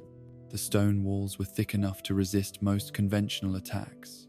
The limited entrances could be easily monitored and defended, and the isolation from student dormitories provided security buffer that protected both him and them from potential threats. He spent his first week at Hogwarts improving these natural advantages, adding personal wards and detection systems that turned his chambers into a fortress within a fortress. The students he was meant to educate proved to be a mixture of types that reflected the changing nature of wizarding society. Some, particularly those from families that had fought in the war, understood the seriousness of what he was trying to teach and approached his classes with appropriate gravity. Others, raised in the peacetime prosperity that his generation had purchased with blood and sacrifice, viewed defense against the dark arts as just another academic subject rather than essential survival training. His teaching methods were necessarily harsh, designed to strip away the comfortable illusions that peacetime had allowed students to maintain about the nature of magical conflict. Where previous defense professors had focused on theory and controlled demonstrations, Alastor emphasized practical application under stress, forcing students to cast defensive spells while experiencing the fear and disorientation that real combat would bring. The Imperious Curse demonstration that scandalized some parents and delighted others perfectly exemplified his approach to education. Rather than simply describing the curse's effects, he cast it on every student in turn, allowing them to experience firsthand the seductive whisper of external control and the effort required to resist it. Some students proved naturally resistant, their strong wills and stubborn natures providing protection that formal training couldn't duplicate. Others succumbed completely, dancing and singing at his direction, until he released them with lessons about vulnerability that no textbook could convey. Harry Potter's resistance was particularly noteworthy, suggesting that his mother's sacrifice had provided protection beyond the physical immunity that had saved him as an infant. But more than magical resistance, the boy showed the kind of determined opposition to external control that marked natural leaders and career troublemakers in equal measure. Alastor recognized something of his own stubborn refusal to be dominated, a quality that would serve Harry well if the dark times truly were returning. But even as he educated students about magical dangers, Alastor was conducting his own investigation into threats that might be hidden within the castle itself. His magical eye revealed details about the tournament preparations that concerned him deeply, security measures that looked impressive but contained exploitable flaws, international delegations that included individuals whose magical signatures suggested dark arts training, and an overall atmosphere of celebration that ignored the very real possibility that enemies might use the event as cover for more sinister purposes. Igor Karkaroff's presence was particularly troubling, not just because of his Death Eater history, but because of his current behavior. The man maintained facades of respectability and educational authority, but Alastor's enhanced vision showed him details that others missed. The way Karkaroff's eyes constantly moved, scanning for threats or opportunities, the nervous habits that suggested someone operating under extreme stress, the magical residue that indicated recent contact with dark arts materials, despite his claims of complete reformation. More concerning were the signs that Karkaroff wasn't the only former Death Eater who might be involved in the tournament. Several members of the visiting delegations carried magical signatures that suggested past exposure to dark magic training, though their official backgrounds claimed nothing more dangerous than standard international magical education. The tournament was attracting attention from individuals whose interests seemed to extend far beyond scholastic competition. His suspicions about the tournament's true purpose were confirmed when the Goblet of Fire produced 4 names instead of 3, with Harry Potter selected as a 4th champion. Despite being underage and not having entered his name, the magical contract that bound tournament participants was ancient and unbreakable, but it was also specific about the conditions required for valid entry. Someone with sophisticated knowledge of the goblet's operation had manipulated it in ways that should have been impossible, suggesting planning and preparation that extended far beyond simple cheating. The investigation he conducted into Harry's selection revealed manipulation so subtle that it had escaped the notice of tournament officials and Hogwarts staff, despite their theoretical expertise in magical contracts and competitive regulations. The goblet had been influenced through techniques that required not just magical skill but detailed knowledge of its historical operation, information that was restricted to a very small number of people with access to the most sensitive tournament archives. But more troubling than the manipulation itself was its purpose. Forcing Harry into the tournament accomplished nothing that obvious assassination attempts couldn't achieve more efficiently, unless the goal was something more complex than simple murder. Someone wanted Harry in a specific situation at a specific time, suggesting a plan that required his voluntary participation in events that would expose him to dangers that normal school security couldn't prevent. Alastor's attempts to discuss these concerns with other staff members met with responses that ranged from polite skepticism to outright dismissal. They saw a paranoid veteran finding threats where none existed, projecting wartime anxieties onto peacetime events that had innocent explanations. His reputation for excessive suspicion worked against him, making his warnings seem like symptoms of psychological damage rather than legitimate intelligence analysis. But his magical eye continued to reveal details that validated his concerns. Students whose behavior suggested they were under external influence, though the specific nature of that influence remained unclear. Magical emanations from areas of the castle that should have been magically neutral, indicating that someone was conducting unauthorized experiments or communications. Most troubling, periodic failures in his own detection equipment that suggested active countermeasures from someone who understood his capabilities and was working to circumvent them. The first task of the tournament provided opportunity to observe the champions under extreme stress, analyzing their magical signatures and behavioral patterns for signs of external manipulation or hidden agendas. Harry's performance was remarkable for someone his age, suggesting either natural talent that exceeded anything in recent memory or training that his official background couldn't account for.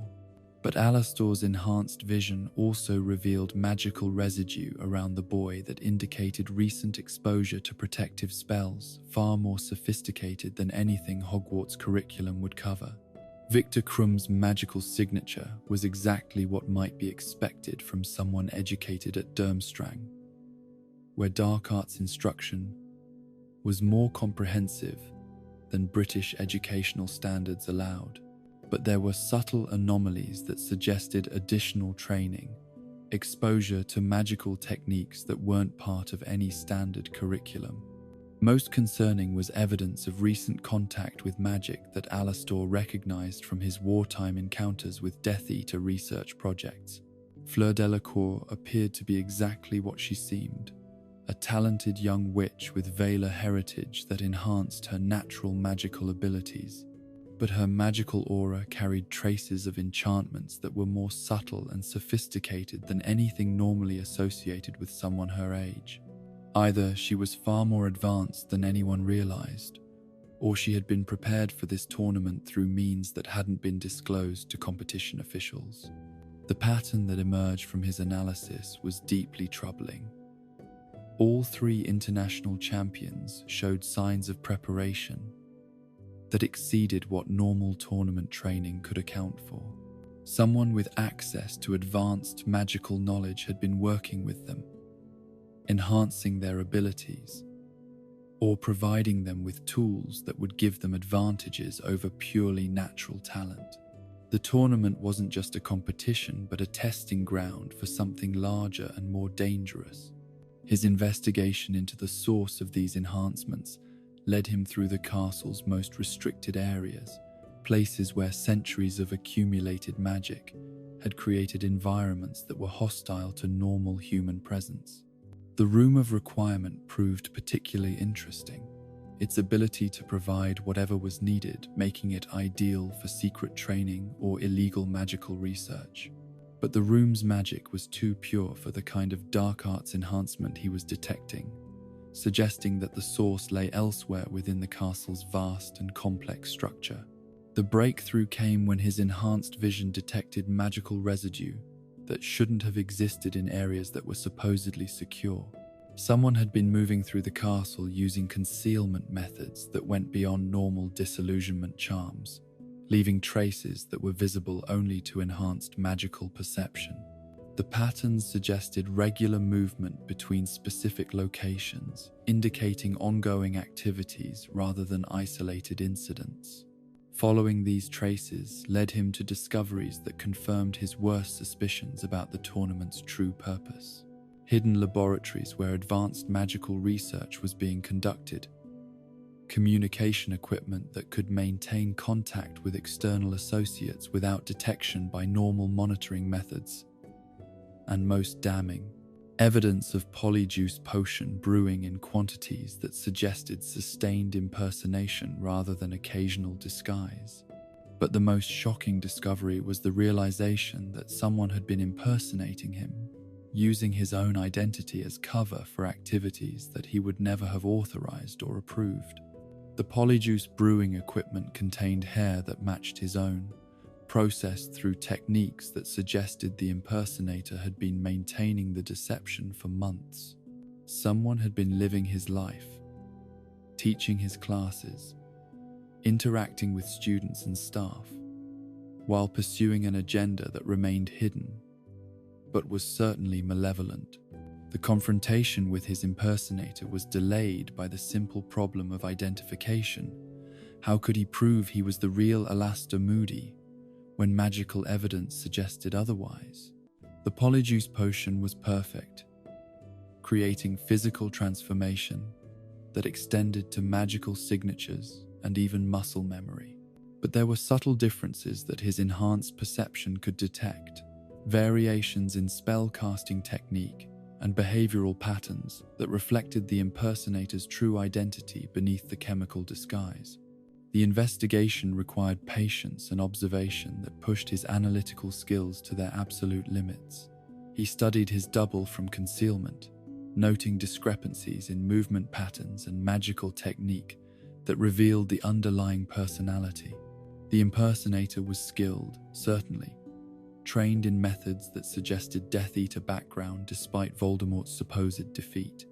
But he wasn't perfect, and perfection was the only standard that could have fooled someone with Alastor's experience in detecting deception. The revelation that his impersonator was Barty Crouch Jr., supposedly dead and definitely insane, confirmed the scope of the conspiracy he had detected. Crouch's escape from Azkaban and subsequent infiltration of Hogwarts represented planning and resources that could only have come from the highest levels of Death Eater organization. Someone with access to ministry secrets and international connections had orchestrated an operation designed to place a loyal agent in position to influence the tournament's outcome. But more troubling than the conspiracy itself was its timing and sophistication. This wasn't the work of desperate criminals attempting random terrorism, but a coordinated operation that suggested Voldemort's influence was indeed returning, organized and patient, and far more dangerous than his previous incarnation. The Dark Lord had learned from his defeat, adapting his methods to counter the defenses that had once proven effective against him. The 10 months of imprisonment that followed his discovery were perhaps the most horrifying experience of Alastor's entire career, worse than any battle or torture he had endured during active service. Being trapped in his own trunk, sustained by minimal food and water while subjected to the Imperious Curse, was violation that transcended physical suffering to attack the very core of his identity and autonomy. The Imperious Curse that kept him compliant was applied with sophisticated understanding of his psychological resistances, tailored specifically to overcome mental defenses that had been built through years of training and combat experience. Crouch had studied him extensively, learning not just his appearance and mannerisms, but his deepest fears and strongest motivations. The curse didn't simply override his will, but convinced him that cooperation was his own choice, that he was helping rather than being controlled. Under its influence, he provided information that allowed Crouch to maintain the impersonation with devastating effectiveness. Details about his relationships with staff members, His teaching philosophy and methods, his security procedures and personal habits, everything that made the deception possible came from his own corrupted memories. He was forced to be complicit in his own replacement, to assist in the very conspiracy that he would normally have died rather than support. The physical conditions of his imprisonment were designed to keep him alive but weak, unable to resist effectively while remaining healthy enough to provide the hair samples that Polyjuice Potion required. The trunk that served as his prison was expanded through spatial manipulation magic, creating a cell that was larger than its external dimensions, suggested but still cramped enough to prevent any hope of escape. The air was recycled through spells that provided just enough oxygen to sustain life, while the magical field that surrounded him prevented apparition or any other form of magical transportation. But perhaps the cruelest aspect of his captivity was the enforced passivity, the complete helplessness that was antithetical to everything his nature demanded. For someone whose entire adult life had been defined by constant action and vigilant preparation, being reduced to helpless observer was torture that transcended any physical suffering. He could only watch through the curse's influence as his identity was stolen and used to advance plans that threatened everything he had spent his life protecting. The gradual deterioration of his body during the imprisonment reflected the systematic cruelty of his captors. They provided just enough sustenance to keep him functional, but not enough to maintain his health. Understanding that a weakened prisoner was a more compliant prisoner, his muscle mass decreased from enforced inactivity and inadequate nutrition. His skin grew pale from lack of sunlight and exposure to the trunk's artificial environment. Even his magical core began to weaken, deprived of the regular exercise and stimulation that maintained its strength. But the psychological damage was far more profound than the physical decline. Months of helplessness while someone else lived his life, taught his classes, and interacted with people who trusted his identity, created trauma that would affect his behavior for the rest of his life. The violation of identity was complete and intimate, making him question not just his own memories but his understanding of reality itself. If someone could impersonate him so perfectly that even close friends were deceived, how could he be certain of anything he perceived or remembered? The rescue, when it finally came, felt less like liberation than like awakening from a nightmare that had lasted long enough to feel like reality.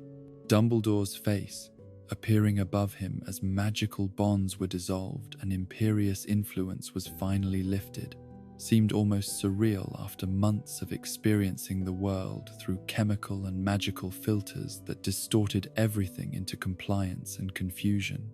His first coherent thought upon regaining full consciousness was about the students he had been meant to protect. How many had been manipulated or endangered, while his impersonator used his identity to advance unknown but certainly malevolent plans?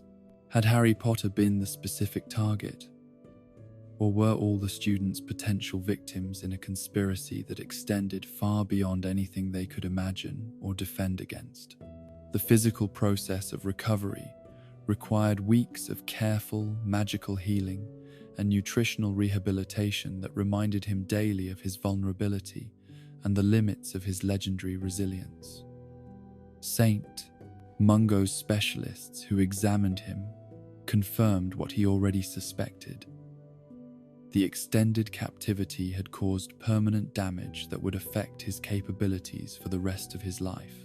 His magical core had been weakened through disuse and stress, requiring months of careful exercise to restore even basic functionality. His immune system had been compromised by malnutrition and exposure to unnatural magical environments, leaving him susceptible to illnesses that would normally be trivial annoyances. But perhaps the most troubling discovery was the evidence that his memories had been systematically accessed and possibly altered during his imprisonment. The imperious curse could compel cooperation, but extracting specific information required additional techniques that left traces in the magical pathways of the brain. Someone had been mining his knowledge with surgical precision, taking information about order operations, ministry security procedures, and defensive techniques that could be used to devastating effect against the very people he had sworn to protect. The implications were staggering. If Crouch had access to everything Alastor knew about anti-Death Eater operations, then years of carefully constructed security measures had been compromised. Safe houses that should have been secret were now known to the enemy. Communication methods that had been considered secure were revealed as vulnerable to interception. Tactical procedures that had been refined through painful experience were now available to opponents who could use that knowledge to deadly advantage. His debriefing sessions with Dumbledore and Order leadership revealed the full scope of what had been lost during his captivity. Operations that had failed for mysterious reasons now made sense when viewed as enemy actions guided by inside knowledge. Personnel losses that had seemed like bad luck were revealed as targeted elimination based on intelligence that only Alastor could have provided. The war against Voldemort's returning influence had been fought at a severe disadvantage because one of their most valuable assets had been turned against them without their knowledge. But even more disturbing was the recognition that his impersonator had been convincing enough to fool people who had known him for decades. Dumbledore himself had been deceived, interacting with Crouch for months without detecting the substitution. If someone could impersonate him so completely that even enhanced magical perception couldn't reveal the truth, what did that say about the reliability of identity and trust in a world where Polyjuice Potion could make anyone into anyone else? The psychological recovery from his ordeal proved far more challenging than the physical healing. Months of enforced helplessness had shattered confidence that had been built through decades of successful operations and narrow escapes. The knowledge that someone had been living his life while he was trapped and powerless created a dissociation from his own identity that made simple activities feel foreign and uncertain. His magical eye, when returned to him, revealed additional evidence of the violations he had suffered. The device had been used extensively during his imprisonment, not just for maintaining his impersonator's disguise, but for gathering intelligence about Hogwarts security and student capabilities. Its magical signature showed traces of spells that he hadn't cast, techniques that he wouldn't have used, violations of the eye's purpose that felt as personal as physical assault. The restoration of his normal routine required conscious effort that revealed how deeply the imprisonment had affected him. Activities that had once been automatic now required deliberate thought and careful execution. His paranoid security measures, which had been validated by years of successful threat detection, now seemed inadequate when compared to the sophisticated deception that had captured him. If enemies could infiltrate his identity so completely, what other vulnerabilities existed that he hadn't recognized or prepared for? The modifications he made to his security procedures reflected hard-won understanding of new forms of threat that the wizarding world was only beginning to acknowledge. Traditional detection methods were proving inadequate against enemies who understood those methods intimately and had developed countermeasures specifically designed to overcome them.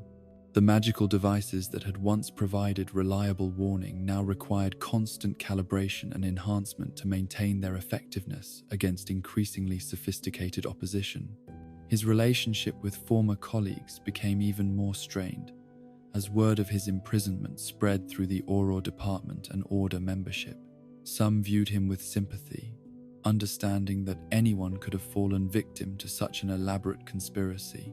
Others questioned how someone with his legendary paranoia had been caught so completely off guard, suggesting that his reputation for invulnerability had been based more on luck than skill. But perhaps the most troubling response came from those who wondered whether his long captivity and exposure to Imperious Curse influence had compromised his reliability as an intelligence source and operational asset.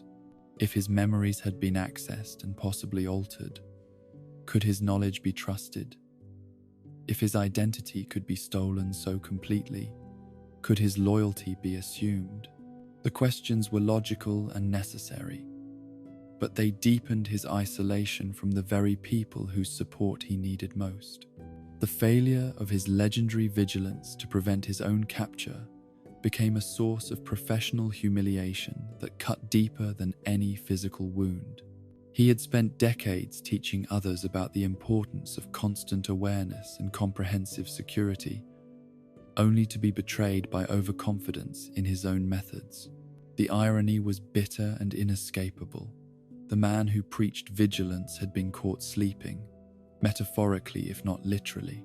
His return to active duty required extensive re-evaluation and retraining that felt like punishment for crimes he hadn't committed. New security protocols had to be developed and mastered, designed to counter threats that his previous methods hadn't anticipated. His magical devices required complete recalibration to account for vulnerabilities that his imprisonment had revealed. Even his personal habits had to be examined and potentially modified, as routines that had once provided security might now serve as predictable patterns that enemies could exploit. The trust that had taken decades to build with colleagues and informants was damaged in ways that might never be fully repaired. People who had once sought his protection now wondered whether association with him was more dangerous than beneficial, given his demonstrated vulnerability to capture and impersonation. His effectiveness as an intelligence gatherer was compromised by suspicions that his network might be known to enemies who had accessed his memories during captivity. But beneath all the practical and professional challenges lay a deeper psychological wound that would never fully heal. The violation of his identity, the months of helplessness while someone else wore his face and spoke with his voice, had shattered certainties about selfhood and autonomy that most people never questioned. He had been reduced to a resource to be exploited, a tool to be used by enemies who understood that the greatest victory wasn't killing him but making him complicit in his own defeat. The magical eye that had been returned to him felt foreign now, contaminated by its use in service of deception and betrayal. He could see through its enhanced vision the traces of spells that Crouch had cast, techniques that violated its intended purpose and corrupted its function as instrument of justice. Even after extensive purification rituals and magical cleansing, it retained echoes of its misuse that served as constant reminders of his failure to protect even himself from the enemies he had spent his life hunting. Recovery from such profound violation required not just physical and magical healing, but reconstruction of identity itself. He had to relearn who he was when stripped of the certainties that had defined him, rediscover his purpose when his legendary capabilities had proven insufficient to prevent his own capture and replacement. The process was painful and slow, requiring acknowledgement of vulnerabilities that he had spent years denying and acceptance of limitations that contradicted everything his reputation suggested about his abilities. The wooden leg that had marked him as a veteran of terrible battles now seemed like a minor inconvenience compared to the invisible wounds left by months of mental violation and identity theft. Physical scars healed and could even provide tactical advantages, but psychological damage created weaknesses that enemies could exploit indefinitely. Trust, once shattered, might never be fully restored, and without trust, even the most sophisticated security measures were built on foundations of sand. But even in the depths of recovery and self-doubt, the core commitment that had driven his entire career remained unchanged. Students still needed protection from threats they couldn't understand. Innocents still required defenders willing to pay any price for their safety, and the forces of darkness still gathered in shadows that only enhanced perception could penetrate.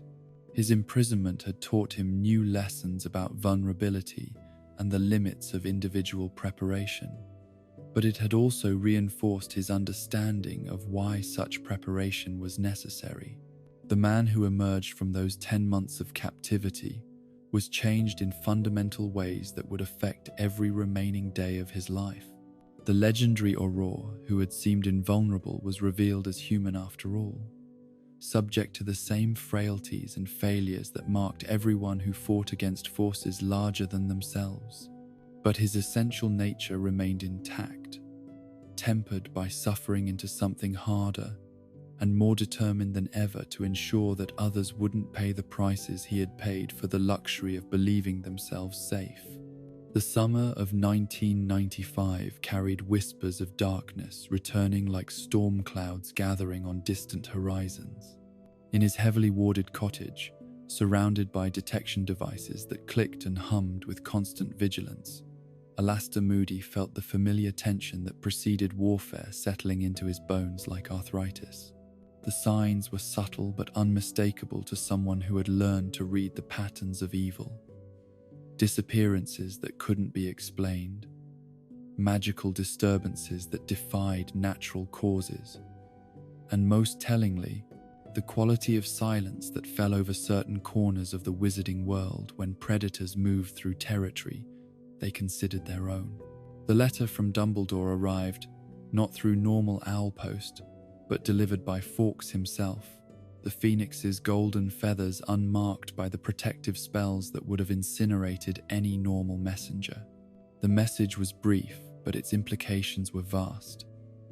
Voldemort had indeed returned, his physical form restored through rituals that had cost Harry Potter blood and innocence in equal measure. The Order of the Phoenix was being reformed, and once again, Alastor's unique talents were desperately needed.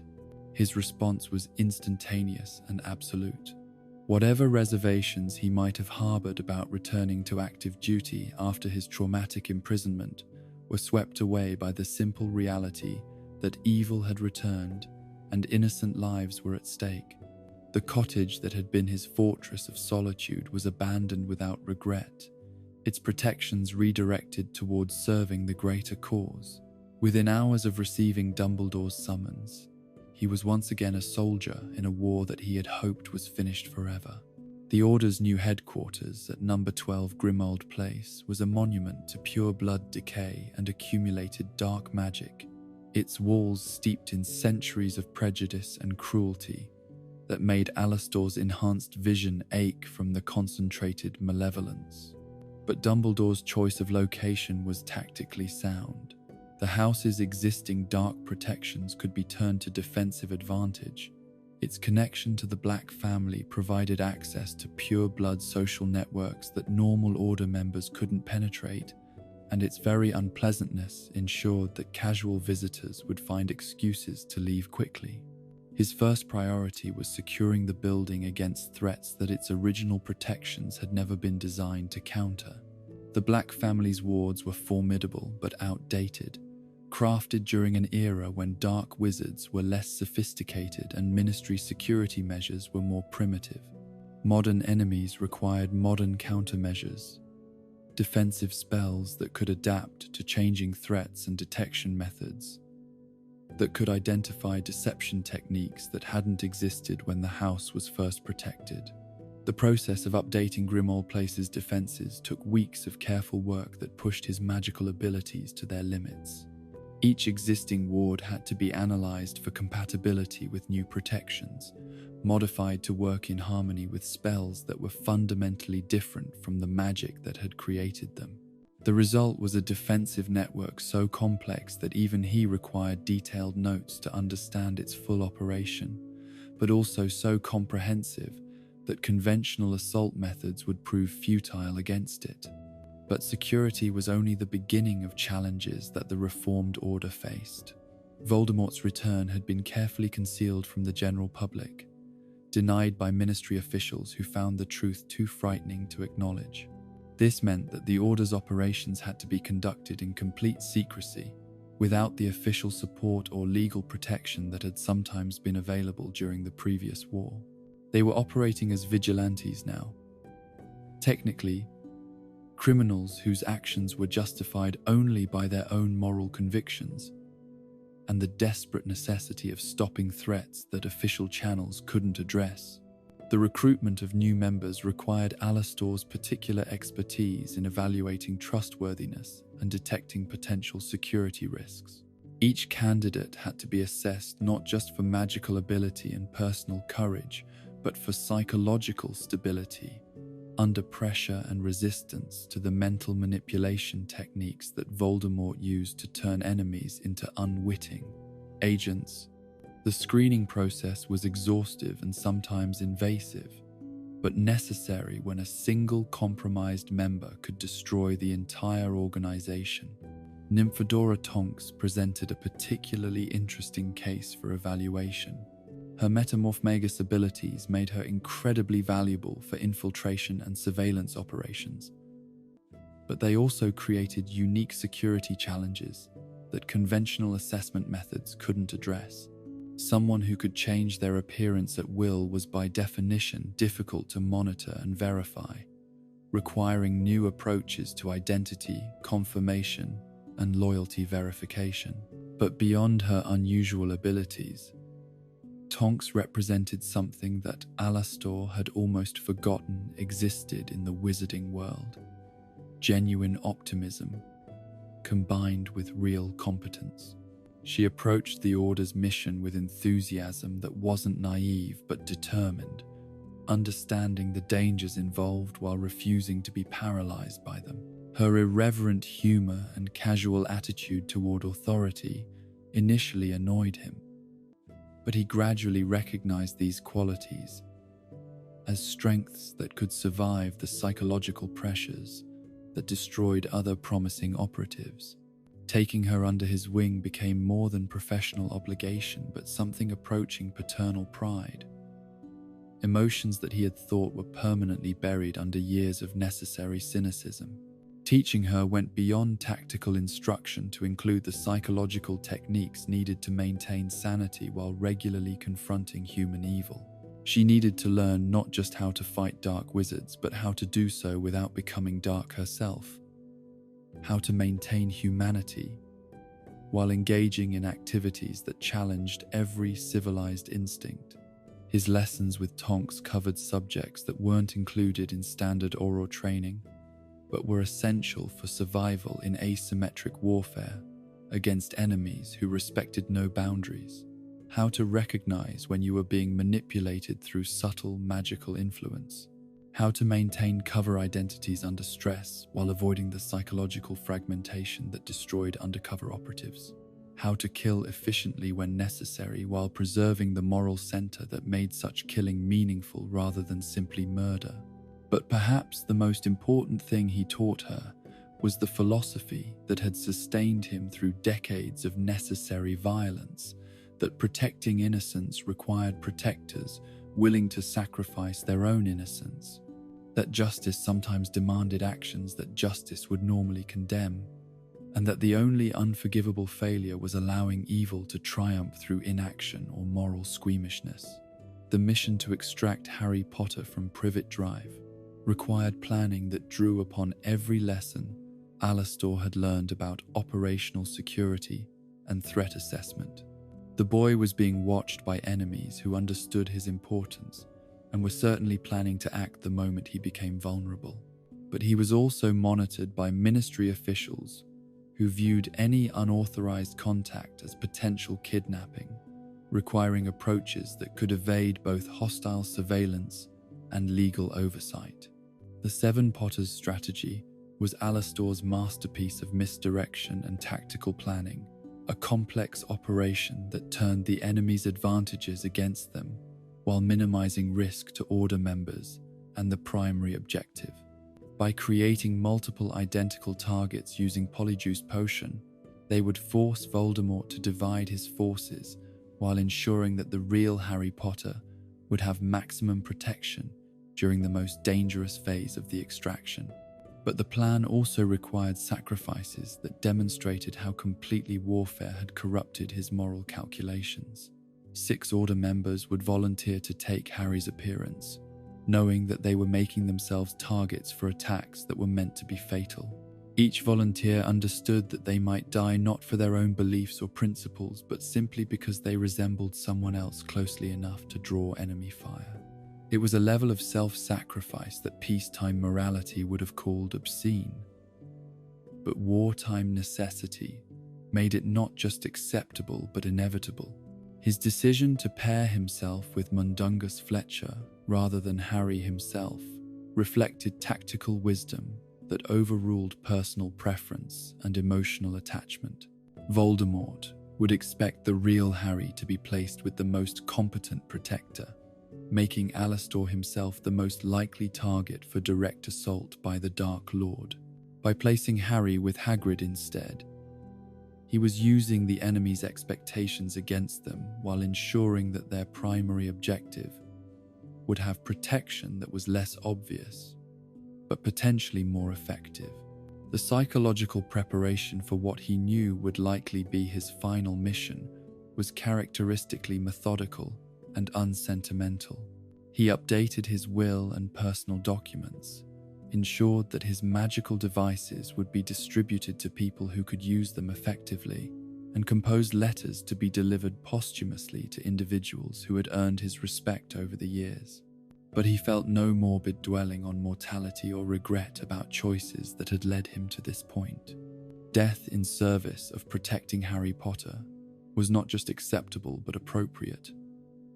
A fitting end for someone whose entire career had been dedicated to ensuring that others could live in safety.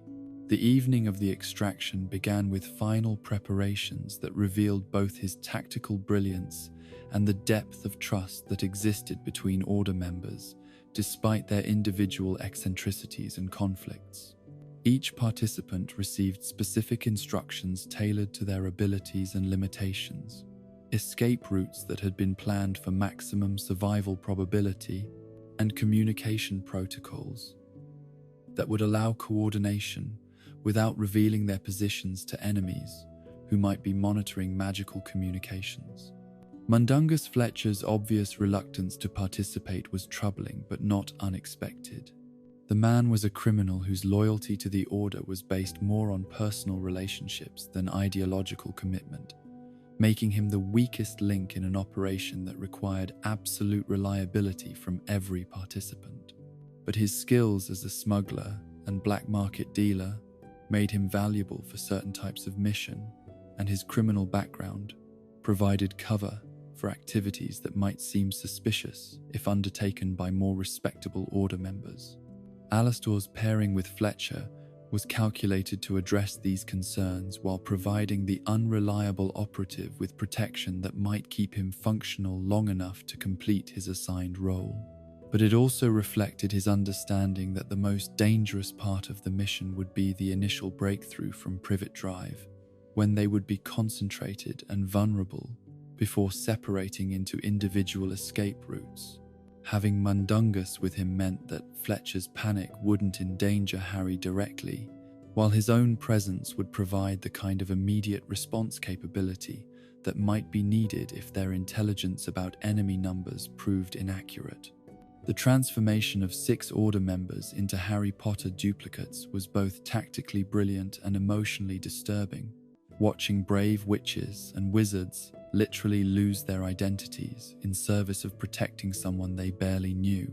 The Polyjuice potion worked with mechanical efficiency, replacing familiar faces with Harry's distinctive features while leaving personalities and magical signatures unchanged. But the visual effect was profoundly unsettling, like looking at a room full of mirrors that reflected the same image while knowing that each reflection contained a different soul. His final briefing emphasized the realities of combat that academic training couldn't convey, that battles were won through preparation and lost through hesitation, that survival often depended on making decisions too quickly for moral consideration, and that the best plan in the world was worthless if participants weren't willing to adapt when circumstances inevitably deviated from expectations. These weren't pleasant truths, but they were necessary ones for people who were about to risk their lives against enemies who would show no mercy to the captured or wounded.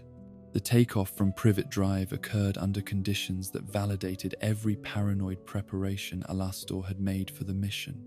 The sky, which should have been empty except for their own forces, was filled with Death Eaters in numbers that suggested either massive intelligence failure or deliberate betrayal from within their own ranks.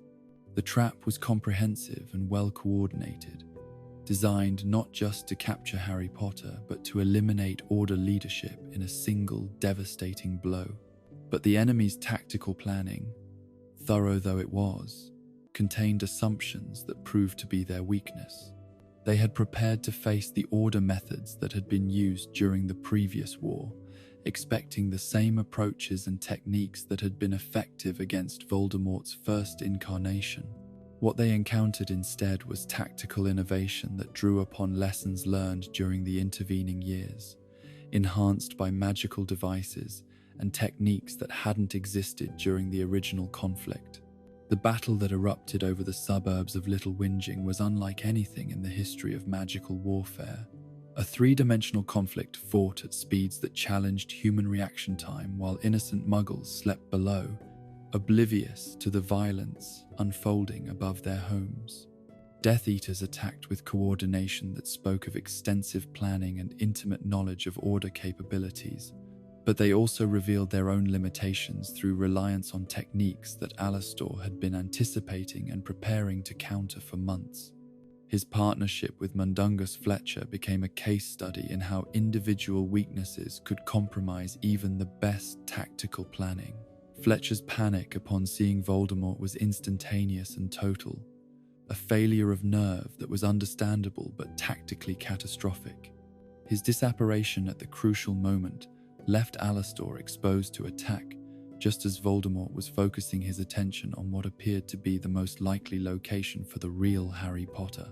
The killing curse that ended Alastor's life was cast with power that reflected Voldemort's frustration at finding his plans partially thwarted by tactical deception he hadn't anticipated. The green light that erupted from the Dark Lord's wand carried enough magical energy to kill a dozen ordinary wizards, its intensity speaking of rage rather than mere lethal intent.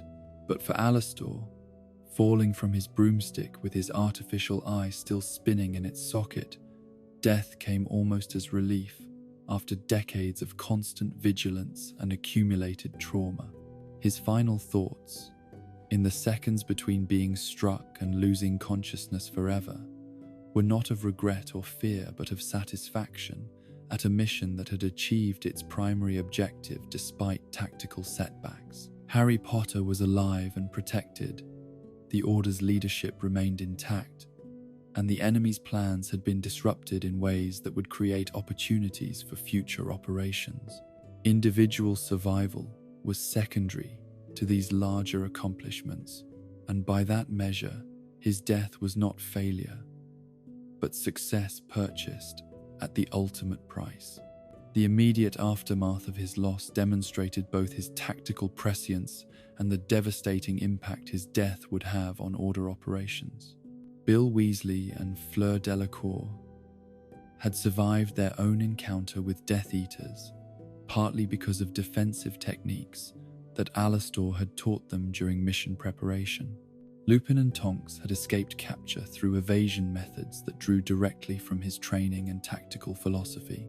Even Harry's survival was partly attributable to protective measures that had been implemented based on Alastor's security recommendations.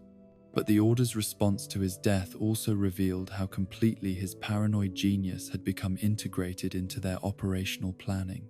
The intelligence networks he had established, the security procedures he had developed, the tactical approaches he had refined through years of experience, all of these were suddenly unavailable when they were needed most. His unique abilities and hard-won knowledge had died with him, creating gaps in their capabilities that couldn't be filled by promoting junior members or redistributing responsibilities. The search for his body became an operation in itself, reflecting both the respect his colleagues held for his memory and their understanding that even in death, he might provide intelligence value to enemies who captured his remains. His magical eye, artificial though it was, contained information about order operations and security procedures that could be extracted through techniques that were well within Death Eater capabilities. More than that, his physical remains might be used for psychological warfare, displayed as trophies or desecrated as warnings to others who might consider opposing Voldemort's will.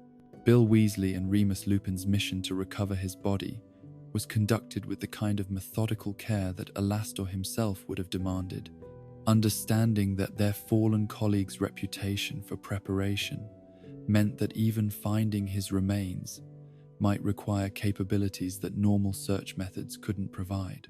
They expected to discover him in a location that would be difficult to reach and dangerous to approach, protected even in death by the same paranoid thoroughness that had characterized his approach to everything else. The failure to locate his body became a source of frustration and concern that went beyond simple emotional need for closure. In magical warfare, physical remains carried significance that extended far beyond sentimental value, containing magical signatures and memory traces that could be exploited by enemies with sufficient knowledge and ruthless determination. The possibility that Death Eaters had claimed his corpse opened disturbing possibilities for violations that might continue long after his death. But perhaps more troubling was the symbolic impact of his disappearance on Order morale and public perception. Alastor Moody had been a legendary figure whose reputation for invincibility had provided psychological comfort to people who needed to believe that some heroes were too formidable to be defeated by ordinary evil. His death shattered that illusion, demonstrating that even the most prepared and experienced defenders could be overwhelmed by superior numbers and coordinated assault. The Ministry's refusal to acknowledge his death in official communications reflected broader patterns of denial and information control that would characterize their response to Voldemort's return. Cornelius Fudge and his allies preferred to maintain facades of normalcy, rather than admit that their assurances of safety had been premature and their dismissal of warnings had been catastrophically wrong. Acknowledging that someone of Alastor's stature had been killed in action would require explanations that the government wasn't prepared to provide. But among those who understood the true nature of the threat they faced, his death served as stark reminder of the stakes involved in their struggle. This wasn't a conflict that could be won through compromise or negotiation, but a war that would require everything they had to give and more than they had ever imagined they possessed. The enemy they faced was willing to use any weapon and pay any price for victory, making half measures and moral restraint not just inadequate but actively dangerous to the innocent lives they were trying to protect. The tactical void left by his absence became apparent immediately as Order operations began encountering unexpected difficulties and security breaches that suggested enemy knowledge of their methods and capabilities. Intelligence networks that had functioned flawlessly under his supervision suddenly became unreliable, producing information that was either outdated or actively misleading. Security procedures that had been refined through his experience proved inadequate against enemies who seemed to understand their weaknesses better than their creators did. Tonks struggled most visibly with the loss of her mentor and protector, her grief manifesting in ways that concerned other Order members and compromised her effectiveness in dangerous situations. The confidence and irreverent humor that had made her such a valuable operative were replaced by uncertainty and second-guessing that reflected her understanding that she was no longer protected by someone whose legendary skills could compensate for her own limitations and inexperience. But his influence on her training proved to be more comprehensive than anyone had realized. The lessons he had taught her about magical combat and threat detection were supplemented by psychological preparation that allowed her to function despite grief and loss. His emphasis on adaptability and creative problem-solving served her well when facing situations that her formal education hadn't covered. Most importantly, his example of dedication, despite personal cost, provided a model for continuing the fight, even when victory seemed impossible and sacrifice seemed inevitable.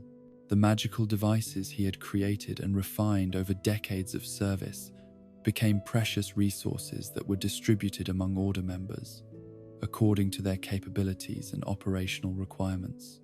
The sneakoscopes that could detect hostile intent were given to members whose assignments required them to interact with potentially compromised individuals. The secrecy sensors that revealed concealment and deception went to operatives conducting surveillance or infiltration missions. The faux glasses that showed approaching enemies were reserved for those guarding high-value targets or maintaining security at critical locations. But using his devices required understanding not just their mechanical operation, but the philosophical approach that had guided their creation. Each instrument was designed to provide specific types of information to operators who understood how to interpret warnings and act on intelligence that was often ambiguous or incomplete. Without his presence to provide context and training, the devices were powerful but potentially overwhelming, creating information overload that could paralyze decision-making at crucial moments. The enhancement and modification of his innovations became a priority for Order operations, as they struggled to maintain the technological advantages he had provided while adapting to changing enemy capabilities and evolving threat patterns. His workshop at Grimmauld Place became a shrine to tactical innovation, filled with partially completed projects and experimental devices that revealed the scope of his creative genius and the depth of his understanding about the nature of magical conflict. But attempting to continue his work required insights that had died with him, knowledge that existed only in his memory and couldn't be reconstructed through examination of his notes and equipment. Each device was the product of years of refinement and field testing, incorporating lessons learned through encounters that no one else had survived or experiences that no one else had shared. The tactical philosophy that guided their use was equally irreplaceable, representing approaches to security and threat assessment that couldn't be taught but only developed through accumulation of terrible knowledge.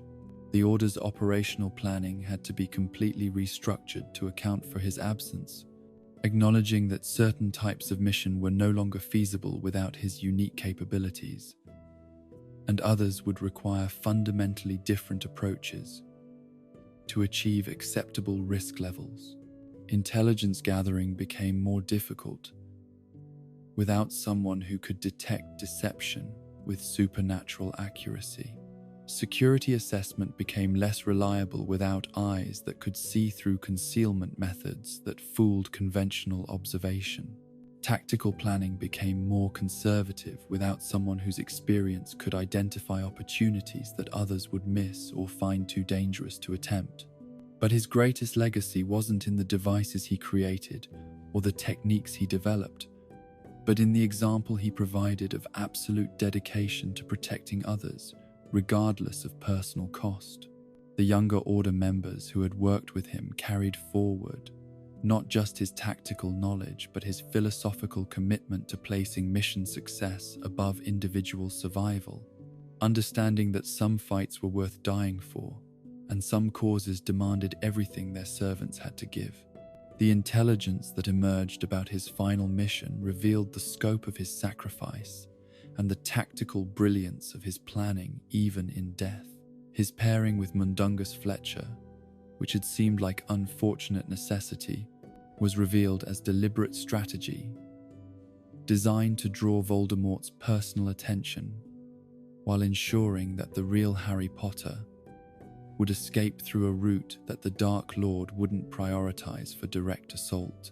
His death had been not accidental casualty, but calculated trade, exchanging his irreplaceable experience and knowledge for time and opportunity that allowed others to survive and continue the fight. The psychological impact of his loss on Harry Potter himself was profound and complicated, mixing grief for someone who had protected him with guilt about being the cause of that person's death. Harry's understanding of Alastor as a person, rather than just a legendary figure, was limited, but he grasped intuitively that someone extraordinary had died for his benefit, creating obligations and responsibilities that would influence his behavior throughout the remaining war. But perhaps the most telling measure of Alastor's impact was the enemy's response to his death. Death Eater communications that were intercepted after the extraction revealed genuine relief that the legendary Auror was finally gone, acknowledgement that his presence had been a constraint on their operations that extended far beyond his direct tactical contributions. They had feared him not just as an individual opponent, but as a symbol of implacable opposition to their cause. Someone whose very existence proved that their ideology could be resisted successfully.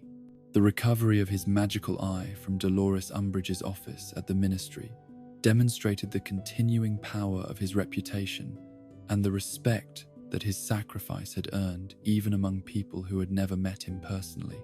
Harry Potter's decision to risk exposure and capture in order to rescue the eye from its degrading use as surveillance equipment spoke to an understanding that some symbols were too important to be allowed to remain in unworthy hands. The burial of the eye beneath an ancient tree in a forest where they had taken refuge was conducted with the solemnity normally reserved for complete funeral services, acknowledging that the device had been more than mere tool but extension of the man who had used it to protect countless innocent lives. The small cross that Harry carved into the bark served as the only monument that Alastor would ever receive, marking the resting place of someone whose life had been dedicated to ensuring that others would never need monuments, because they would still be alive to remember. His influence on the war's final outcome was felt long after his death through students he had trained, techniques he had developed, and approaches to magical conflict that had been refined through his decades of experience. Order members faced impossible situations using methods he had taught them, survived encounters that should have been fatal by applying principles he had demonstrated, and achieved victories that were possible only because they understood how to think like the enemies they fought. The tactical innovations he had pioneered became standard procedures for magical law enforcement throughout the wizarding world, implemented not just by Order members, but by Ministry Aurors, who recognized the effectiveness of methods that had been proven through the ultimate test of combat application. His influence extended beyond individual techniques to encompass entire approaches to security and threat assessment that would shape magical law enforcement for generations to come. But perhaps his most important contribution was philosophical rather than tactical. The demonstration that absolute dedication to protecting others was not just possible but necessary when facing enemies who acknowledged no moral constraints or legal limitations. His life had been a testament to the principle that some things were worth dying for, that individual survival was secondary to mission success, and that heroes were defined not by their invulnerability but by their willingness to be vulnerable in service of causes larger than themselves. The stories that emerged about his final mission would be told and retold in Auror training academies for decades to come, becoming legendary examples of tactical brilliance combined with ultimate sacrifice. But for those who had known him personally, the loss was felt not just as professional setback, but as personal tragedy, the ending of a life that had touched theirs in ways that made them better wizards and better people. In the quiet moments between missions and battles, when the surviving Order members gathered to plan and remember and draw strength from shared purpose, his absence was felt like a physical wound that refused to heal. The chair where he had sat during strategy sessions remained empty out of respect and superstition. The corner where he had positioned himself to observe all entrances and exits felt vulnerable without his presence. Even the constant clicking and humming of detection devices seemed muted, as if the magical instruments themselves mourned the loss of their master. But his spirit lived on in the vigilance that his example had inspired in others. in the constant awareness that had been his gift to people who needed to understand that eternal watchfulness was the price of the freedom they cherished. The war would continue without him, but it would be fought using methods he had perfected and guided by principles he had demonstrated through the ultimate proof of living and dying by them. The legend of Mad-Eye Moody would outlive the man by centuries, but for those who fought beside him in the darkness, he would always be more than legend. He was the proof that someone could face the worst of human nature without being corrupted by it, could maintain humanity while employing inhuman methods, and could find meaning in sacrifice that lesser souls would consider meaningless waste. His death marked the end of an era and the beginning of another, the transition from a war fought by veterans of previous conflicts to one that would be decided by a new generation who would have to learn the same lessons he had mastered, pay the same prices he had paid, and make the same sacrifices he had made. But they would do so armed with knowledge he had provided and inspired by examples he had set, carrying forward the flame of vigilance that he had tended throughout his life and passed to them through the manner of his death. The old soldier was gone, but the war he had helped to define would continue until evil was finally defeated or good was completely destroyed. In that continuing struggle, his memory would serve as both inspiration and warning. Inspiration to fight regardless of cost, and warning about the prices that such fighting would inevitably demand from those brave enough or foolish enough to answer the call. The magical eye that had been Alastor Moody's window into hidden truths and concealed dangers found its way, through channels both bureaucratic and corrupt, into the possession of someone who represented everything he had spent his life fighting against. Dolores Umbridge, Senior Undersecretary to the Minister and Architect of Educational Oppression at Hogwarts, had claimed the device as spoils of war, installing it in her ministry office door like a trophy taken from a defeated enemy rather than honoring the sacrifice of a fallen hero. The violation was complete and personal in ways that transcended mere theft of property. The eye that had been crafted to detect deception and protect the innocent was now being used to spy on ministry workers, to identify those whose loyalty to corrupt authority might be wavering, to serve the very forces of oppression and control that Alastor had dedicated his life to opposing. Each use corrupted its purpose further, turning an instrument of justice into a tool of tyranny that would have sickened its creator had he lived to witness such desecration. But magical objects, particularly those created with specific purposes and enhanced through years of dedicated use, retain something of their maker's intentions, even when employed for contrary purposes. The eye that served Umbridge's surveillance needs also revealed truths she hadn't intended to discover, showing her the magical signatures of people who were plotting against her authority and the deception that surrounded her even among supposed allies. The device couldn't be made to serve evil without also revealing evil, including the corruption that existed within the system she represented. The recovery of the eye by Harry Potter during the Ministry infiltration mission was more than simple theft, but an act of profound symbolic significance that resonated through the entire resistance movement. Here was recognition that some violations were too fundamental to be tolerated, that the memory of heroes deserved protection, even when their physical forms were beyond rescue. The risk that Harry accepted to reclaim the eye was enormous, compromising a mission of vital importance to the war effort, but sometimes symbolic actions carried weight that exceeded their practical costs. The journey to find an appropriate resting place for the recovered eye revealed the depth of psychological connection that had developed between Harry and the memory of his protector. In the depths of a forest where they were hiding from enemies who seemed to know their every move, he sought out a tree that embodied the qualities that had defined Alastor's character: ancient, gnarled, scarred by time and weather, but still standing strong against whatever forces had tried to destroy it. The burial itself was conducted with the solemnity of a full funeral service, though only Harry was present to witness the ceremony that laid to rest the last physical remnant of one of the wizarding world's greatest defenders. The small cross carved into the bark served as monument more appropriate than any elaborate memorial, marking the spot where vigilance itself had been laid to rest beneath soil that would nurture new growth from the decay of what had been sacrificed.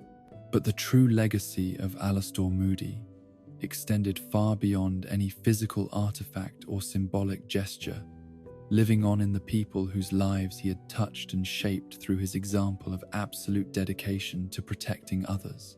Nymphadora Tonks carried forward not just his tactical knowledge, but his understanding that effective protection required willingness to sacrifice personal comfort and safety for the security of those who couldn't protect themselves.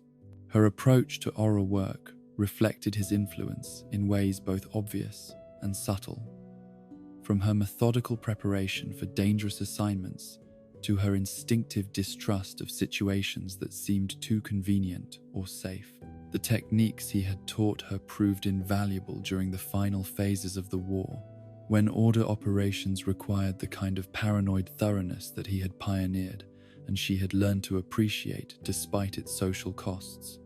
Her ability to maintain cover identities under extreme stress drew directly from his instruction about psychological compartmentalization and identity protection. Her survival instincts, refined through his harsh but necessary training, kept her alive in situations where less prepared operatives might have fallen to overconfidence or inadequate caution. But beyond specific tactical knowledge, Tonks had absorbed something more fundamental from her time under his protection, an understanding that heroism wasn't about grand gestures or public recognition, but about the daily choice to place duty above personal désir, mission success above individual survival.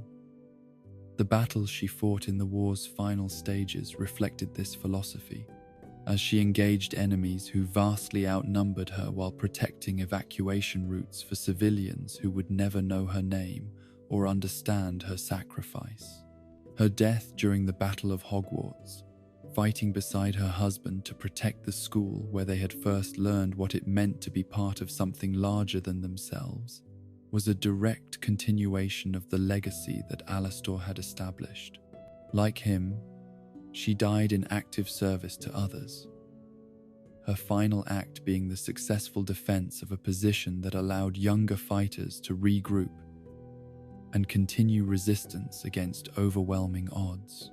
The tactical knowledge he had imparted lived on in the effectiveness of her final stand, while the philosophical commitment he had demonstrated was reflected in her willingness to die rather than retreat, when retreat would have meant abandoning those who depended on her protection. The influence of his training methods extended throughout the Order's membership and beyond, affecting not just individual combatants but entire approaches to magical warfare that would shape conflict for generations to come. Junior Aurors who had learned from him, even briefly, carried forward tactical innovations that had been purchased with his blood and validated through his experience. The security procedures he had developed became standard practice for protective operations, while his methods for detecting deception and identifying threats were incorporated into ministry training programs despite official reluctance to acknowledge their source. His philosophical approach to the moral complexities of warfare proved equally influential among those who struggled with the ethical implications of fighting enemies who recognized no ethical constraints themselves. The understanding that protecting innocence sometimes required actions that innocence would condemn, that justice might demand methods that justice would normally forbid, helped Order members navigate the psychological challenges of doing terrible things for necessary reasons. The students he had taught during his brief tenure at Hogwarts carried his lessons far beyond the classroom, applying knowledge about dark arts detection and defense in situations that their regular professors could never have prepared them for. The practical experience he had provided in resisting Imperius Curse influence proved literally life-saving when Voldemort's forces began using mental control as a primary weapon against resistance fighters. His emphasis on constant vigilance became internalized wisdom that helped them survive encounters with enemies who relied on surprise and overwhelming force to achieve victory. But perhaps his most important educational legacy was the demonstration that heroes were not invulnerable demigods, but ordinary people who chose to do extraordinary things despite understanding the costs involved. His visible scars and artificial limbs had made it impossible for students to romanticize the reality of magical combat, while his obvious psychological struggles had shown them that even the strongest people carried wounds that never fully healed.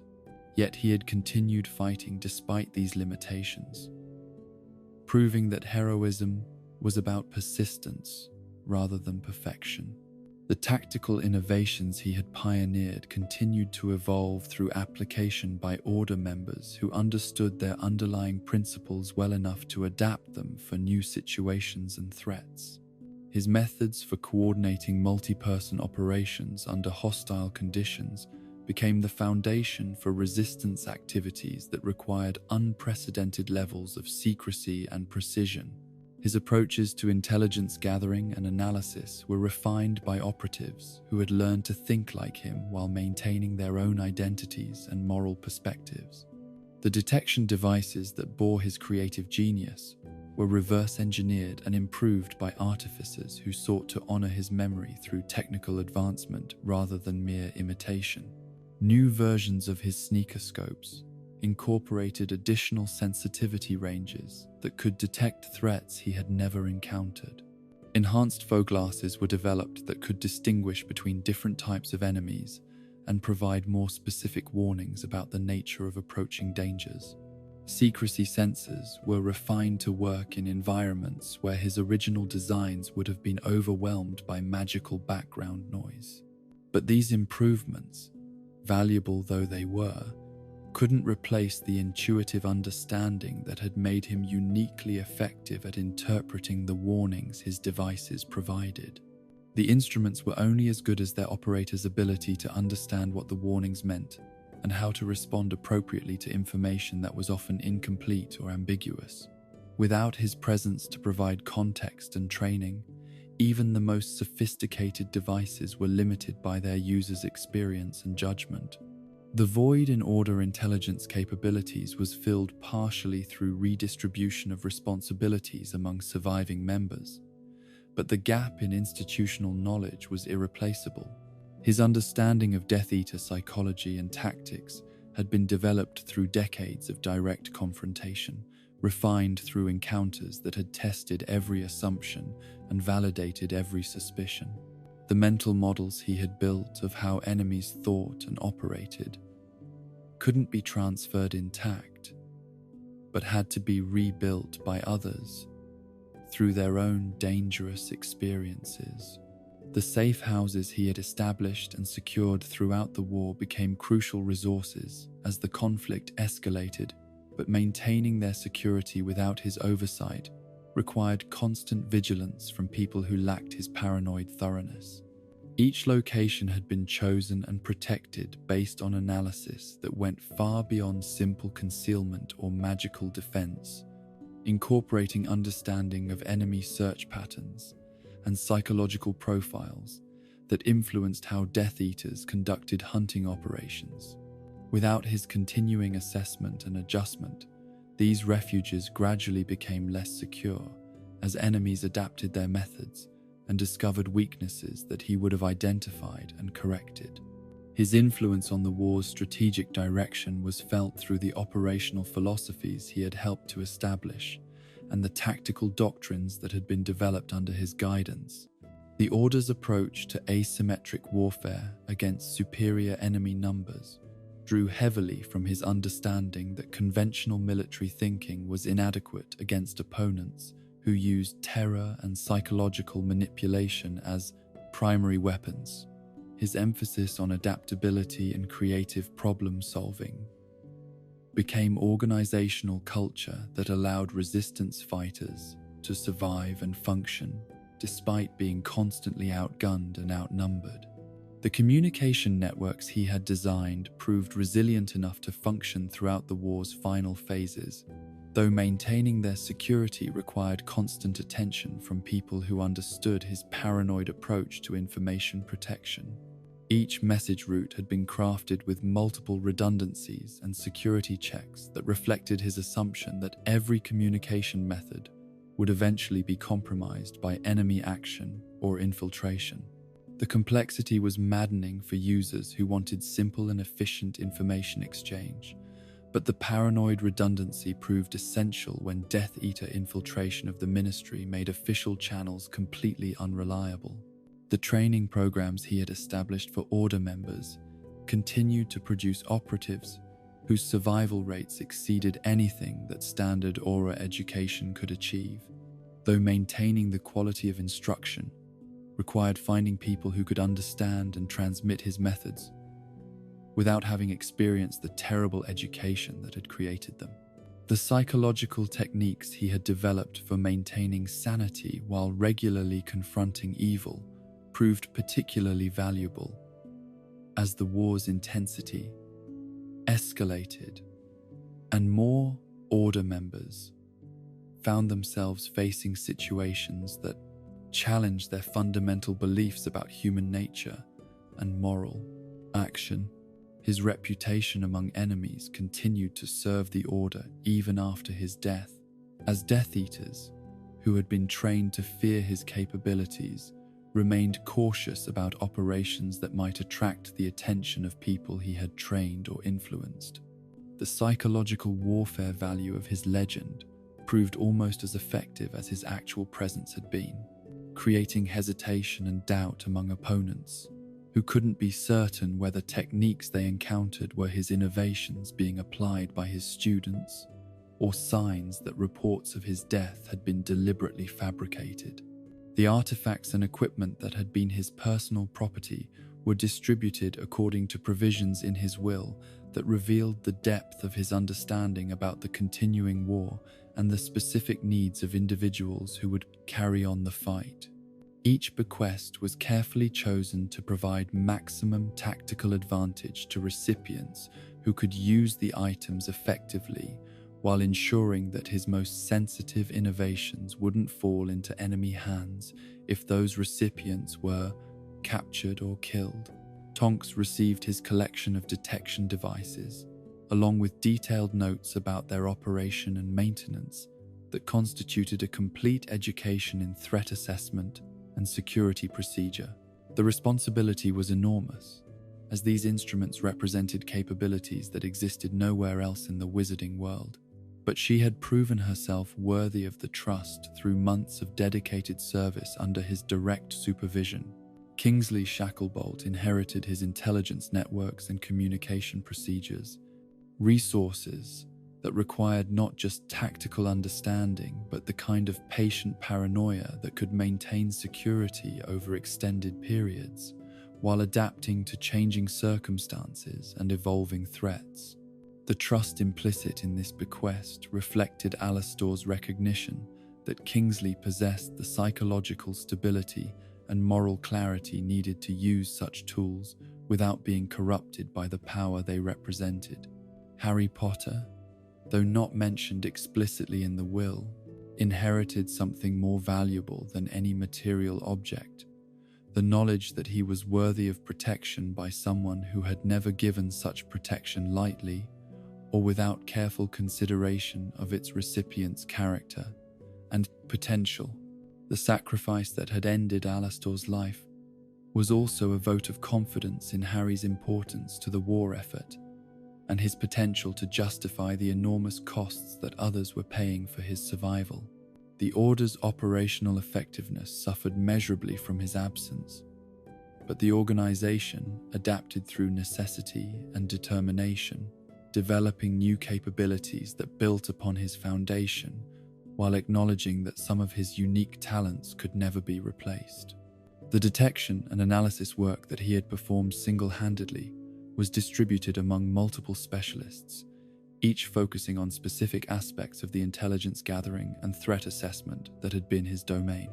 But perhaps the most profound impact of his loss was on the younger generation of resistance fighters who had to assume responsibilities that they weren't prepared for and face enemies whose capabilities exceeded anything their education had covered. Without his presence to provide the kind of advanced training that only experience could teach, they had to learn through trial and error, developing skills and instincts that he had spent decades refining. The casualties among these younger fighters were higher than they would have been under his protection, but their dedication to the cause he had embodied was absolute. They understood that they were fighting not just for abstract principles, but for the memory of specific people who had died to give them the chance to make different choices. His sacrifice became part of their motivation, proof that victory was possible, but only through willingness to pay prices that couldn't be calculated in advance. The magical innovations that had made him uniquely effective continued to evolve through application by people who understood their underlying principles well enough to improve upon them. But the improvements were incremental rather than revolutionary. Refinements of existing concepts, rather than breakthrough developments that opened entirely new tactical possibilities. The creative genius that had produced his original innovations was apparently unique to him, irreplaceable through any combination of training and resources. His influence on post-war magical law enforcement would be felt for generations, as the methods he had pioneered became standard procedure for dealing with threats that conventional approaches couldn't handle effectively. The training programs based on his techniques produced Aurors whose survival rates and success percentages exceeded anything in Ministry history, while the detection devices inspired by his innovations became essential equipment for any serious security operation. But beyond professional impact, his life had demonstrated possibilities for individual dedication and sacrifice that inspired others to attempt their own versions of heroism. The understanding that someone could maintain absolute commitment to protecting others despite personal cost, psychological damage, and social isolation provided a model for service that attracted people who might otherwise have chosen easier paths through life. The stories told about him in the years following the war were necessarily simplified, reducing the complex reality of his life to digestible lessons about courage and duty that could be understood by people who had never faced the choices that had defined his character. But even in simplified form, his example retained power to inspire and challenge, demonstrating that extraordinary dedication was possible for ordinary people who chose to place others' welfare above their own comfort and safety. The monument eventually erected in his honor was modest by the standards usually reserved for war heroes, reflecting both his personal distaste for public recognition and the understanding that his true memorial was the continuing safety of people he had died to protect. The inscription read simply, "Constant vigilance," the phrase that had been his motto and his gift to anyone wise enough to understand that freedom required eternal watchfulness from those willing to pay its price. But for those who had known him personally, the real monument was the peace that his vigilance had purchased. The children who could sleep safely because he had eliminated the threats that might have destroyed them. The ordinary witches and wizards who could live normal lives because someone extraordinary had chosen to live an abnormal one in their service. His legacy wasn't in stone or bronze, but in the breathing bodies of people who owed their continued existence to his willingness to stand between them and the darkness that sought to consume everything he had valued. The irony of his death in protection of Harry Potter was not lost on those who understood the full scope of his sacrifice. The boy who had survived Voldemort's first attack through his mother's love was preserved for the final confrontation through the vigilance of someone who had learned to love through service rather than sentiment. Two different forms of protection, maternal and martial, had combined to create the conditions that would allow good to triumph over evil, though the cost had been measured in lives that could never be replaced or forgotten. In the quiet years that followed Voldemort's final defeat, when the wizarding world struggled to rebuild institutions and relationships that had been shattered by war, Alastor's influence could be seen in the enhanced security measures that became standard for protecting important people and sensitive locations. The paranoid thoroughness that others had once mocked was now recognized as essential wisdom, validated by events that had proven his warnings prophetic and his precautions inadequate, only because they hadn't been applied comprehensively enough. The Auror training programs that incorporated his methods produced graduates whose effectiveness exceeded anything in ministry history, but they also created officers whose psychological profiles reflected the costs of such comprehensive preparation. Like their spiritual predecessor, they were highly effective but socially isolated, tactically brilliant but emotionally distant, absolutely dedicated but humanly limited by the very dedication that made them valuable. The detection devices inspired by his innovations became so sophisticated that they approached the capabilities of magical prophecy, providing warnings about threats that existed only in potential but might manifest as actual danger under specific circumstances. But operating such devices required understanding of their creator's paranoid philosophy, acceptance that seeing threats everywhere was the price of preventing attacks that might otherwise succeed through overconfidence or inadequate preparation. His tactical doctrines were studied in military academies throughout the magical world, becoming standard curriculum for anyone involved in security or law enforcement operations. But the doctrines were only as effective as the people who applied them, requiring psychological characteristics that couldn't be taught, but only developed through experience that was itself dangerous and potentially traumatic. The philosophical questions raised by his life and methods continued to challenge those who sought to balance effective protection of innocence with maintenance of the moral principles that made such protection meaningful. His willingness to use any method necessary to achieve mission success had saved countless lives, but also established precedents that could be misused by people whose motivations were less pure or whose judgment was less reliable. The debate about whether his approach represented necessary adaptation to extraordinary circumstances or dangerous precedent that could justify any action taken in the name of protection continued long after the war's end. Some argued that his methods were specific to the unique threats posed by Voldemort and his followers, applicable only under conditions of total war, against enemies who acknowledged no moral constraints. Others contended that his example demonstrated general principles about the nature of effective resistance against tyranny and oppression. But for those who had worked beside him in the darkness, who had witnessed his struggles with the moral complexities of necessary violence and his attempts to maintain humanity while employing inhuman methods, the questions were less academic than personal. They had seen the costs he paid for his effectiveness, the prices extracted from someone who chose to be the weapon that others couldn't or wouldn't become. His life was a testament to the possibility of such service, but also a warning about its inevitable consequences.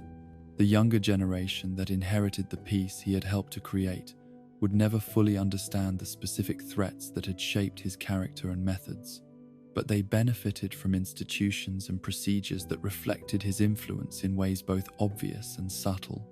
The enhanced security at magical schools, the improved detection methods used by law enforcement, the philosophical emphasis on vigilance over complacency, all bore the marks of lessons learned through his experience and validated through his sacrifice. His reputation evolved in the decades following the war from contemporary legend to historical figure, but the essential truth of his character remained unchanged through all reinterpretations and simplifications. He had been someone who understood that protecting others required protectors willing to sacrifice everything, including their own innocence, that maintaining civilization required people willing to exist outside civilization's normal boundaries, that preserving humanity sometimes demanded actions that humanity would prefer to forget. The students who had learned from him during his brief teaching career at Hogwarts carried his influence far beyond anything formal curriculum could have provided, understanding that education in defense against the dark arts was really education in the nature of evil and the personal costs of opposing it effectively. His classroom demonstrations had been harsh but honest, stripping away comfortable illusions about the nature of magical conflict while providing practical knowledge that could save lives when theoretical understanding proved insufficient. The psychological preparation he had provided proved as valuable as any specific technique or tactical knowledge, helping them maintain moral clarity while engaging in activities that challenged every assumption about right and wrong. His example showed them that it was possible to do terrible things for good reasons without being destroyed by the contradiction, that moral complexity was the price of effective action in an immoral world. But his greatest gift to the post-war generation was the demonstration that absolute dedication to protecting others was not just possible but sustainable over extended periods, that someone could maintain commitment to service despite personal costs that would have broken lesser souls. His life provided proof that individual sacrifice could influence historical outcomes, that one person's willingness to pay ultimate prices could create opportunities for others to choose different paths. The institutions that emerged from the war's aftermath reflected his influence in their emphasis on preparedness over optimism, vigilance over trust, and practical effectiveness over theoretical purity. The new ministry procedures for threat assessment incorporated lessons learned through his methods, while the enhanced Auror training programs were based on psychological and tactical approaches that he had pioneered through years of dangerous experimentation. His personal effects, when finally catalogued and distributed, revealed the depth of preparation that had characterized his approach to every aspect of life and death. Detailed plans for scenarios that had never occurred but might have developed under different circumstances, contingency procedures for threats that existed only in possibility, backup systems for backup systems that demonstrated the kind of comprehensive paranoia that had kept him effective longer than anyone had the right to expect. The correspondence found among his papers showed a man who had maintained connections throughout the magical world despite his reputation for isolation and suspicion, someone who had continued to care about people and causes even when expressing that care required methods that seemed to contradict caring itself. Letters to former students, reports to colleagues, even personal notes to himself revealed someone who had struggled constantly with the moral implications of his choices, while never allowing that struggle to prevent him from making the hard decisions that circumstances demanded. But perhaps the most poignant discovery was a collection of photographs that he had kept despite his claims of emotional detachment. Images of people he had protected or worked with over the years, including some who had died in service to causes he had helped to define. Each photograph was annotated with notes about the circumstances of their meeting and the outcome of their association, creating a personal history that revealed the emotional costs of a life spent losing people who mattered. The final photograph in the collection was of Lily Evans, taken during their Hogwarts years when he had been a young Auror trainee, and she had been a brilliant student whose potential was obvious to anyone who understood what to look for.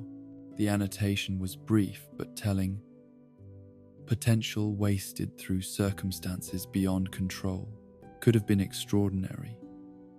It was perhaps the closest he ever came to acknowledging that some losses were too great to be justified by any tactical advantage or strategic necessity. The legacy he left was complex and sometimes contradictory, reflecting a life that had been shaped by impossible choices and circumstances, that had demanded more than any individual should have been asked to give. He had been a protector who couldn't protect himself, a detector of deception who had been deceived, a master of vigilance who had been caught off guard when it mattered most. But he had also been proof that imperfect people could achieve extraordinary things through dedication that transcended personal limitations and commitment that survived every test that fate and enemy action could devise. The world that emerged from the war he had helped to win was safer because of his service, but also because of his example, demonstrating that individual courage could influence collective outcomes when that courage was informed by wisdom and sustained by purpose, larger than personal survival. His death had been the final lesson in a curriculum that had begun with his birth into a family that understood service and had continued through every choice that had defined his character and shaped his destiny. The vigilance that had been his gift to the world continued in the people who remembered his example and chose to maintain the watch that he had kept for so long alone. Somewhere in the magical world, someone was always awake, always watching, always ready to stand between innocence and the darkness that sought to corrupt or destroy it. The torch of vigilance had been passed to new hands, but its flame burned with light that he had helped to kindle and sustain through the longest nights that freedom had ever faced. Rest now, young wizard, as our tale of Alastor Moody draws to its peaceful close.